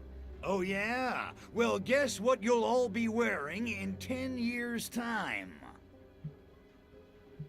The punk look, bell-bottoms, platform shoes. So this is the 60s. In the 70s, they'd be wearing bell-bottoms and platform shoes, right? Bell-bottoms for sure. Right? Yeah. Yeah, platforms were more of an 80s thing. If you're yeah, so punk rock 90s, platforms 80s, bell-bottoms 70s, so. Sequins, gold lame, ridiculously tight hot pants, and, to top it all off, bell-bottom jeans. Sounds like a tacky nightclub act. I mean, how can people of the future wear that stuff? You're gonna find out, 'cause those people in the future, they're gonna be you. Suddenly, Nostradamus makes a lot of sense, yeah? The end of the world's coming, innit? Bang the Arkvoodle drum one more time. Arkvoodle's an ancient alien god. He's seen every fashion trend since the dawn of time. No way. An alien? Oh, that's pretty cool, man. Oh yeah, he's got universal appeal. Bad pun aside, he does sound very cool. Maybe there is something to this cult business. Reveal your true alien form. Behold! Yeah, parlor tricks. Smoke and mirrors. Are you out of your minds? I'm a freaking alien! No respect, I tell ya. Okay, if Arkvoodle's got the best soul collection in the world, bring us some tunes. Oh, I'll bring you some tunes. I'll bring you tunes so good they'll melt your monkey brains.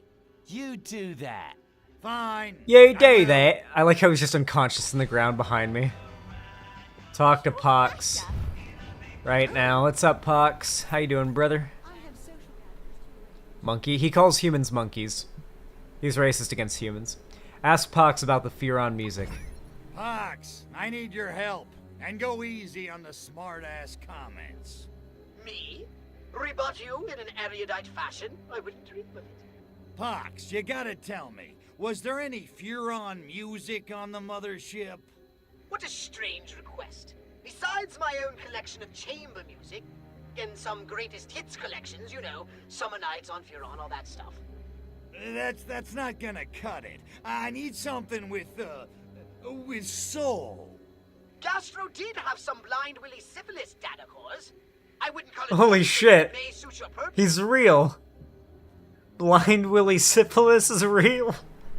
Which makes sense because the Furons are named after diseases. Of course there'd be blind Willie Syphilis. And his name's literally Blind Dick Syphilis. Is literally what his name is. Blind Dick Syphilis. I love these games. And of course Crypto is Cryptosporidium. Pox is Pox. Orthopox. Ask about a music datacore. Yeah, music datacore? Guy, a real deep voice, throbbing kind of stuff. Any chance the datacore survived? Well, they are hardy little things. But But now that I think of it, the local pirate DJ was playing something recently that sounded distressingly familiar. The pirate DJ must have found one of Gastro's data cores. A dead pirate DJ and Furon blues. I think I just found my purpose in life. Alright. Syphilis can make you go blind? Oh, then it's even more. Makes sense even more. Bend antenna to triangulate the DJ. I can do that. I've got flying abilities.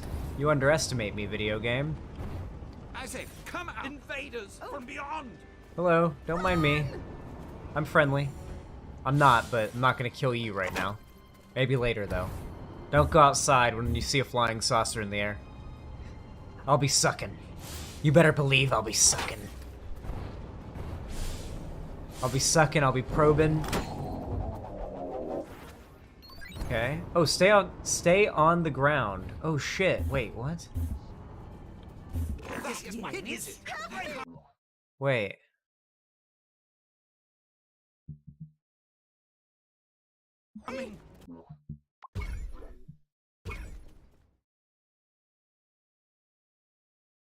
I have to stay on the ground.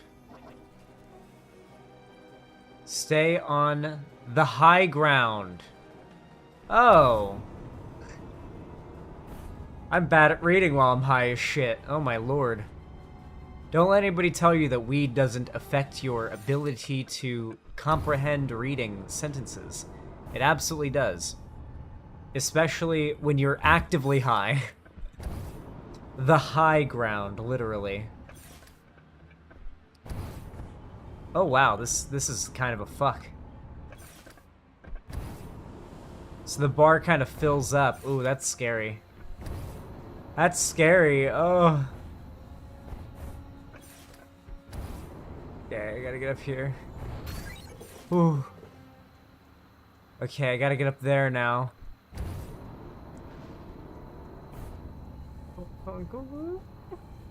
They added more like ledges and textures to the game with this like remake, so I think that made the game a lot easier too. Because in the old game, you have to remember, these buildings were literally like completely flat surfaces in the original game. You couldn't like land on an edge and recharge your jetpack really, unless you got really lucky. Oh, this is nerve-wracking. Okay, I think I can still get there though. Oh, I hate missions that don't let you like, that require you to go up high and you can't fall down, which is really rare in a game like this. They did a good job of actually implementing fall damage in a game that doesn't have fall damage for this mission, and that's kind of cool. Although it is just a side objective, you don't have to follow it, but if you're smart, you will. Will you shout? Because you get very good rewards for 100%ing every mission, which is what I'm doing. Because it's what I did when I was a kid. And we're on the Zan nostalgia trip right now with this game. Another one. Fantastic. Fantastic. We got another one over by the Big Ben. Big Benjamin. Is this an accurate recreation of London, in your opinion? British people in chat? This is a Eurocuck stream, so I imagine we might have some bongers in the chat. Any bongers in the chat want to confirm? Is this a pretty accurate-looking London? That looks like the Thames. Not British, but this definitely looks like North London. North London. How the fuck? Wow. This might be hard, but I'm gonna try it. Oh, there's no shot, there's no shot, there's no shot, there's no shot, there's no shot. What? We have to go back over the bridge. The only way is to go back over the bridge. Let's hope that doesn't mean leaving a mission objective area. Hogs, you are a goddamn asshole.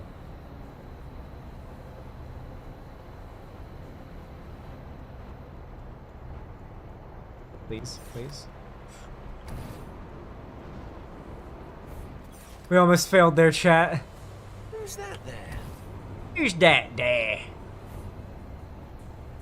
What the dog doing?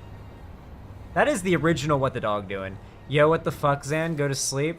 Dude, one of the things that always blows my mind is when people come into my stream and see that I'm streaming at a, like, late time for them, or even for me, and then go, what the fuck, go to sleep, and it's like, but no.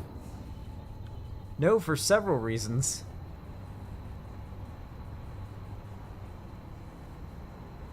Though I do appreciate the concern.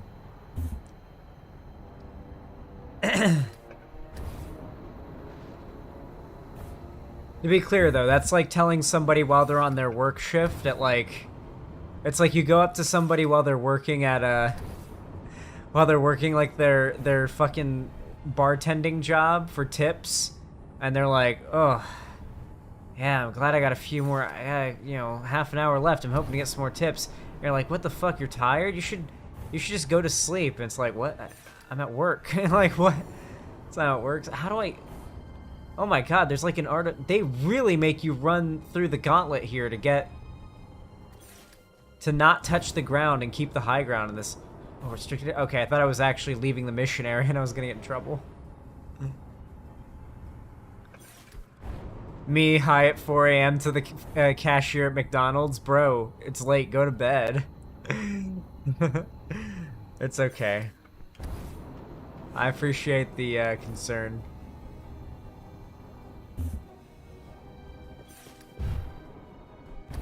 Is this the castle from that one porn meme? You guys know the one. You guys know the one.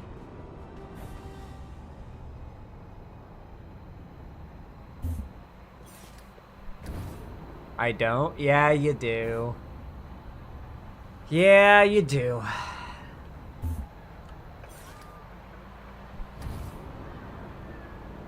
Surprisingly, you're memeing. Good morning from Pennsylvania? Oh no, you're doxing yourself. Good morning from Redacted is what you should have said.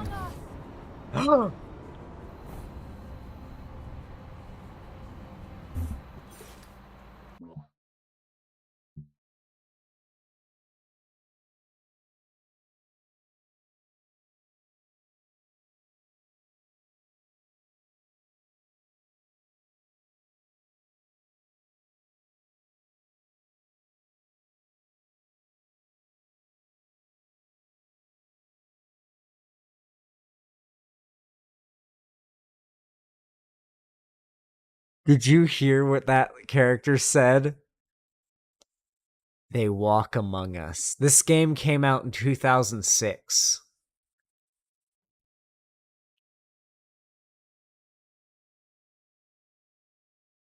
No, shut up! We lacked critical information. We lacked critical information.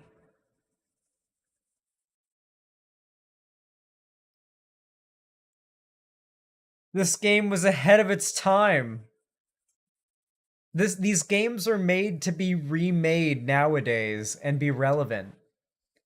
Like, more relevant than ever.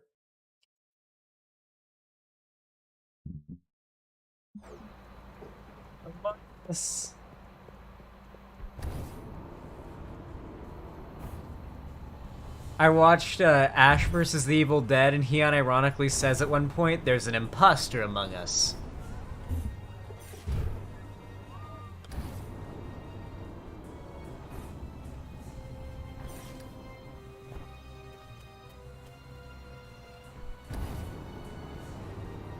Wait, oh my god, I'm 22 years old. I feel old and I shouldn't. I'm 23 and I feel old. When I go back and I watch, like, classic childhood Minecraft Let's Plays and stuff, and I look at the comments section, it feels like I'm at, like, a... It feels like I'm at, like, a veteran... Like, a VA bar. You know? Talking to the boys about the war. About the good old days. Gotta keep on the high ground while I bend these antennas. Whoa. Oh, restricted areas. They don't give a shit. Arcvoodle knew the memes before we did. That is true. Arcvoodle can see the future. He knows what fashion will be coming before anything else. I'd say yoga pants have become the current fashion thing. You know what's crazy is like the current thing in fashion is moving more and more towards like, you know, most people are getting more and more comfortable just dressing with whatever's more comfortable with them. Like, I honestly think we're gonna get to the point where most people just walk around in public wearing what is essentially pajamas. We're pretty much already there, that's what I do. But like, it's wild how we've gotten to that point. I like it. I would fucking hate having to put on a hat and a suit every time I want to go outside and like go to the store or whatever. As was customary in the day. Kill the pirate DJ. Alright, buddy. I'm sorry, but this is gonna really suck for you, my man.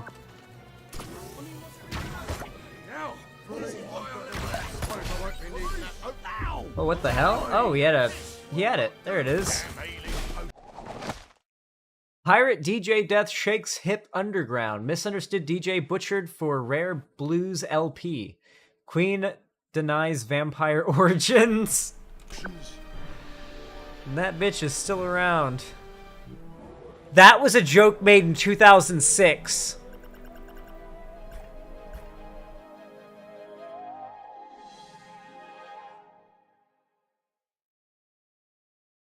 That was a joke made in 2006 that takes place in the 70s, or in the 60s.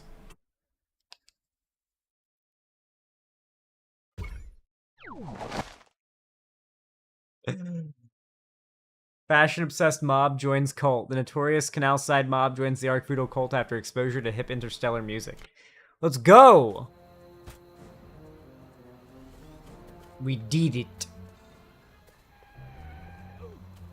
They hadn't gotten adrenochrome back then. Oh, I hope Crypto okay, here's my hope. Destroy All Humans 3. Out with it. It's a complete remake and it takes place in modern day. And it's a full-on commentary on modern day. And it's... I think it would be awesome. Think about the potential of a modern day, full-on, just like, fuck it. Or the 80s? Nah. I mean, the 80s would be interesting, but like, if we're doing a trilogy... I don't know. Because like, when you imagine like a classic alien story, most of them take place in like the 50s and the 60s, which is what these games were playing like a parody of.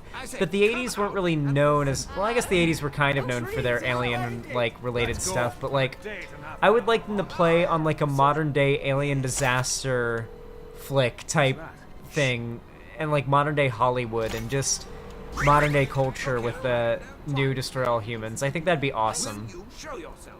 They walk amongst us. May I be of service? Yes, they do. It's so fun to just surf around. They walk amongst us. Look here, I've no time for games. It's childhood's end.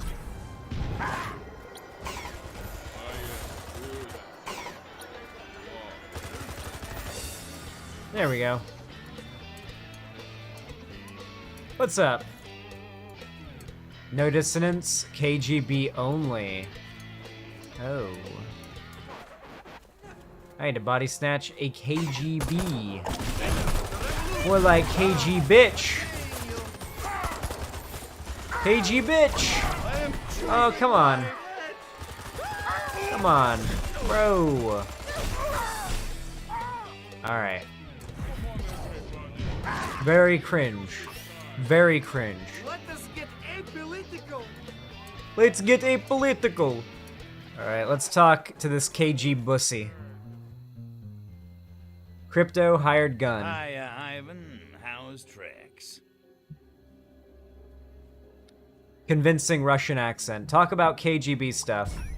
I hear the Revelade supplies were blown to smithereens. Any ideas on the culprit? Da, is possible small mud man called Terry Squire is finding out about the plot. Maybe he's telling someone who is knowing. Be finding him and then be making sure no one else does. Ever. Accept mission. You got it, Ivan. Or Boris. It's one of those, right?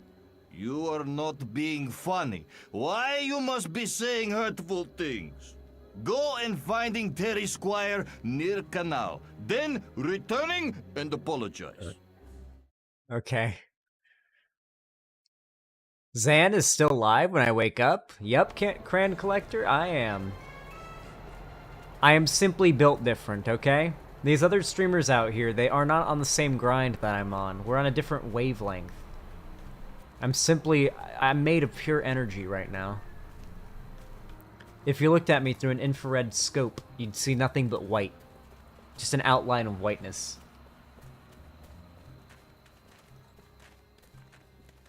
Not gonna lie, some streamers don't understand the pure fun of streaming 10 hours straight. True. Use Cortex Scan to locate Terry.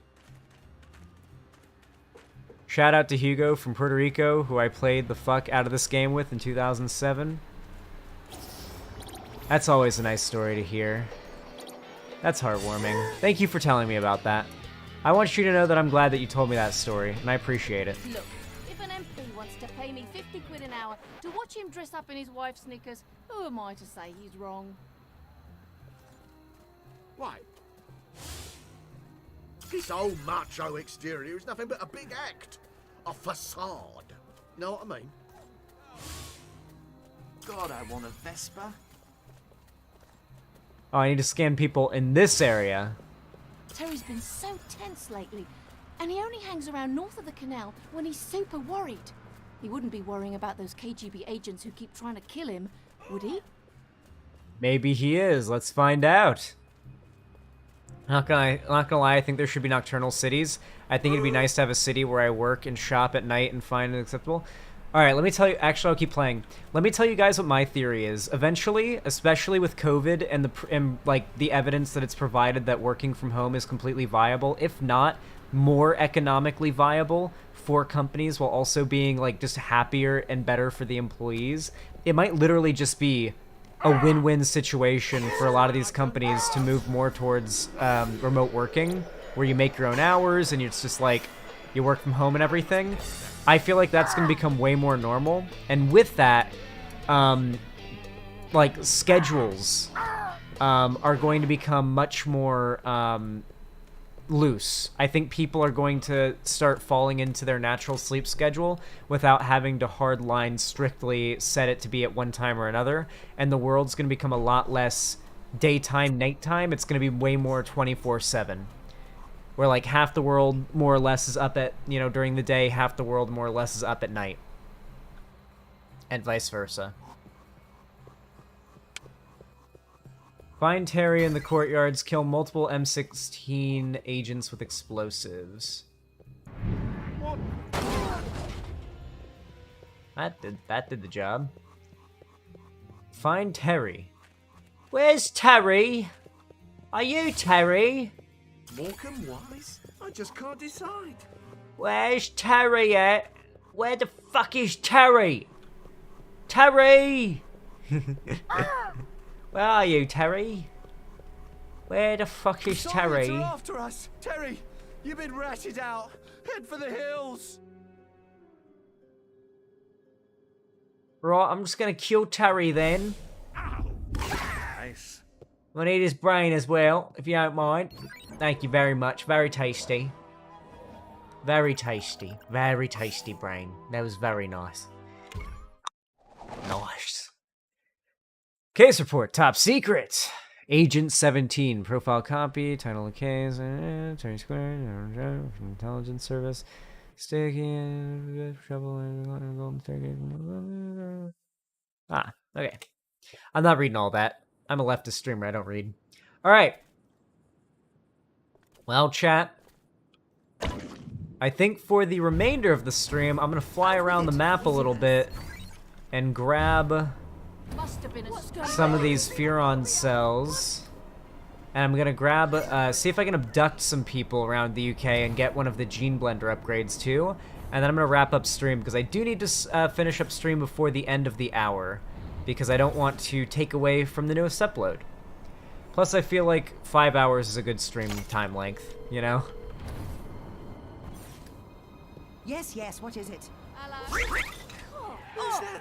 Wow, I just crashed in that lady and just made her eat shit. No, no, I am not a fan of the lower... I'm not a fan of you. If you abduct one of the British, could you try to find out what's wrong with them? You're asking a lot of me here, okay? I don't think there's enough room on the Furon hard drives for what's wrong with the British. Alright, come on. You're asking something impossible here. Let's be mature and reasonable. Cringe. Repulsitron. Sure, we'll upgrade that. Ooh. Nuclear blister inducer. Nuclear ulcerator greatly increases the duration of burning ground. So just the death ray burns more from the flying saucer. Can't complain about that. All right, so we got ourselves some basic upgrades. Let's enter the cockpit. And ooh, you know what I forgot to do? Hold on, let's land really fast. Real fast, just gotta land real quick. First, we're gonna go to the Gene Blender. All right. So first, you see we're here in the Gene Blender. We're gonna go here, and we're gonna go ahead and select this one right now. We need to get some hippies, cops, and soldiers. Shouldn't be too hard. And that'll give us Cognitohazard Pattern Alpha. Double extraction. Brain extract spreads to another specimen when a human's head explodes. That is the ability I was wondering if it's in the game. We gotta abduct some Britbongers in order to get that ability. Let's do it.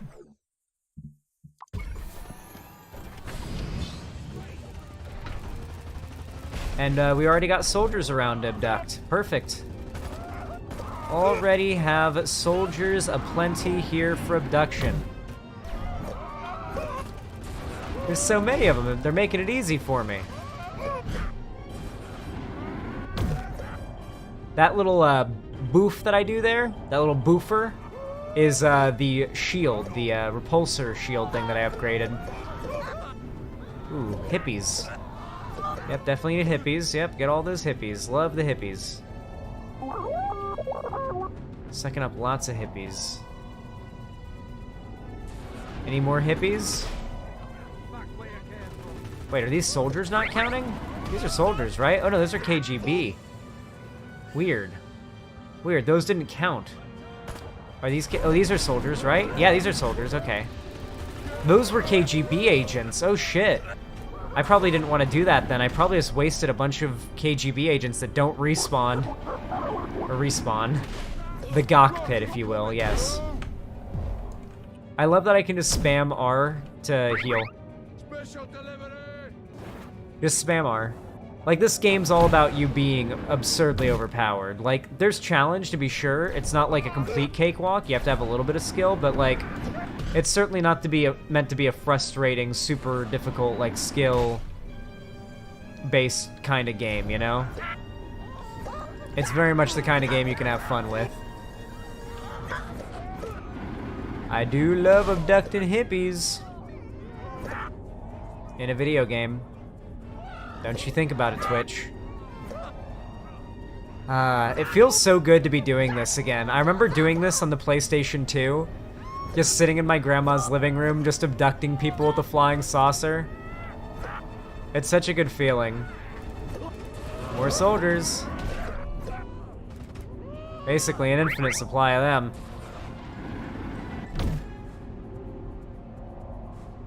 Suck, suck, suck, suck, suck, suck, suck, suck, suck, suck. Those are KGB. Don't want to take too many of them. Okay, now we need cops and soldiers. Let's see. Oh, there's a cop car.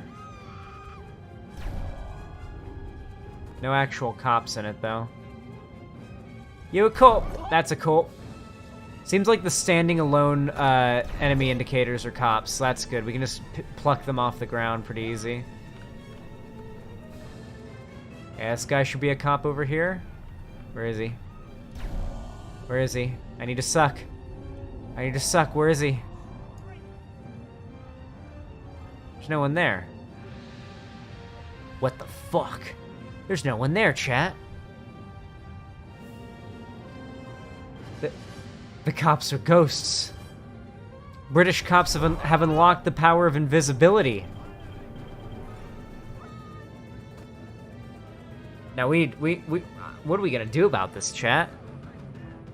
The British cops can turn invisible.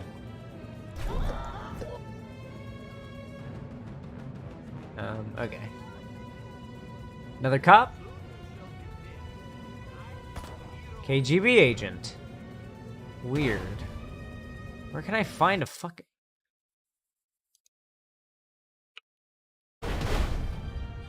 My stream didn't end, right? My computer just, like, went into sleep mode. We good, right? Stream didn't end? You didn't lose me? I had to, like, I clicked the button on my fucking mouse that, for some reason, and I cannot figure out how to change it, is auto-bound to immediately put my computer to sleep. Nope, still here? That's good. I'm glad to know that did not break the stream, because that would have been an anticlimactic end. A very anticlimactic end. Okay, we need to find... Are these soldiers? I think these are soldiers. No, they're not. They're KGB. There's a lot of KGB in London. Jesus. That's, worrying. Hello, bro? I abducted that man, fair and square, I swear to God. Swear to Gord. Cops got upset after you talking about them earlier, and they're talking about hogs. Oh, yeah. They thought I was talking about them when I was referring to the wild hogs, of course. Makes sense. Yoink. I love doing that, waiting for them to get out and then just yoink. You are not shit. Police! Where's the police? Oh, there's a police. There we go. Now we just gotta find some soldiers. Where are some Britbonger soldiers gonna be located at? They work among us. These soldiers, or are these cops? Not soldiers, that's for sure. These are cops. Where would the military be? Here, maybe? No, this is the KGB place. Woohoo. I feel like the military would be by... maybe over here.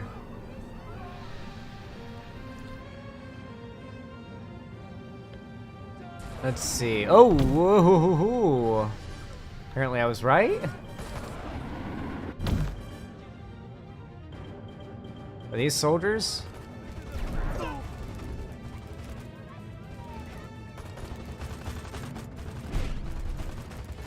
Yep.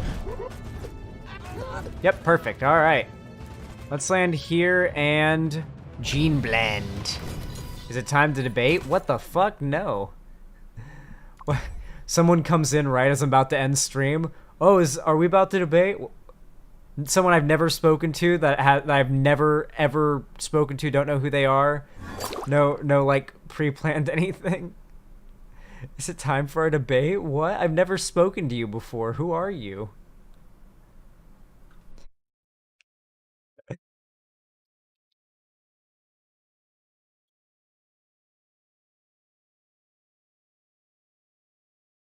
Not saying it's okay. We know this white name apparently. Who is it?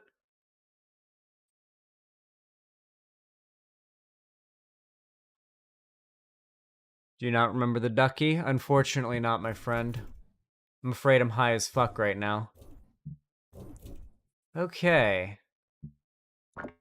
Secret agents, cops, and soldiers are what we need now. How long until 5 a.m.? Let me check something with my editor really fast.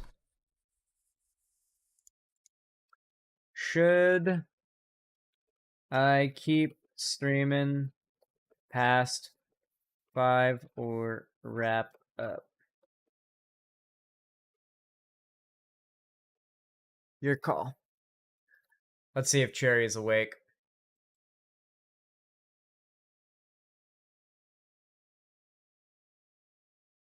$5 now? Okay, nice meme. I don't think Cherry's awake.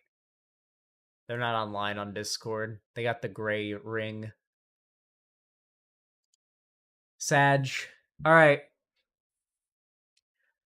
It is almost 5 a.m., so I will wrap up stream now, because we got a video going up in 20 minutes, and I don't want to take away from it. Oh my god, the nade just landed right next to Crypto when I unpaused the game, because a soldier threw one below the saucer.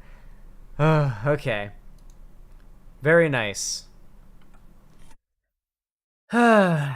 Everyone, I really appreciate each and every one of you for coming out today. Collectively, you raised $80 in donos. Obviously, that's not counting donos that came in through Twitch and through YouTube because I don't get those for a month.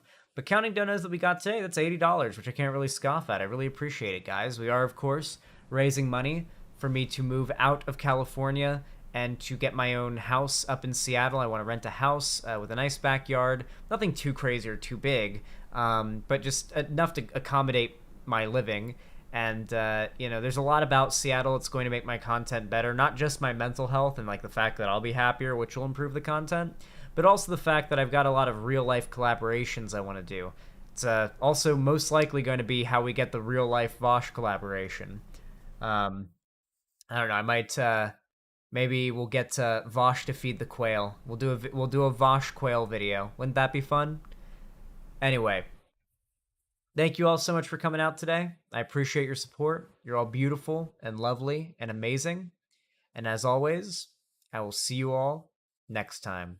I love you all very much. Have a good one. Doo-doo fart.